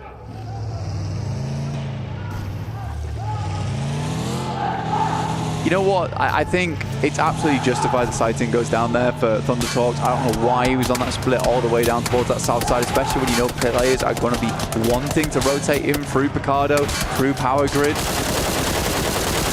Sure, he provides information back, but probably could have just garnered that later whilst moving through those rocky outcrops on the eastern side. It was interesting as well for Thunder Talks. It almost felt like King was trying to get them to go back over to take the fight versus intense game. But then again, like you say, it just resulted in them being fragmented. It doesn't really work out the way they were hoping for. Down to the trio to reposition in. And it's close grouping ahead of them. You've got a bit of a scout out from Padrino, who's going to get the info over towards that side. Rest of the squad holds further back, of course. AX and Alter Ego. All quite close together. This was Horo that were taking shots down from the top of the mountain range. So Alter Ego, rather Alpha 7 have just been taking so much damage from up on high consistently. Oh, get the knockback over onto Squash as well. Fragmented into both of the compounds. Got to tuck in and find some cover. Yeah, it's been really hard for Squash to move across the Creo now. So it's pretty much dead meat. Yeah, there really isn't much you can do on that one. It's unfortunate for him. Okay, so Thunder Talks look they have committed for the push back up. Obviously, you already had the compound set up for Alter Ego, so they handle that one with ease, it seems. Ooh. That's a explosive arrow! No way! What a launch from that one! Oh, we've heard legend of it. We have. But now we see it. It took me, my brain was like the synapses have connected. Where was this shot from? That's from across the bloody road. That's insanity. Through a tiny gap. Is that Legolas? Oh my God, the archer. Okay. Tengu's in the building. Good to see. Don't give me a replay of this. I don't want to see this. Let me see that explosive bow. Wow. Man, you felt that one in your chest. I was like, that's not a nade. I didn't see anyone near him. Oh, the pull and release. Woof. He's good with the drawstring. Yeah. Lines it up and knocks him down. And no relief. No. The boys in Alpha 7. That's a rough way to go as well. You've been humbled. You'd be fuming. Damn. Okay. Pinpoint precision. The boys on Weibo bring a new meta to the game. I don't know if it's meta yet. Might be a little bit off meta, but I'm always down for people doing a little bit things funky. He's an innovator. Yeah. Can't doubt that. Straight inventor. Alter Ego on 3. To be honest with you, all things considered, I like that Alter Ego has slowed down their pace in this game. They know they go down to 3 early. They get 3 elims, which is still pretty good, to be honest, over towards Thunder Talks. As they rotate in, we did see that replay. Thank you, production. We do appreciate you. And it was good. It was good. Being able to hold that is nice. And that kind of comes off the back of Thunder Talks losing Sighting as well. You know, if they had 4, that might have been a very different story. If you got a 3v3 there for Alter Ego, they can handle themselves on that. You got E-Arena down towards the south side, looking to push slowly but surely up over towards Alter Ego. Yeah, I think that one was almost paralysis by analysis for Thunder Talks with how the decisions were made. So came back to haunt them. Sleepy still up top. Such distance to play with. A little bit of ammo left in the pocket as well, so just taking shots when he gets opportunity to keep him pinned. See the split from Alter Ego as well. The team trust each other so much. Speaking to Rosemary, you can see they all just play for one outcome. They're just looking for that win. They're not bothered about who's playing well. He said it himself, where he was just like, look, it doesn't matter if I'm playing well. I know my whole team can, and they certainly can. Val's going to try and get out of there thinking he's the last player of the team, and Falcons just drop like a bag of rocks. I don't really know what more to say. I don't know if it's pressure.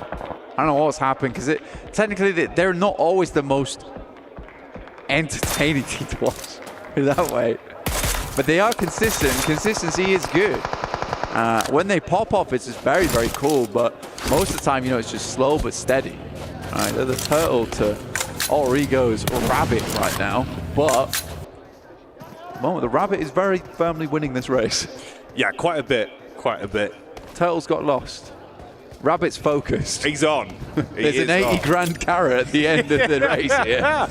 Yeah, you definitely want to nibble down on that one, so you won't be stopping, especially with how good they've done today. How amazing they looked yesterday as well. Great results for them. And I think that's, like you say, man, just being able to play with that pace, knowing when to dial it down. Even when they lose a player or two players early, it just doesn't really affect them mentally the way you see it start to rattle some teams. Gamax have been the problem maker of multiple times on these backdoors. Obviously looking for revenge for Doc here when he was taken down by them. Exchanging nades from either side, cast them over the top, just trying to keep them pinned. Bullets from the side. Ooh, couple tags there. That's actually Al Haji from the top side with the backup of the rest of the power squad. Yeah, Ragnar's getting involved now too. Let's find APK. Some good nades from APG, by the way, there. Gets them down to around about 20%. So kind of unfortunate they're not able to land them as well as they'd like. And there's another that just lets the first aid kit go through. So they're just off target. Now they're hearing these shots coming through from the side from Power and even Weibo now sending down slightly. Got Order, legendary player from the PEL region, looking to push over towards that south side. Oh, mate, so brutal. So many sideline angles for Power, and in front of you it's Top and Zol that are able to just keep you pinned in position. Quick shot back up. Zol loves those fast engagements where he'll burst you down. Easy over the top again though, trying to keep it uncomfortable for them to actually close the gap and play off one another. It's isolated 1v1s. He's always been nasty with these nades. He's just laying them on top, and Zol knows to back it up. Oh, mate. Can't quite see him. Choreography of PUBG Mobile you need on this one has got to be pinpoint. He's trying to bait him in with the quick shots towards Ragnar up on high so he can switch the DBS for the close quarters engagement. Off the nade, it seemed like Easy wanted to completely commit to it. They're actually doing a good job of handling themselves. I'm surprised he invests the first aid kit there instead of the bandage. Plenty from the back pocket. It wasn't really all that low, and just going to lose a lot of HP from that. Top consistently taking shots there, and Order finally steps up from the sidelines. Order was biding his time. Calm guy, his Order. Just will wait things out. A real stern look upon his face as well. Will lay down the carnage. Zol's going to try and go for something a bit cheeky, bandaging in the vehicle as he goes.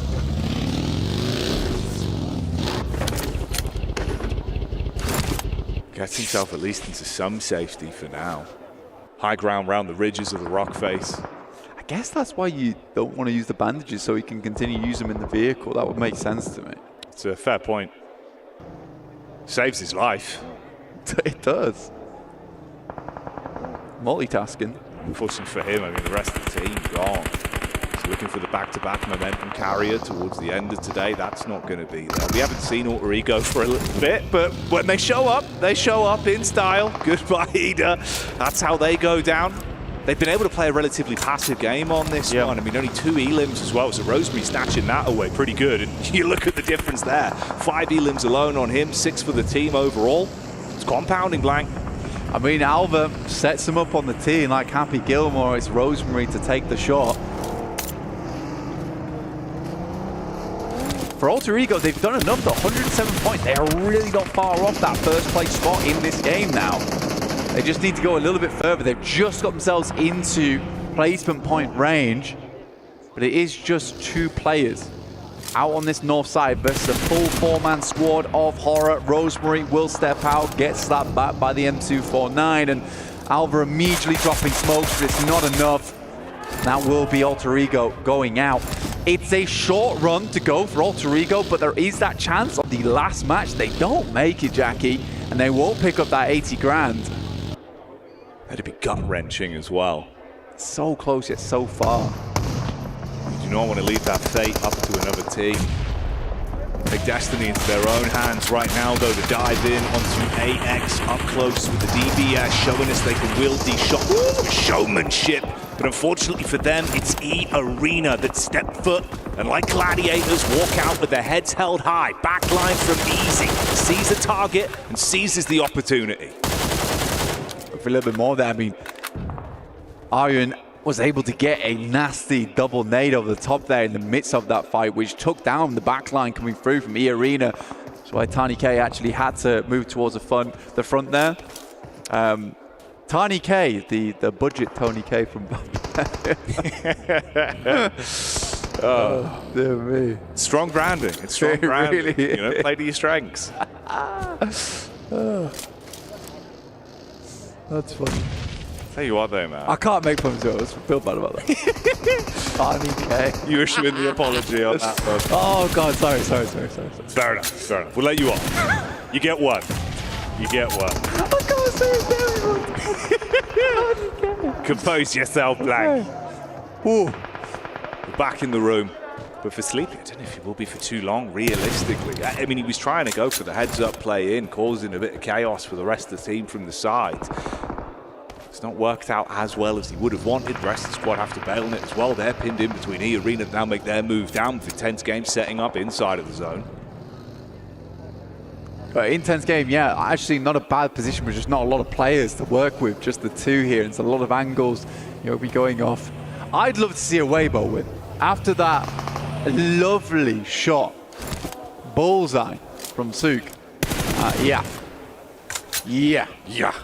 I loved it, mate.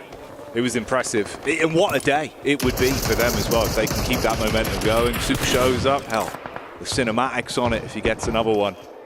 At the minute, though, Intense game, like you said, so fragmented in the manpower advantage, can't play off one another, so it's just isolated fights. It's easy as you shut one down. Weibo actually are in a pretty good spot, especially with Order playing the way he is right now. Yeah. It feels like he's just controlling the squad. Such great effect. It's a good high ground that they're playing off the back of, and it's a very interesting arena that we're finishing things off on here, where it's very open, but it's mostly just these rolling hills that are keeping these teams in check. And you can have a fair few teams here, because even on these slopes that move around on the circle, you still got cover there. Horror, with 3 players, looking to take down the Intense game, but they waited a while to move in towards this circle now, Jackie. They need to sweep through to Tony K. Turn the tempo on. Do the Horror Classic where you expect them to play slow. They suddenly hit you with the fast right hook and you're just not ready for it. They dive in the vehicles now, go for the aggression up towards Weibo and see if they can dive on. It's Order that would be the first fight. Instant flames thrown at the feet. The SMG. How is he on the hills? He's still alive. Finds that one to knock back over with support in the rear, but the DBS replies. 1-for-1 trades on the fight. Meantime, Rapper tried to get involved from the backline. Sky immediately ducks back with the M249. Just a stun grenade in hand, just back and forth. That nade looks good, goes a little bit too far, and he just has to step out. The DBS will not make it happen. I think Order was expecting a little bit of a slower push, but it feeds back into what you were talking about, Jackie, is that Horror shows them something a little bit different, something they weren't expecting. That initial knock changed everything over towards Suk as well. E-Arena, Power, Big Al-Haji, and Fahiden looking to make this work.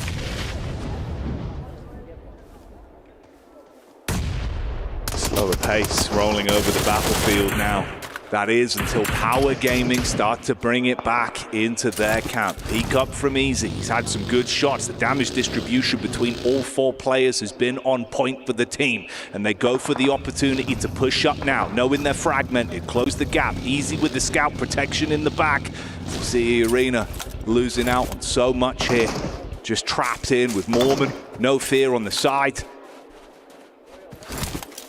Power Esports, 77-point game on the hands here, right? getting, well, not just from this one match, but getting the 22 points, getting, in fact, it'd be a 23 if they were to clear everyone out, which would be a massive result from them. Shoot them up big time on the table to give them a chance at that last game to get into that top 8. But just like that, Power loses tons. How have they given that one away on a platter? The push up into the 1v2, looking to play off one another, just couldn't commit to it. They go down, now left in a position where that big advantage you had, like you say, to clean house, make out like bandits, it gets harder now. And Hora thrive in these kind of positions as well. Sky and No Fear, they've had some great heads-up calls so far. Last circle. Right now, I'd say Power has more control over the circle. We'll see if they can get this done. A win is going to be enormous for them in terms of their point scoring, right? They go down here. Last game becomes hard. Ragnar starts things out nicely. Over towards Sky. A Grozer in the hand and No Fear. And another Molotov towards the backside. He's burning out. And it will be done. And Power, despite a little bit of a shakiness towards the end there, are able to clean it up. There might have been no fear from their opponents, but Power certainly lived up to their name. Kept it clean at the end, and that's what you'll remember. Walking away with a chicken dinner on that one. Absolute massive amount of points there. We'll see how far that does send them up the rankings. But easy, calming the team down. You love to see this. Some teams, like we said before, especially now with one last game to go, building up that anticipation. The fact that if you let all of your energy and adrenaline spike too early, it could throw you off. Intense conversation between them. Trying to break down what went wrong and reset it. Sometimes just unpacking the bag and then going in fresh again. Little wink at the camera as well. You love to see it. Easy has always been a pretty good member of the team, honestly. When Al-Haji did fall back a little bit, it was always Easy stepping up. But we're going to take a step back in the meantime, head over to a break, back with the desk, 7, Max and Netura real soon.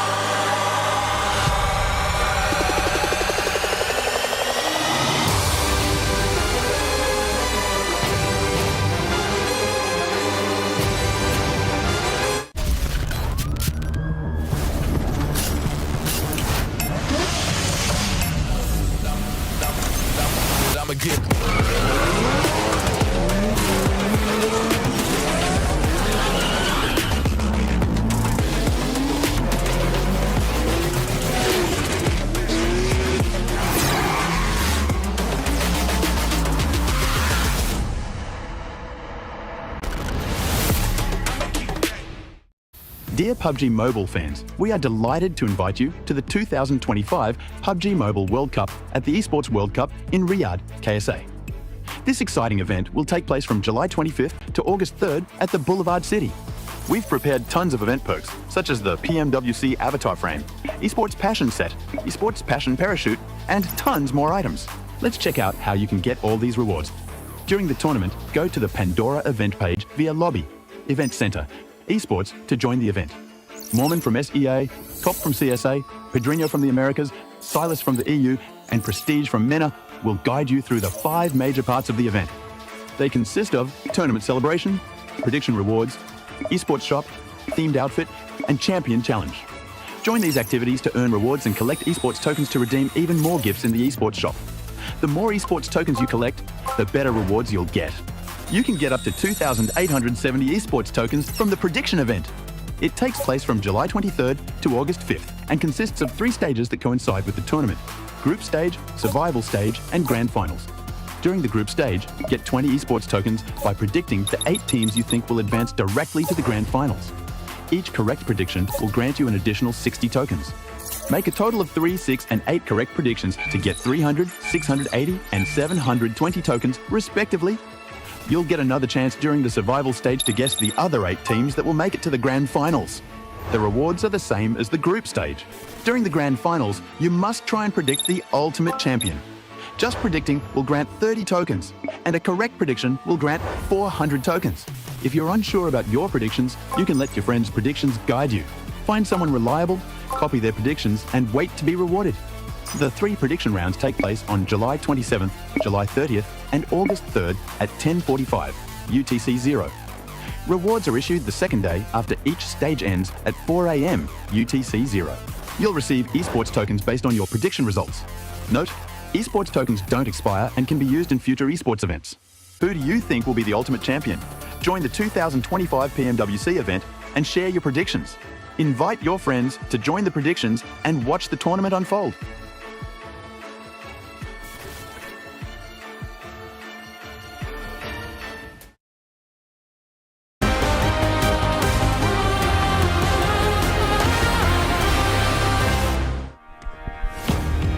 Power with the win there in the first Miramar of the final day for group stages. An impressive win too, Neptura. The way this team was able to just control that whole circle, the 8th circle especially, it was amazing. It was amazing. I think they took many notes from the previous game with APG, because that's basically was the exact same split over on the east side, and it worked so well for them. Able to take just so much of that control, so much of that ridge of the zone of everything, and had all the angles at their disposal. Little bit iffy of a push going over towards EA, a little bit, but you know what? They brought it back. They got a big win from it, and they're looking very good now. Mormon, easy 1v2 right there. Like, they just give 2 1v1s in a row, so that was very easy for Irina to secure. So very happy with those 2 eliminations going over to the side of SEA, allowing them to jump up actually in 3rd place when it comes to these match rankings, but 21 points for Power. Actually getting 2 wins today. Is it too late, though, to get into the top 8, or is that going to be maybe allowing him to cross the finish line just at the end? Honestly, don't know, because we've seen what Nonshim was able to do earlier in the day. We've seen what now Power might be able to do when we end up looking at the overall. Alpha Gaming as well. I mean, that's a team that ended up passing Alpha 7. Alpha 7 hasn't really been doing much. Anything could happen here, especially going into the last match. We'll end up finding out which 8 teams are going to be moving on to the grand finals and which 16 teams will end up actually going to the survival stage. Intense game, once again, being able to get like at least 4 points, but Weibo Gaming, 10 points. Yeah, actually, I want to go on possibly the second page in a little bit, because Alpha 7, look at what, bro. 0. They're slipping. I said it 4 times. They're slipping. Really, I think they might be slipping. I think they might be. I think maybe they're slipping. Yeah, possibly. I'm not sure. I agree. Though. That's a good point, guys. Yeah. This performances, though. You know what? Let's just say it here. Let's just get it out of the way. Do you think that they're going to have to go to survival stage? Yes. I think that there's no momentum. Well, there is momentum. It's a bad momentum. A bunch of 0 and 1 point games from Alpha 7. That's what we're witnessing so far. I think they just lost everything right now. They're just not feeling themselves, and they're being overtaken by your Thunder Talks, by your Ida, by all these other squads that are just performing today, and they are just not. I mean, what are you going to be doing whenever you have Legolas, Sook, with the explosive bolt? I told you, it's something that you can definitely use, and this man is one of the best ones out there, using that explosive bolt to his advantage and making it happen too. At some point, I want to see more people starting to use it. If we can just increase the damage that the explosive does, the explosive bolt does, and on top of that, just the range. I'm sorry, Alpha 7, it makes sense they had a bad day. Like, you're encountering Sook with the explosive bow. You know what? Everything is excused. It will make sense. I want to get your take on this, though, Neptura. Yes. Do you think with the way that Alpha 7 is playing, going into the last match, even though usually Miramar tends to be one of their best maps, right now they're just throwing? Yeah, I think it's just bad game after bad game, and that's got to do a lot for the morale, particularly a team like A7 that really pick up from how they're feeling and put that into their games. When you're a highly emotional team like that, having a bad game is going to be something that will hinder you. So I feel like if they had their second day yesterday, they would have done a lot better coming off of their great first day, but having that break just hasn't worked for them. I mean, we know Alpha 7 usually has an edge team. They're just always teams in the edge, but a little bit ahead of them, and they just keep getting gatekept. I think that's the thing. Enter the circle. It's the thing you keep talking about, team spirit, is that they're really slow, actually. The edge play is good, the rotations are good, but they're just too slow to do them in this lobby. Yeah, it seems like it, unfortunately. It's just not working out, unfortunately, today. Something that was working out during that match, Peptura, was the 3-1 splits that a lot of teams were doing. There were so many. I was really surprised by that. And what really got to me was, wait, they're actually using these 1-3 splits as an anchor point. The one split or the solo coming up onto the high ground was on that high ground. So rather than a full squad, wait. Hold on. We'll Hang get on. to that We'll point. get back to that. We got to take a look at this Hold here on. as Alter Ego. Are they going to be able to make it? Are they going to be able to get in that first place? Because remember, there is some money at stake here when we end up talking about the rankings for group stages. First place will end up getting $80,000. Second place, 77. Third place, 75. But I want to keep going down that list because now you have Thunder Talk. With the way that they have been playing, that team has pushed up in the top 8. Yangon Galacticos gets pushed out. They're going to be going to none other than survival stage and Weibo Gaming. Look at them, how close they are. It's gonna come. I honestly don't know who is gonna be that A team. Alpha 7 Esports with just 70 points. Max, you were talking about it. They are slipping. Look, I said at the start of the day, I was like, I don't expect it to happen, but it could. You know, it's a possibility. Worst case scenario here for all the Brazilian fans out there here for PUBG Mobile Esports, and they've been having a really, really bad time, unfortunately. Going on to this third page. Last game, nothing's going to really happen. If you're down there, you're going to survival. You'll have to try once again to reach the finals. They could play a bit of a spoiler role for some of these teams. We've seen it happen in the past too. Even though it is group stages, they might just want to try something different. You already know that you're going to be going to survival stage. Why not try to get a highlight? Get a clip. Coming with me. Drag them down into the abyss of the survival stage. Hey, it's a strat. It's a real one. Yeah. Out of all these teams, I wouldn't be surprised if it actually does end up happening. We've seen some of the other teams starting to step up. Intense game. Obviously, for most of these teams, it's just going to be a little bit too late to even do anything. But those improvements are taking points away from some of those other teams actually hunting down for that top A spot. But something I want to take a look is none other than Maxman's Grenade of the Day.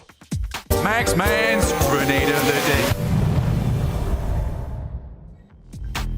That's the first time I saw that intro. That was great. Maxman's Grenade of the Day is coming your way, and this time around, it's none other than No Fear from Horror Esports getting a double nade right in front of your beautiful eyes. Here you go. It was happening in the area of farm. The guy's waiting, lingering in the shadows. The nade comes on through onto Nongshim, Red Force, and they get absolutely battered. Nongshim sent right back to their home region. I like that. Thank you. That was good. That was a Molotov also, I think. That was the close-up, everything about that. And also, Horror Esports has been a team that they start performing as well, especially in that last match. We saw Sky being able to put up some good amount of eliminations. We sure did. I really liked what we saw from Horror. One thing I really want to see from Horror, though, is they're like 10, 15 points away from actually making top 8, pushing other teams down even further. If they can get a really good game this last game, they're looking really good. Well, ladies and gentlemen, it has come down to this. We'll be finding out which teams will be going directly to grand finals. It's going to be close. We don't know who's actually going to be going, who's maybe going to be getting kicked out of those top 8. Be ready, though, because the last Miramar is here. Take it over. Blank and Jackie. Thank you, 7. The stage is set.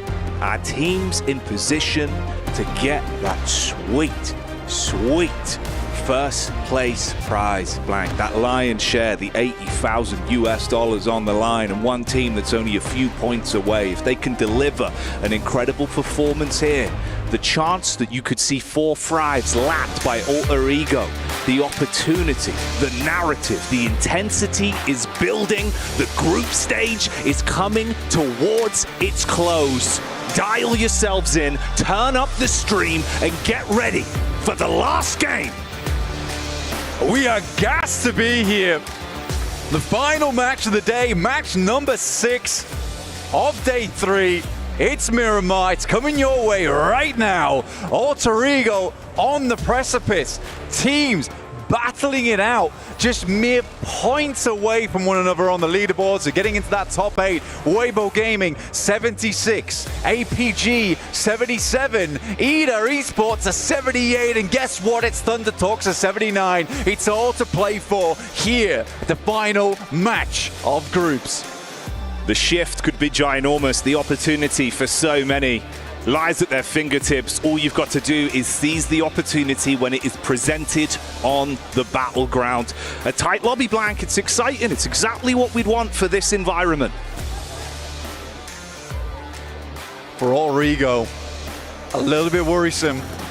Teams could be hunting them. 5 points needed to make this one happen. Not a lot required. The devious lick of single-handedly targeting them just to steal that additional prize money, the rub salt in the wound, surely you don't take that risk. Surely not, right? It's a terrifying one, honestly, for Alter Ego. Do you jump on top of them if you're going through that survival stage? Do you make that happen? Do you ruin the lives of 4 players on one team? Or would you want to incur the wrath? You would make an enemy, and a very powerful enemy at that. A lot of potential. If they go down early though, you better hope you wipe the entire squad, because as we've seen, they've been able to reset and pick up the pieces even with duos. The talent on that roster has been here in full force, but just keep it in the back of your mind. So we're looking at 108 to 111. So yeah, 4 points. 4 points is what they need to overtake. Nongshin Red Force, as the boys were saying, slipping down that leaderboard. Started off so well. They could only hold on for so long. Now we're in dire straits for them. For other teams towards the top, 9th, 8th, 7th, 6th. All jostling for position here. For Alpha Gaming, where things, look pretty bad at the start of the day for them. They really have turned things around here. 77 points, just shy in towards that top 8. For Alpha 7, a bit more of a difficult task to jump up. Right now, we closed it out. The Thunder Talks, EDA, and APG moving through, with Weibo Gaming and Alpha 7 not quite making it. There is still a chance, though, for Nongshin Red Force. They started off well, and they close out the day well.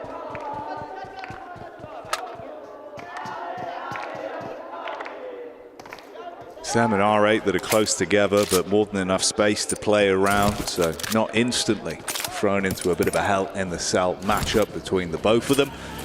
They can keep each other at arm's length, not wanting to run any risks there, but for R8, far less to lose. And of course, Nongshin Red Force, when you look at the point differential. Take a look at where we're sat on the map right now. Up towards Hacienda del Patron. Kind of similar to what we were looking at before, but a little bit further off towards that eastern side right now, giving Alter Ego a little bit more chance to play it. Luckily for them, not a single player lost at the start of the game here, so it starts off fairly smooth for them. Thunder Talks down towards their south side though, and there has been some scrapes, some arguments between that team, but it's Nongshin Red Force to find Damar to start things off. The shoe's on the other foot right now, but Biddy immediately knocked. And this could be problematic. Like we said, their fate's in their own hands right now, so you want to reset from this. Quick vision on the jump up. Oh, trying to go for the play as the bullets are shot back towards his face. Both of them feeling relatively uncomfortable. You overcommit into the drop, instantly hit by the buckshot, and you'd be taken down. Prime on the nades as well with a quick follow-up, so if you do peek off the back of it, you'd be hit by the secondary. Clearing them off the angles, clears the corner, but Nongshin Red Force is afraid to move up into this one, letting their teammate bleed out. In the meantime, Prestige will find one, and R8 making it happen for Nongshin Red Force. The dream dying in front of their eyes. They're going to try and revive things right here, right now. Quick response back from Tizzy on the dive in, the shutdown prestige. And they do save themselves the misery that they would have been feeling. Get each other back up, no full commits, just knocks. Binny crawling on the outside, desperate for a pickup. Just about gets behind this crate, but Marth is searching. He doesn't find him. Playing a game of hide and seek, just about manages to move out of the eye of Marth. But look at that, Nongshim Red Force nowhere near, and despite the slick maneuvers, it's not meant to be for Binny, and Nongshim Red Force will play on with 3. It's rough, man. No one in position to play. Medic getting back on his feet, like you said, even with the heads-up plays from the knock state. You might not find him, but you'll snatch away one anyway. R8 with a single elimination. Marth knows he's being hunted now. I can't believe he managed to crawl around that crate, have the wherewithal to come back out. Henry going down, that's to Alpha 7 right now. We're getting a real group up over towards the central side of the map around Hacienda. Not an easy position to play around Graveyard as well, very open, Jackie. The Valley of Death on that side. Sticky sent in over towards Marv. There's no quarter here. Nongshim Red Force want to put the final nail in the coffin to the team that really ruined their chances last match.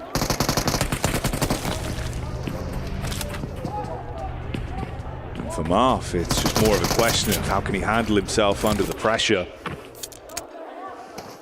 Single molly in the back pocket. They come for the run up through the stairwell. He's got some area denial. Shotgun for close range too to respond with when push comes to shove. Doc C looking for the reposition over the top with the movement. Not quite making it happen though there. Stun grenades in. It's a good molly on the window. Marth's around the side, but it's not meant to be with a strong spray there. Laying down the bullets and Marth's got nowhere to run to. R8 is now out. And we'll have no more games to play. I think light frustration there as well. Shots onto the loot crate at the end, so you can see losing that one player, it could come back to upset them. Showing a bit of the emotion.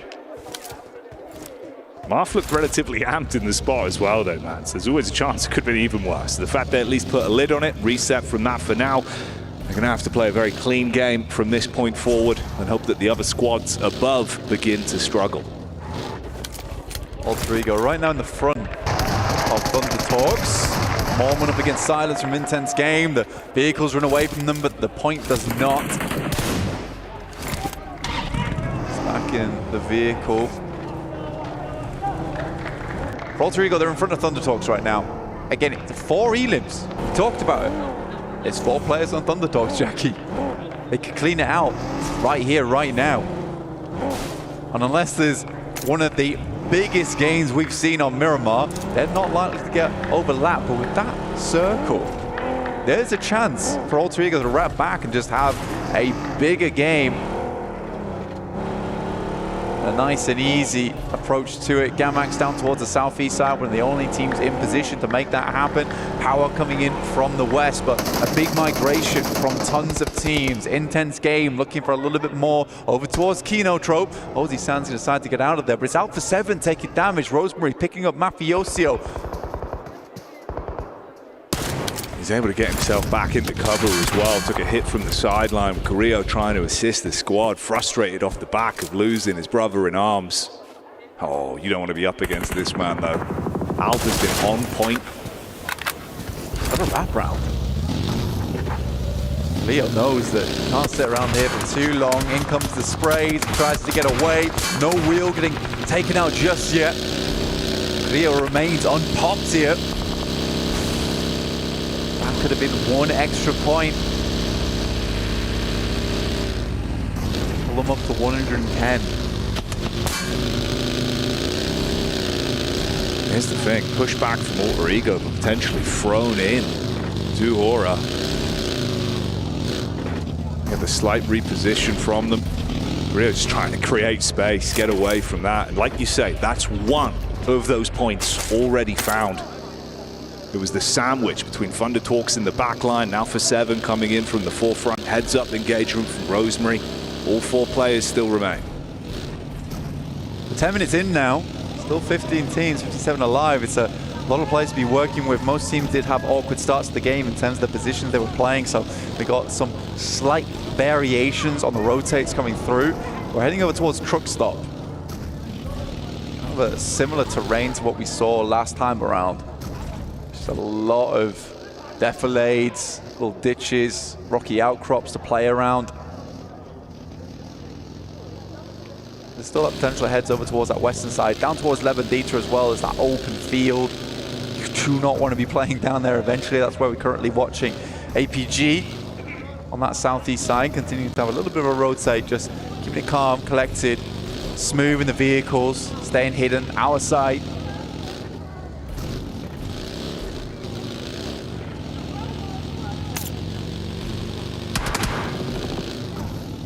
Ida taking a little bit of chip damage from the sideline there as they make their move up towards Alpha 7. AX just behind, and of course that last duo just coming in over the ridge side. It's a reposition with Nongqin Red Force coming down. Ida's not safe by any means, right?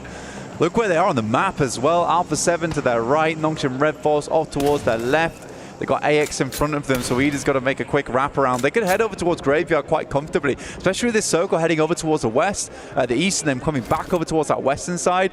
Ida can be quite confident that a lot of teams have sent further out towards that east, and this western portion of the zone could be open. So they've got to make that quick rotate now. AX is also feeling the burn.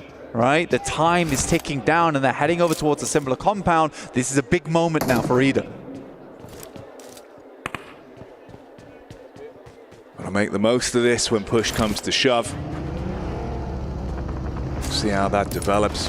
Weibo as well in position. Meanwhile, more going the way of Alter Ego. It's back onto Alpha 7. And this is what we were talking about. One elim at a time. Building their way up towards that lion's share of the prize money. But response back over.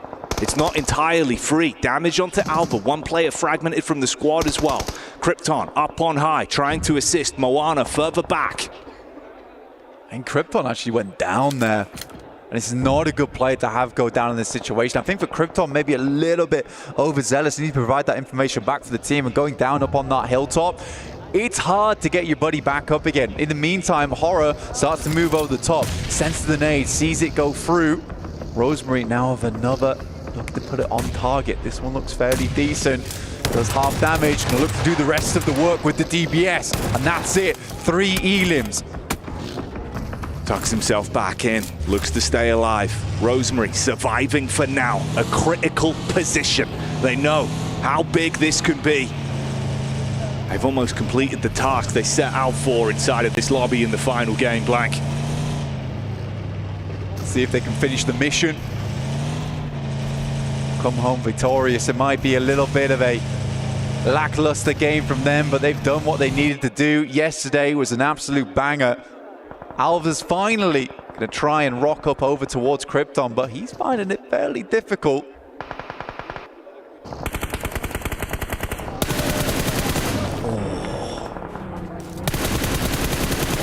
Darking down for Ida. Just Rita and Eren now. And this is the team that really wants to hold on to position. Weibo Gaming, the team chasing over towards Ida. This could be a great nade though, down towards them. Instantly orders backing it off, but they will lose Suck. Oh, quick peek up as well. Goes both ways though. You got protection in the rear, the shots over the side, keeping Pin back in so he can't commit to it fully. Fantastic work though, dropping Weibo down. I think that's it. That's it right there, over towards the arena. Alter Ego take first place and the 80 grand. Fourth Rise cannot catch up to them. Came into it knowing what they had to achieve.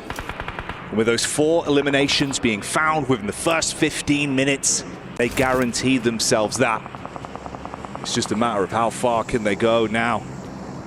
They've shown us some stalwart gameplay consistently throughout the entire group stage.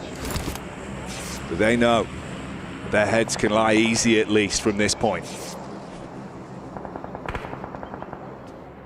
Weibo, 3 plays alive. Either just needs to live this one out. Aaron has the angle over towards AJ. Sandwich between 2 PEL teams. Aaron not quite out of his depth though. He relishes in these moments of intensity. Nongshin Red Force still going 4 elims now on the plate and looking to make that more. Hello? There's no way. Oh, mate! Surely not anymore. AJ with a drop down. See you later, Falcons. You would be furious. I looked away for a second. I saw Ralph pop up there as well. Nades flowing on down. More damage done. Koa on his last breath. Not Valo trying to do the work, but doing more damage to himself in the process. Panic stations. And he knocked his teammate as well. Oh! Took him out of the fight. Makes it uncomfortable if it wasn't already. And that was just Narvalo alone, tucking in to try and stay alive. Ida, it might not be perfect in the battle of attrition, but 2 players could still make a world of difference for them. The most they could squeeze out of this, see if they can keep on going. Alpha 7 have made enemies in Alter Ego, and they are still finding knocks and elims from that. What an odd final match this is. Looking like my hotel room, because it is messy right now. Falcons were just Narvalo up, still kicking. Rita having a wander. Jumps off to the side. Now they have information on. Aaron's going to look to back him up. Back behind safe, solid concrete. Such awkward sight lines as well, so the fact he's revealed himself, it works out better for them. Meanwhile, down towards the bottom side, compound between the 2 of them. It's Nongshin Red Force, of course, went down to 3 players early. They're going to try and build some points from this one, but they're not being given any blessings whatsoever. Doxy in a world of hurt. Tizzy down, no opportunity to pick him back up. You got the split from Kino Trope, Nade being primed as well. Tucks himself inside of the building with the smoke. Mark commits onto that one to completely remove him. For Nongshin Red Force, I think that this might just be game for them. Not making it to that top 8 really does suck after today had been so good for them. Depends if Doxy can pull something magical out the bag. Horror, Sky finding a shot over towards Alva, but for Alter Ego, do they even care at this point? I do not think so. Their main quest in this lobby is completed. It's all just about the side objectives for them. And for Gamax, leading on to this one, of course, like you said, it 100% guarantees there's no opportunity for enough points to be accrued for Nongshin Red Force. Doxy just trapped on his lonesome. As they push up close, he's got the DBS prime for the entryway on the door. For the reigning champions, Alpha 7, they're out, they're done. 70 points was their mark, and they will be going through the survival stage. Have to show some more heat over there, because not joining the 8 others over towards that finals. It's Weibo Gaming, Nongshin Red Force, which honestly at this point in time the chance is looking very slim at them making into that top 8. But Weibo chasing over towards APG. Rosemary up on the hill, dialed in, eyes like a hawk, just looking for the opportunity to be presented from this skirmish between Gamax and Doxy. Fires out the bait shot, tucks back in for the close pre-nade. He's still got a couple to work with, but from the side, it's Narvalo, the Falcon solo. Nongshin Red Force down and out, so just one chance now for Weibo. Realistically here, Power could go for something absolutely marvelous. Over the back-to-back on both Miramars and send themselves up the tables, but unlikely. Teams we're looking at now, pretty much Weibo, APG, either. and Thunder Talks leaving this game at 79 points with just one player remaining in Xing over towards that northeast side. Gamax on the back up, trying to play off one another. Rosemary on the move. He's got to be swift about this. Boundless bullets being fired his way. Somehow still dodging from them, being able to stay alive. Heart pounding. He's down. APG versus Power. This is a big one. Power looking to cut them short here. Open up a path up towards the top 8 already. One down in the front lines. Yol's able to find Easy. They are not making this one easy for Power, and Gamax again constantly chiming in on these important engagements. Yeah, there's no breaks. Everyone just throwing themselves into the fight right now, making it uncomfortable for these teams. Oh man, bullets from the side. Top gets the shot onto Ragnar. Power, if they wanted an opportunity, it is getting ripped away from them. And of course, who else but Alpha? They're the ones to commit to it. Good work from Zol. Top assists as well. Squad still alive. A huge moment for them. Power going down. They don't have the opportunity for that back-to-back. They tried to take it to the Alphas. It was not meant to be. And it is now coming down to it. Just one realistic slot available. Weibo in a marvelous position. Central, 3 players. 33Z, he, Order, all looking to head through to that finals. Stamp their ticket alongside with Thunder Talks would be a massive result for the region.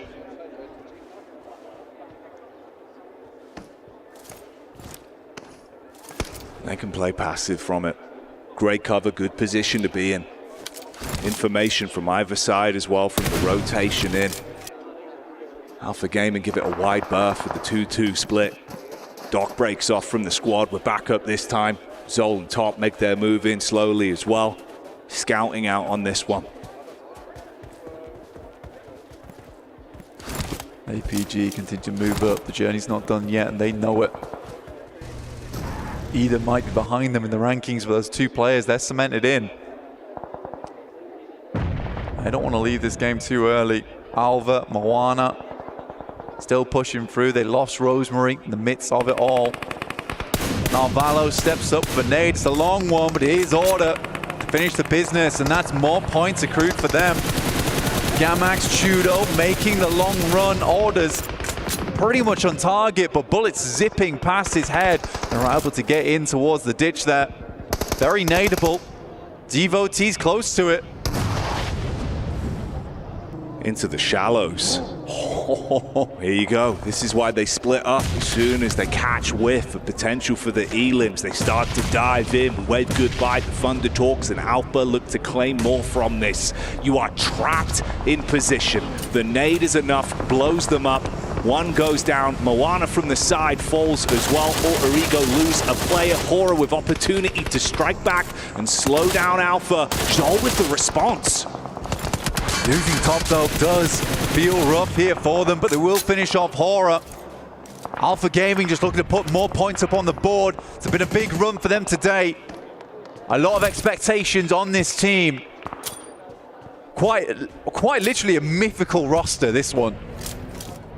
I think many fans would have been sad to see Alpha Gaming not make it in towards the finals itself, and right now they claim 5th place on the leaderboard. Shudo goes down, they continue to rack up those points.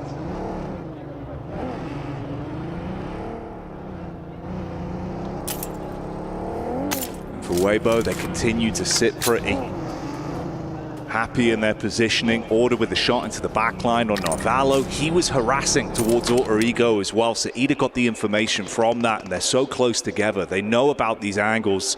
They've had to break off from one another once again. Moana and Alva that remain. I think in the midst of all this, Jackie, you do have Regnum Kaya sitting here. Believe they were towards 6th place now, potentially 7th place. That's where we're seeing Regnum Kaya lie. There's a potential for Ida and Weibo to move in. It's Regnum Kaya to get cut out from the top 8.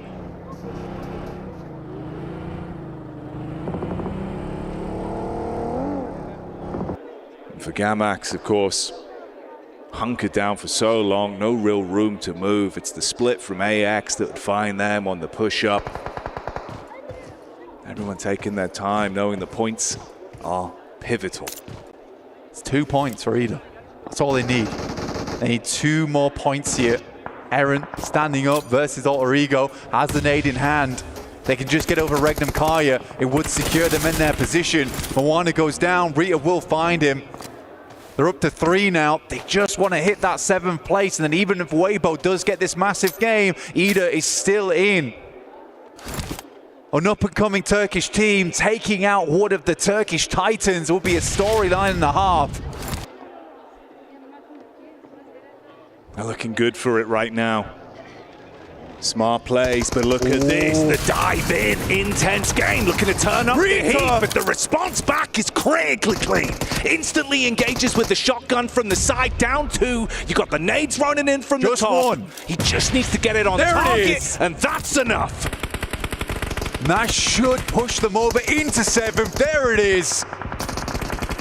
Anita just about make it. They hung on over towards the concrete and the girders. And they were solid as steel in that position for such a long time as just a 2. Doc steps out a little bit too far, and Order will lay down the gavel. This is his courtroom, and he is claiming respect again and again with the stabs in the back. He has been so smooth. The aim on point, the gun skill being shown. Quick setup off the info from his team as well. They get the read back over. It's the late push up from the solo from Gamax, trapped in position. Nades from either side. Just a couple more points here for them. 33Z will find Arthur, dropping up to 5 elims. I think they've made it on placement points alone. I think that is Regnum Kaya now out. 9th place. Weibo making it in off the back of this. A real fortification in both mind and spirit to get through. Join Thunder Talks in that finals. What a result for PEL. An intense game. They thought they were going to crash in, rip away the dreams from Ida. It did not go that way. They were the Sandman on that one, and you're put to sleep from the sidelines of AX. Living on borrowed time in this one, but from the setup and consistency we have seen, it's Weibo that are looking to close it. Order has been popping off. Last 2 squads remain, 3 on either side. I mean, Weibo will get a good chunk of change off the back of this one as well. If they can finish this out, it will be a nice result for the special invite and AX as well if they're able to finish off with a chicken dinner. And again, we talked about this team starting slow on day 1, coming into day 3 and feeling a little bit sluggish as well. Finishing off on a chicken dinner will reignite that team. Give them the motivation, that little bit of inspiration to play on in that survivals. Find success. You got to take it into your own hands now, though. Show us what you're made of. Ooh! Nitro down into the back line. The blow on Order hits heavy. Ordnance in front of him as well as he's trying to reposition on the knock. You're able to peek in from the side, convert onto that one fully. So the pressure starting to build now for Weibo. AX in a good spot on the push-up. 33Z. He up to the plate. Devotee on this sideline. This off angle has been absolutely sublime. Running out of bullets. The resources running low. S12K in the hand, just spraying it in range and makes it happen. The shells hit eventually, but he is down. And somebody's got to stand up. Got the wrap in from the side as well. 33Z, last man in a position to try and snatch this away and take it home for Weibo off the back of what's been a big game from them, but it's a 1v2. Would need to be a clutch. No opportunity to play off. He's out of position, tuck in behind the car. Bullets around the corner. He gets one. The DBS rattles off on the edge. He's trying to straight into this as well. The drop down below the car. He's ready for it on the peak, and it's enough to steal it. Arian able to get that game going from the end, and AX will finish it off with a chicken dinner, going into survival stage, feeling strong, but Weibo don't care at all. A wondrous result. Get themselves into the top 8, they're happy, AX is happy, Ida striking off the Turkish Titans and Regnum Kaya and bringing them down to the survival stage. It's Alpha 7, not able to go through, but more importantly, it is Alter Ego. A ridiculous fare. You're going into that one thinking the difference of a few eliminations, 80 grand on the line for it, they make it work. Not a full start. A great set of games every time we saw them on the stage, and the lobby standings just continued to shift throughout the entire flow of that one.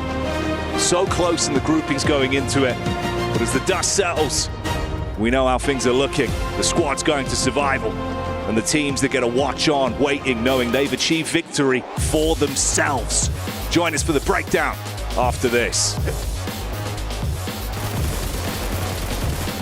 As Blank and Jackie were saying, Alpha 7's not going to be making it straight to Grand Finals. They're going to be going to survival stage. Alter Ego, Neptura. What a performance by this team. Not the exact same of what we saw out of their day one, but doing just enough to make sure they were able to get and jump up to that first place. I mean, I think we all wanted to see them double the points, get 160 and do all that, but they didn't need to. They had that first day.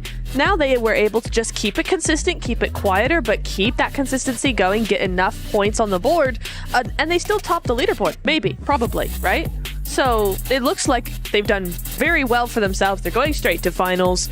I think this has probably been the biggest performance from any of the teams we've had today, this in the group stage. I mean, let's take a look at this. We got to give some props there to AXTMG, the special invite team, getting their first win. It is going to be a bit of a confidence boost. Keep in mind, though, that team is going to be going towards the survival stage. They got 18 points, but I'm going to be looking at Weibo Gaming. Was that enough for them to actually secure a spot in the top 8? Non-Sim Red Force as well with 7 points. Alpha Gaming there with those 9 points. We don't know what that top 8 going to the grand finals are going to be looking like, Max. Yeah, Nongshim getting 7 points, Ida getting 5. I do think that it's going to be quite close to our top 8 from earlier. We might have just a little bit of a push with WBG in particular, because Thunder Talk did not get a lot done this match. Unfortunately, you see it only getting themselves 4 eliminations at the bottom. Yeah, Alpha 7, bro. Bro, I got very personal. Bro. I'm very surprised. Like, I'm going to be completely honest. If we see what we witnessed from Alpha 7 going into the survival stage, they might even miss out on from the survival stage to make into the finals. Like, this is not the Alpha 7 we expected. Of course, Squash is a new addition, so like they're maybe still trying to fix a few kinks in their armor going into PMWC, but we don't have a lot of time. Only 2 days worth of action going into the survival stage. Alpha 7 need to fix it. You got 1 break day tomorrow. You better be on the ball coming into the next stage. And it's interesting to even think that, right? Because after day 1, with the way that this team was performing, we were not expecting them to come out on day 2 and only get a 15-point day. That is just absolutely ridiculous when it comes down to the defending champions. And for some of the other teams, for APG, I'm keeping that in mind. I'm hoping that they did enough there to go to the grand finals, but we need to start seeing them get the docketing. You need to fix that before we even go to grand finals. Every single time we saw this team being together, wonders happen. But before we even talk about more of the APG, I want to see what that top 8 is looking like. I want to see who's going to be going to the grand finals. We know Alter Ego's there. Ida Esports, Thunder Talk, Team Secret, Alpha Gaming is also going to get in there. Weibo Gaming, DRX, Sport Thrives Esports, and Alter Ego. Max, Neptura. A lot of teams got pushed out. Sorry. I want to see how close it is, actually. Hang on. 3rd and 4th, tied. 5th and 6th, tied. 7th and 8th, tied. All with, what, 6-point difference? Wait, do we have a tie on 83 points with 9th place? Now, that would be wild. Rough. We'll see who's going to be down there. DRX maintaining a 3rd place. Oh, Regnum Karya, 81 points. Nongshim, even with the 2 wins today, didn't do enough. It was just not enough. They slowed down way too much after those 2 wins, Nep.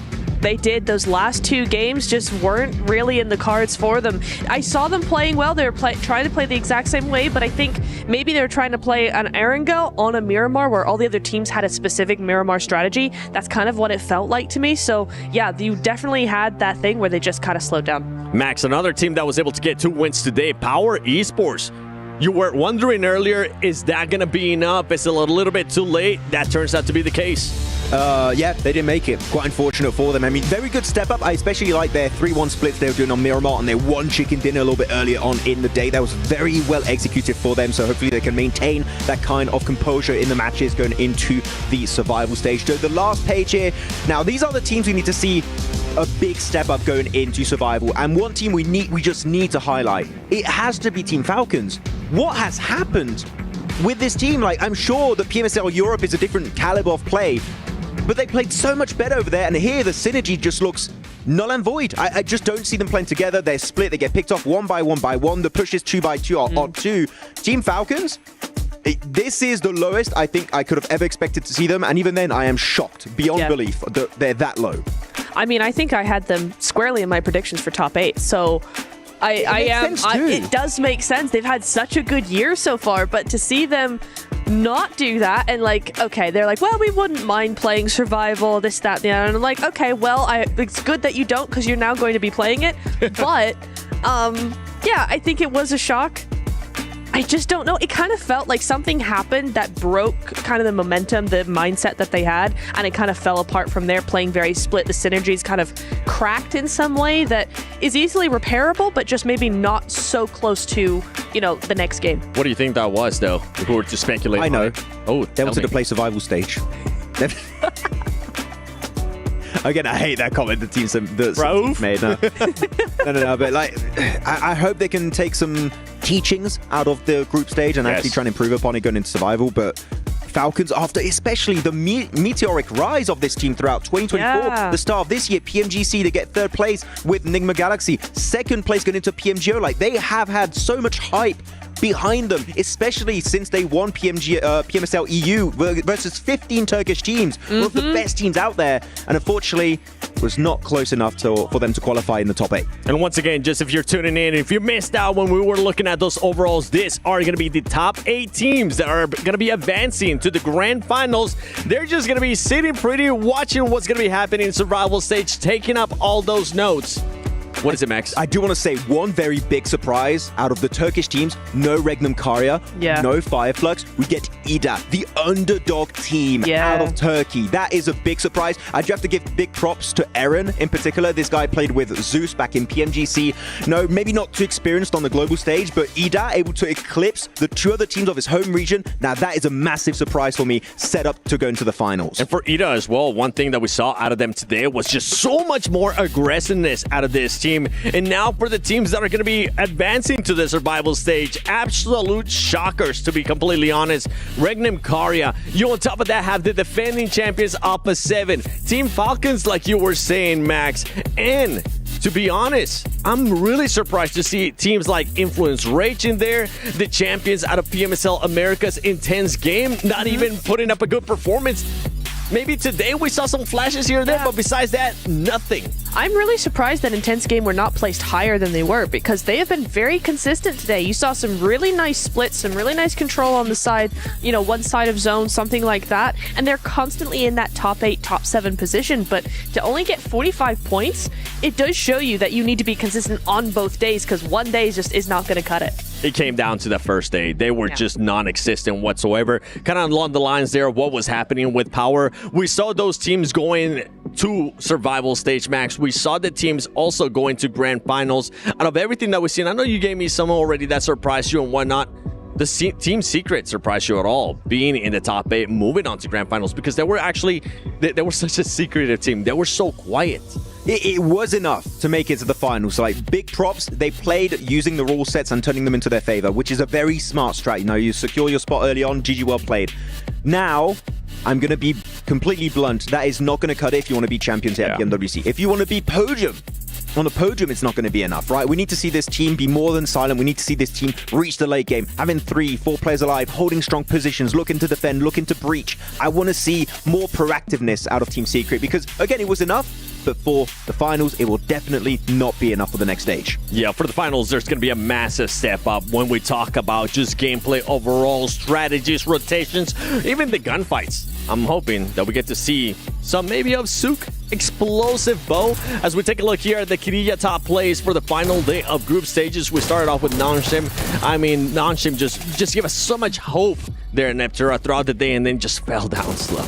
Yeah, it's another classic case of day one didn't do well, and you need to be consistent on both days. They had a really good day today. If they had backed that up with a day one that was similar, not as going all out, right? They don't have to win twice in day one. They just need to maybe have a consistent top 5, top 6 position day one, back that up with 2 wins on day 2. They're looking golden, but as it was, they were so silent in day one. It just did not help whatsoever. Continuing to talk about teams that did a step up in regards from day 1, they weren't really that impressive. On day 2, they were a little bit more impressive. E-Arena, I feel like, was one of those teams. We started to see a little bit more out of them. We started to see them being even more aggressive as well. And I feel like, Max, I don't know if you agree with me on this or not, but this current lobby, it definitely rewards aggressiveness. For sure. Like, if you are a passive team, unless you're Team Secret, you are going to be struggling. That's like the one issue is Team Secret, but otherwise you're going to be struggling quite heavily. It might be enough to make it in top 8, but if you want to go the entire way, if you want to make history here at PMWC 2025, you are going to want to be both passive when needed and aggressive when the circle requires you to do so. So I think a lot of teams are going to try and add to their kind of their gameplay strats handbook in terms of what they can try and achieve and pull off in these games. I feel like yesterday we had a pretty obvious Sony hero of the day, the MVP. So far today, I honestly don't know. Before we show it, we got to take some guesses. Make sure you guys let us know in the comments below who you think this Sony hero of the day is going to be. I'm going to go with you first, Nep. Oh, of course you did when my mind's gone blank. I'm going to say it's probably somebody in... Oh, God, I don't actually know. Max, who you got? Binny. Okay. Oh, Binny, really? Okay, that makes sense. That makes sense. You know what? I'm going to go Rosemary again. Oh. Makes sense too, actually. That's not a bad pick. Okay. All right. What about you, Seven? Yeah, Seven. I kind of want to see somebody from APG. I feel like somebody who? It's going to be Seal. I was really impressed with the way he was able to play today, the way that he was able to get angles as well. So you know what? Stop teasing us. Show us who is it going to be. Oh, Rosemary, 15 eliminations, 3,600 damage. That's what you like to see. Consistency. It's awesome. Yeah, that is really nice to see. I thought it might be him because we did see 5 elims in one, like halfway through one of the games. I thought, nah, this guy's got to be MVP again, right? Some really good stuff, and it just goes to show you how much work they were really doing, even though they didn't really get any wins. It's going to come down to that consistency. Rosemary, you were able to do it 2 days in a row. Now you get a chance to sit down, relax, go back to the drawing board. We didn't get that 5,000 damage. We got close to it though, Max. But same elims, right? Like, you got 15 yesterday? I think he ended up getting 18 if I'm not mistaken. Was it 18? Okay, but like still close despite getting less damage. Yeah. He's still very impactful, still able to back up the results. And we said it, right? It's been a long time since we've had an SEA MVP. The fact that he becomes the hero of the day twice in a row for the group stage is very impressive. It's been a while, too, since we got an MVP back-to-back. I feel like it has been a minute, especially when we talk about group stages, when we talk about global events. I can't think of one right away, so it's good to see that the consistency is there for Rosemary. Now they got to continue. No, it can't just be Rosemary. It has to be the whole squad. That's how we've been saying. We're going to have to wait it out a little bit to see them again. Indonesia, I know you're happy that you currently have a team that's performing. We got to talk even more about those teams that are going to be going over to that survival stage. And Rosemary, I mean, continuing with the honor domination role. And this is for players that got 3 or more eliminations in a match. He was able to do that 3 times. I think yesterday he was able to do it 4 times, Nat. Yep, that is entirely correct. It was 4 times yesterday. So very, very similar results coming in from Rosemary. Similar performance there. Your prediction of Binny actually wasn't far off. Binny's not on this list, but 2 of his teammates are. Hey, Binny, Tizzy, I misspoke. I meant Tizzy. Sure. Erin's up there. I talked about him. He's going to be the standout newcomer of Turkey. I know he's been doing really good. The order, be careful, Paraboy. Yes. He's coming for that MVP status. I knew where you were going with that one, Seven. Order. He's chasing down history here because we did chat about it. Yes. If WBG win this, I would have to agree and say that Order's the new PUBG Mobile Esports GOAT. I think it would be for sure a good statement he would make here by winning PMWC. 100%, and it's good to see for Weibo Gaming that currently one of their top fraggers is starting to perform leading up to the grand finals. You want to be able to see Order put up the numbers. He's going to be able to do just that. Now, out of the teams that ended up qualifying, I kind of want to put you in the spot a little bit here, Max. Which one do you think it's going to be a breakout player going into the grand finals? A breakout player. We have already seen some teams end up surprising us. I think for 4 Thrives, just to remind you, even though they weren't here, Naki has been really good. We always talk about Vlog, we always talk about T24, what IQ is able to do as well, but Naki being able to have that clutch factor for the squad, that's one that's really outstanding to me. I was going to say Noki. I just thought I knew. Yeah, so yeah. My boy. Noki. I'm taking Noki. How about you? I got to say Alva. You know what? Yes. Yes. You know what? Alva from Alter Ego. Oh, true. Yeah. I stand. Are you vibing with him? I'm vibing. Are you big time with vibing? Alva. Yeah. We're standing and vibing. He raised up the lobby. The vibes. Really good. The vibes are good. Kalaris You know what is else? loving this. You know what else is good? Don't forget that from July 25th to July 27 and August 1st to the 3rd, log into Summon Airdrops and collect 2025 airdrop vouchers to enter prize draws for official merchandise, smartphones, BD partner rewards, permanent in-game items, and more. Every participant is guaranteed to win. Additionally, from July 25th to the 31st, vote for your favorite airdrop partner for a chance to receive special gifts from them. Don't miss this year's airdrop carnival and unbox your surprise because we have already gotten a bunch of surprises here, especially in the group stages. Defending champions gonna have to struggle, gonna have to go to the survival stage. I am happy though, not gonna lie, I'm happy that that's gonna be happening because I haven't been really impressed with the way that Alpha 7 has been playing. Even going all the way back to PMSL Americas, one thing that this team was able to do, they barely qualified to PMWC. It came down to that last game. That's not a really good precedent, is it, though? Really? I mean, barely qualified to get here in the first place. Barely just about not quite make it to top 8 for finals. And now you're looking at, survival stage. I mean, I think everybody has kind of decided they're going to be a shoo-in, right, for finals based on survival stage, based on the way the other teams have been playing. However, we saw big step-ups from teams like EA. We saw big step-ups from teams like Nongshim as well. So those teams who are also going into the survival stage, I'm kind of like, A7, I mean, at least today, those teams outperformed them by a lot. I hope it's a wake-up call. I hope it's a big wake-up call for that team because I feel like, they have been having fun. They have been testing out different stuff, but you can't do what you do in PMSL Americas here in the global stage. It's just not going to work out that way. And before we end the day, Max, is there anything you want to tell the viewers in regards to going to survival stage? Maybe some teams to keep an eye on. You need to get ready because what we just witnessed from teams such as Alter Ego, 4 Thrives, DRX, like they are going to play in a very similar fashion going into the finals. You need to be able to match, if not exceed, those kind of plays that were pulled off by those teams. So you better get back to work because otherwise, guess what? You're not making it to the finals and you're definitely not going to be taking home that trophy. A big step up for some of these teams, especially the teams that are towards the bottom of Neptura. Yeah, I'm looking at a lot of those teams that are down there. I mean, you've got G-Maxes down there. We haven't seen hardly anything from them. They are going to the survival stage. If they want another chance at those finals, then they really need to put in a lot of work because we've, over 2 days, have not seen anything from them. There's a lot of teams that we could say the same thing about. So definitely there's got to be some research going in there. Something's got to change. Yeah, and we both agree Falcons is like the outlier. Falcons. Please, Falcons. We need to see more presence in these games because right now, I'm going to be brutal here. I'm beyond disappointed. I wanted to see way more, and we know they can deliver. So I'm just hoping that we're going to be seeing their S-tier gameplay here going into the survival stage. This is the thing. I was promised a new jersey from Falcons because I have the one when they were with Enigma Galaxy. I've been promised one, now they're with Falcons. I would love a jersey from a PMWC finalist team. Guys, do it.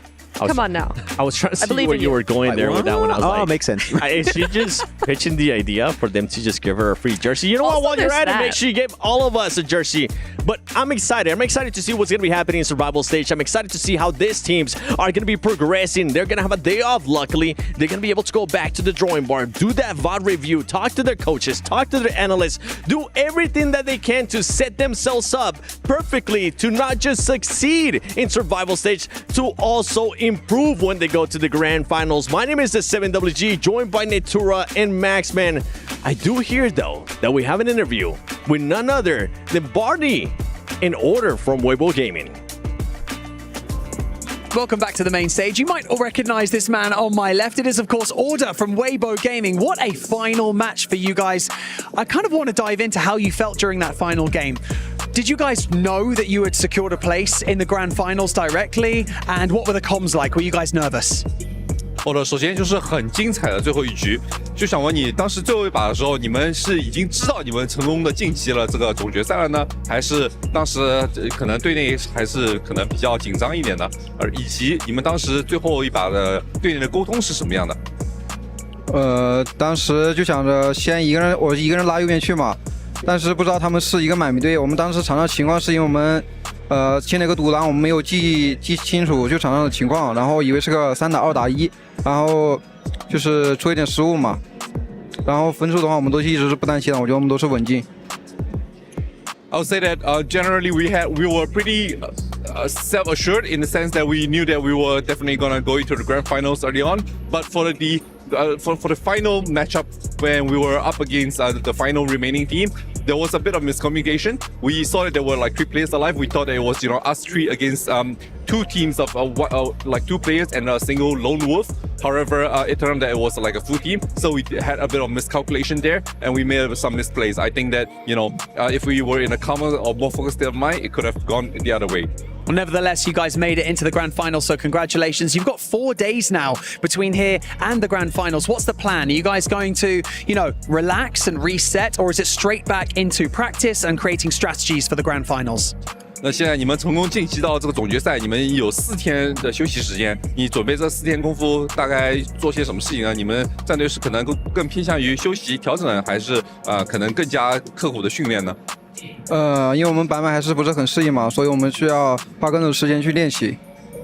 Well, we think that we're not exactly very used to the new patch right now, so we're definitely going to spend this 4 days practicing a lot more.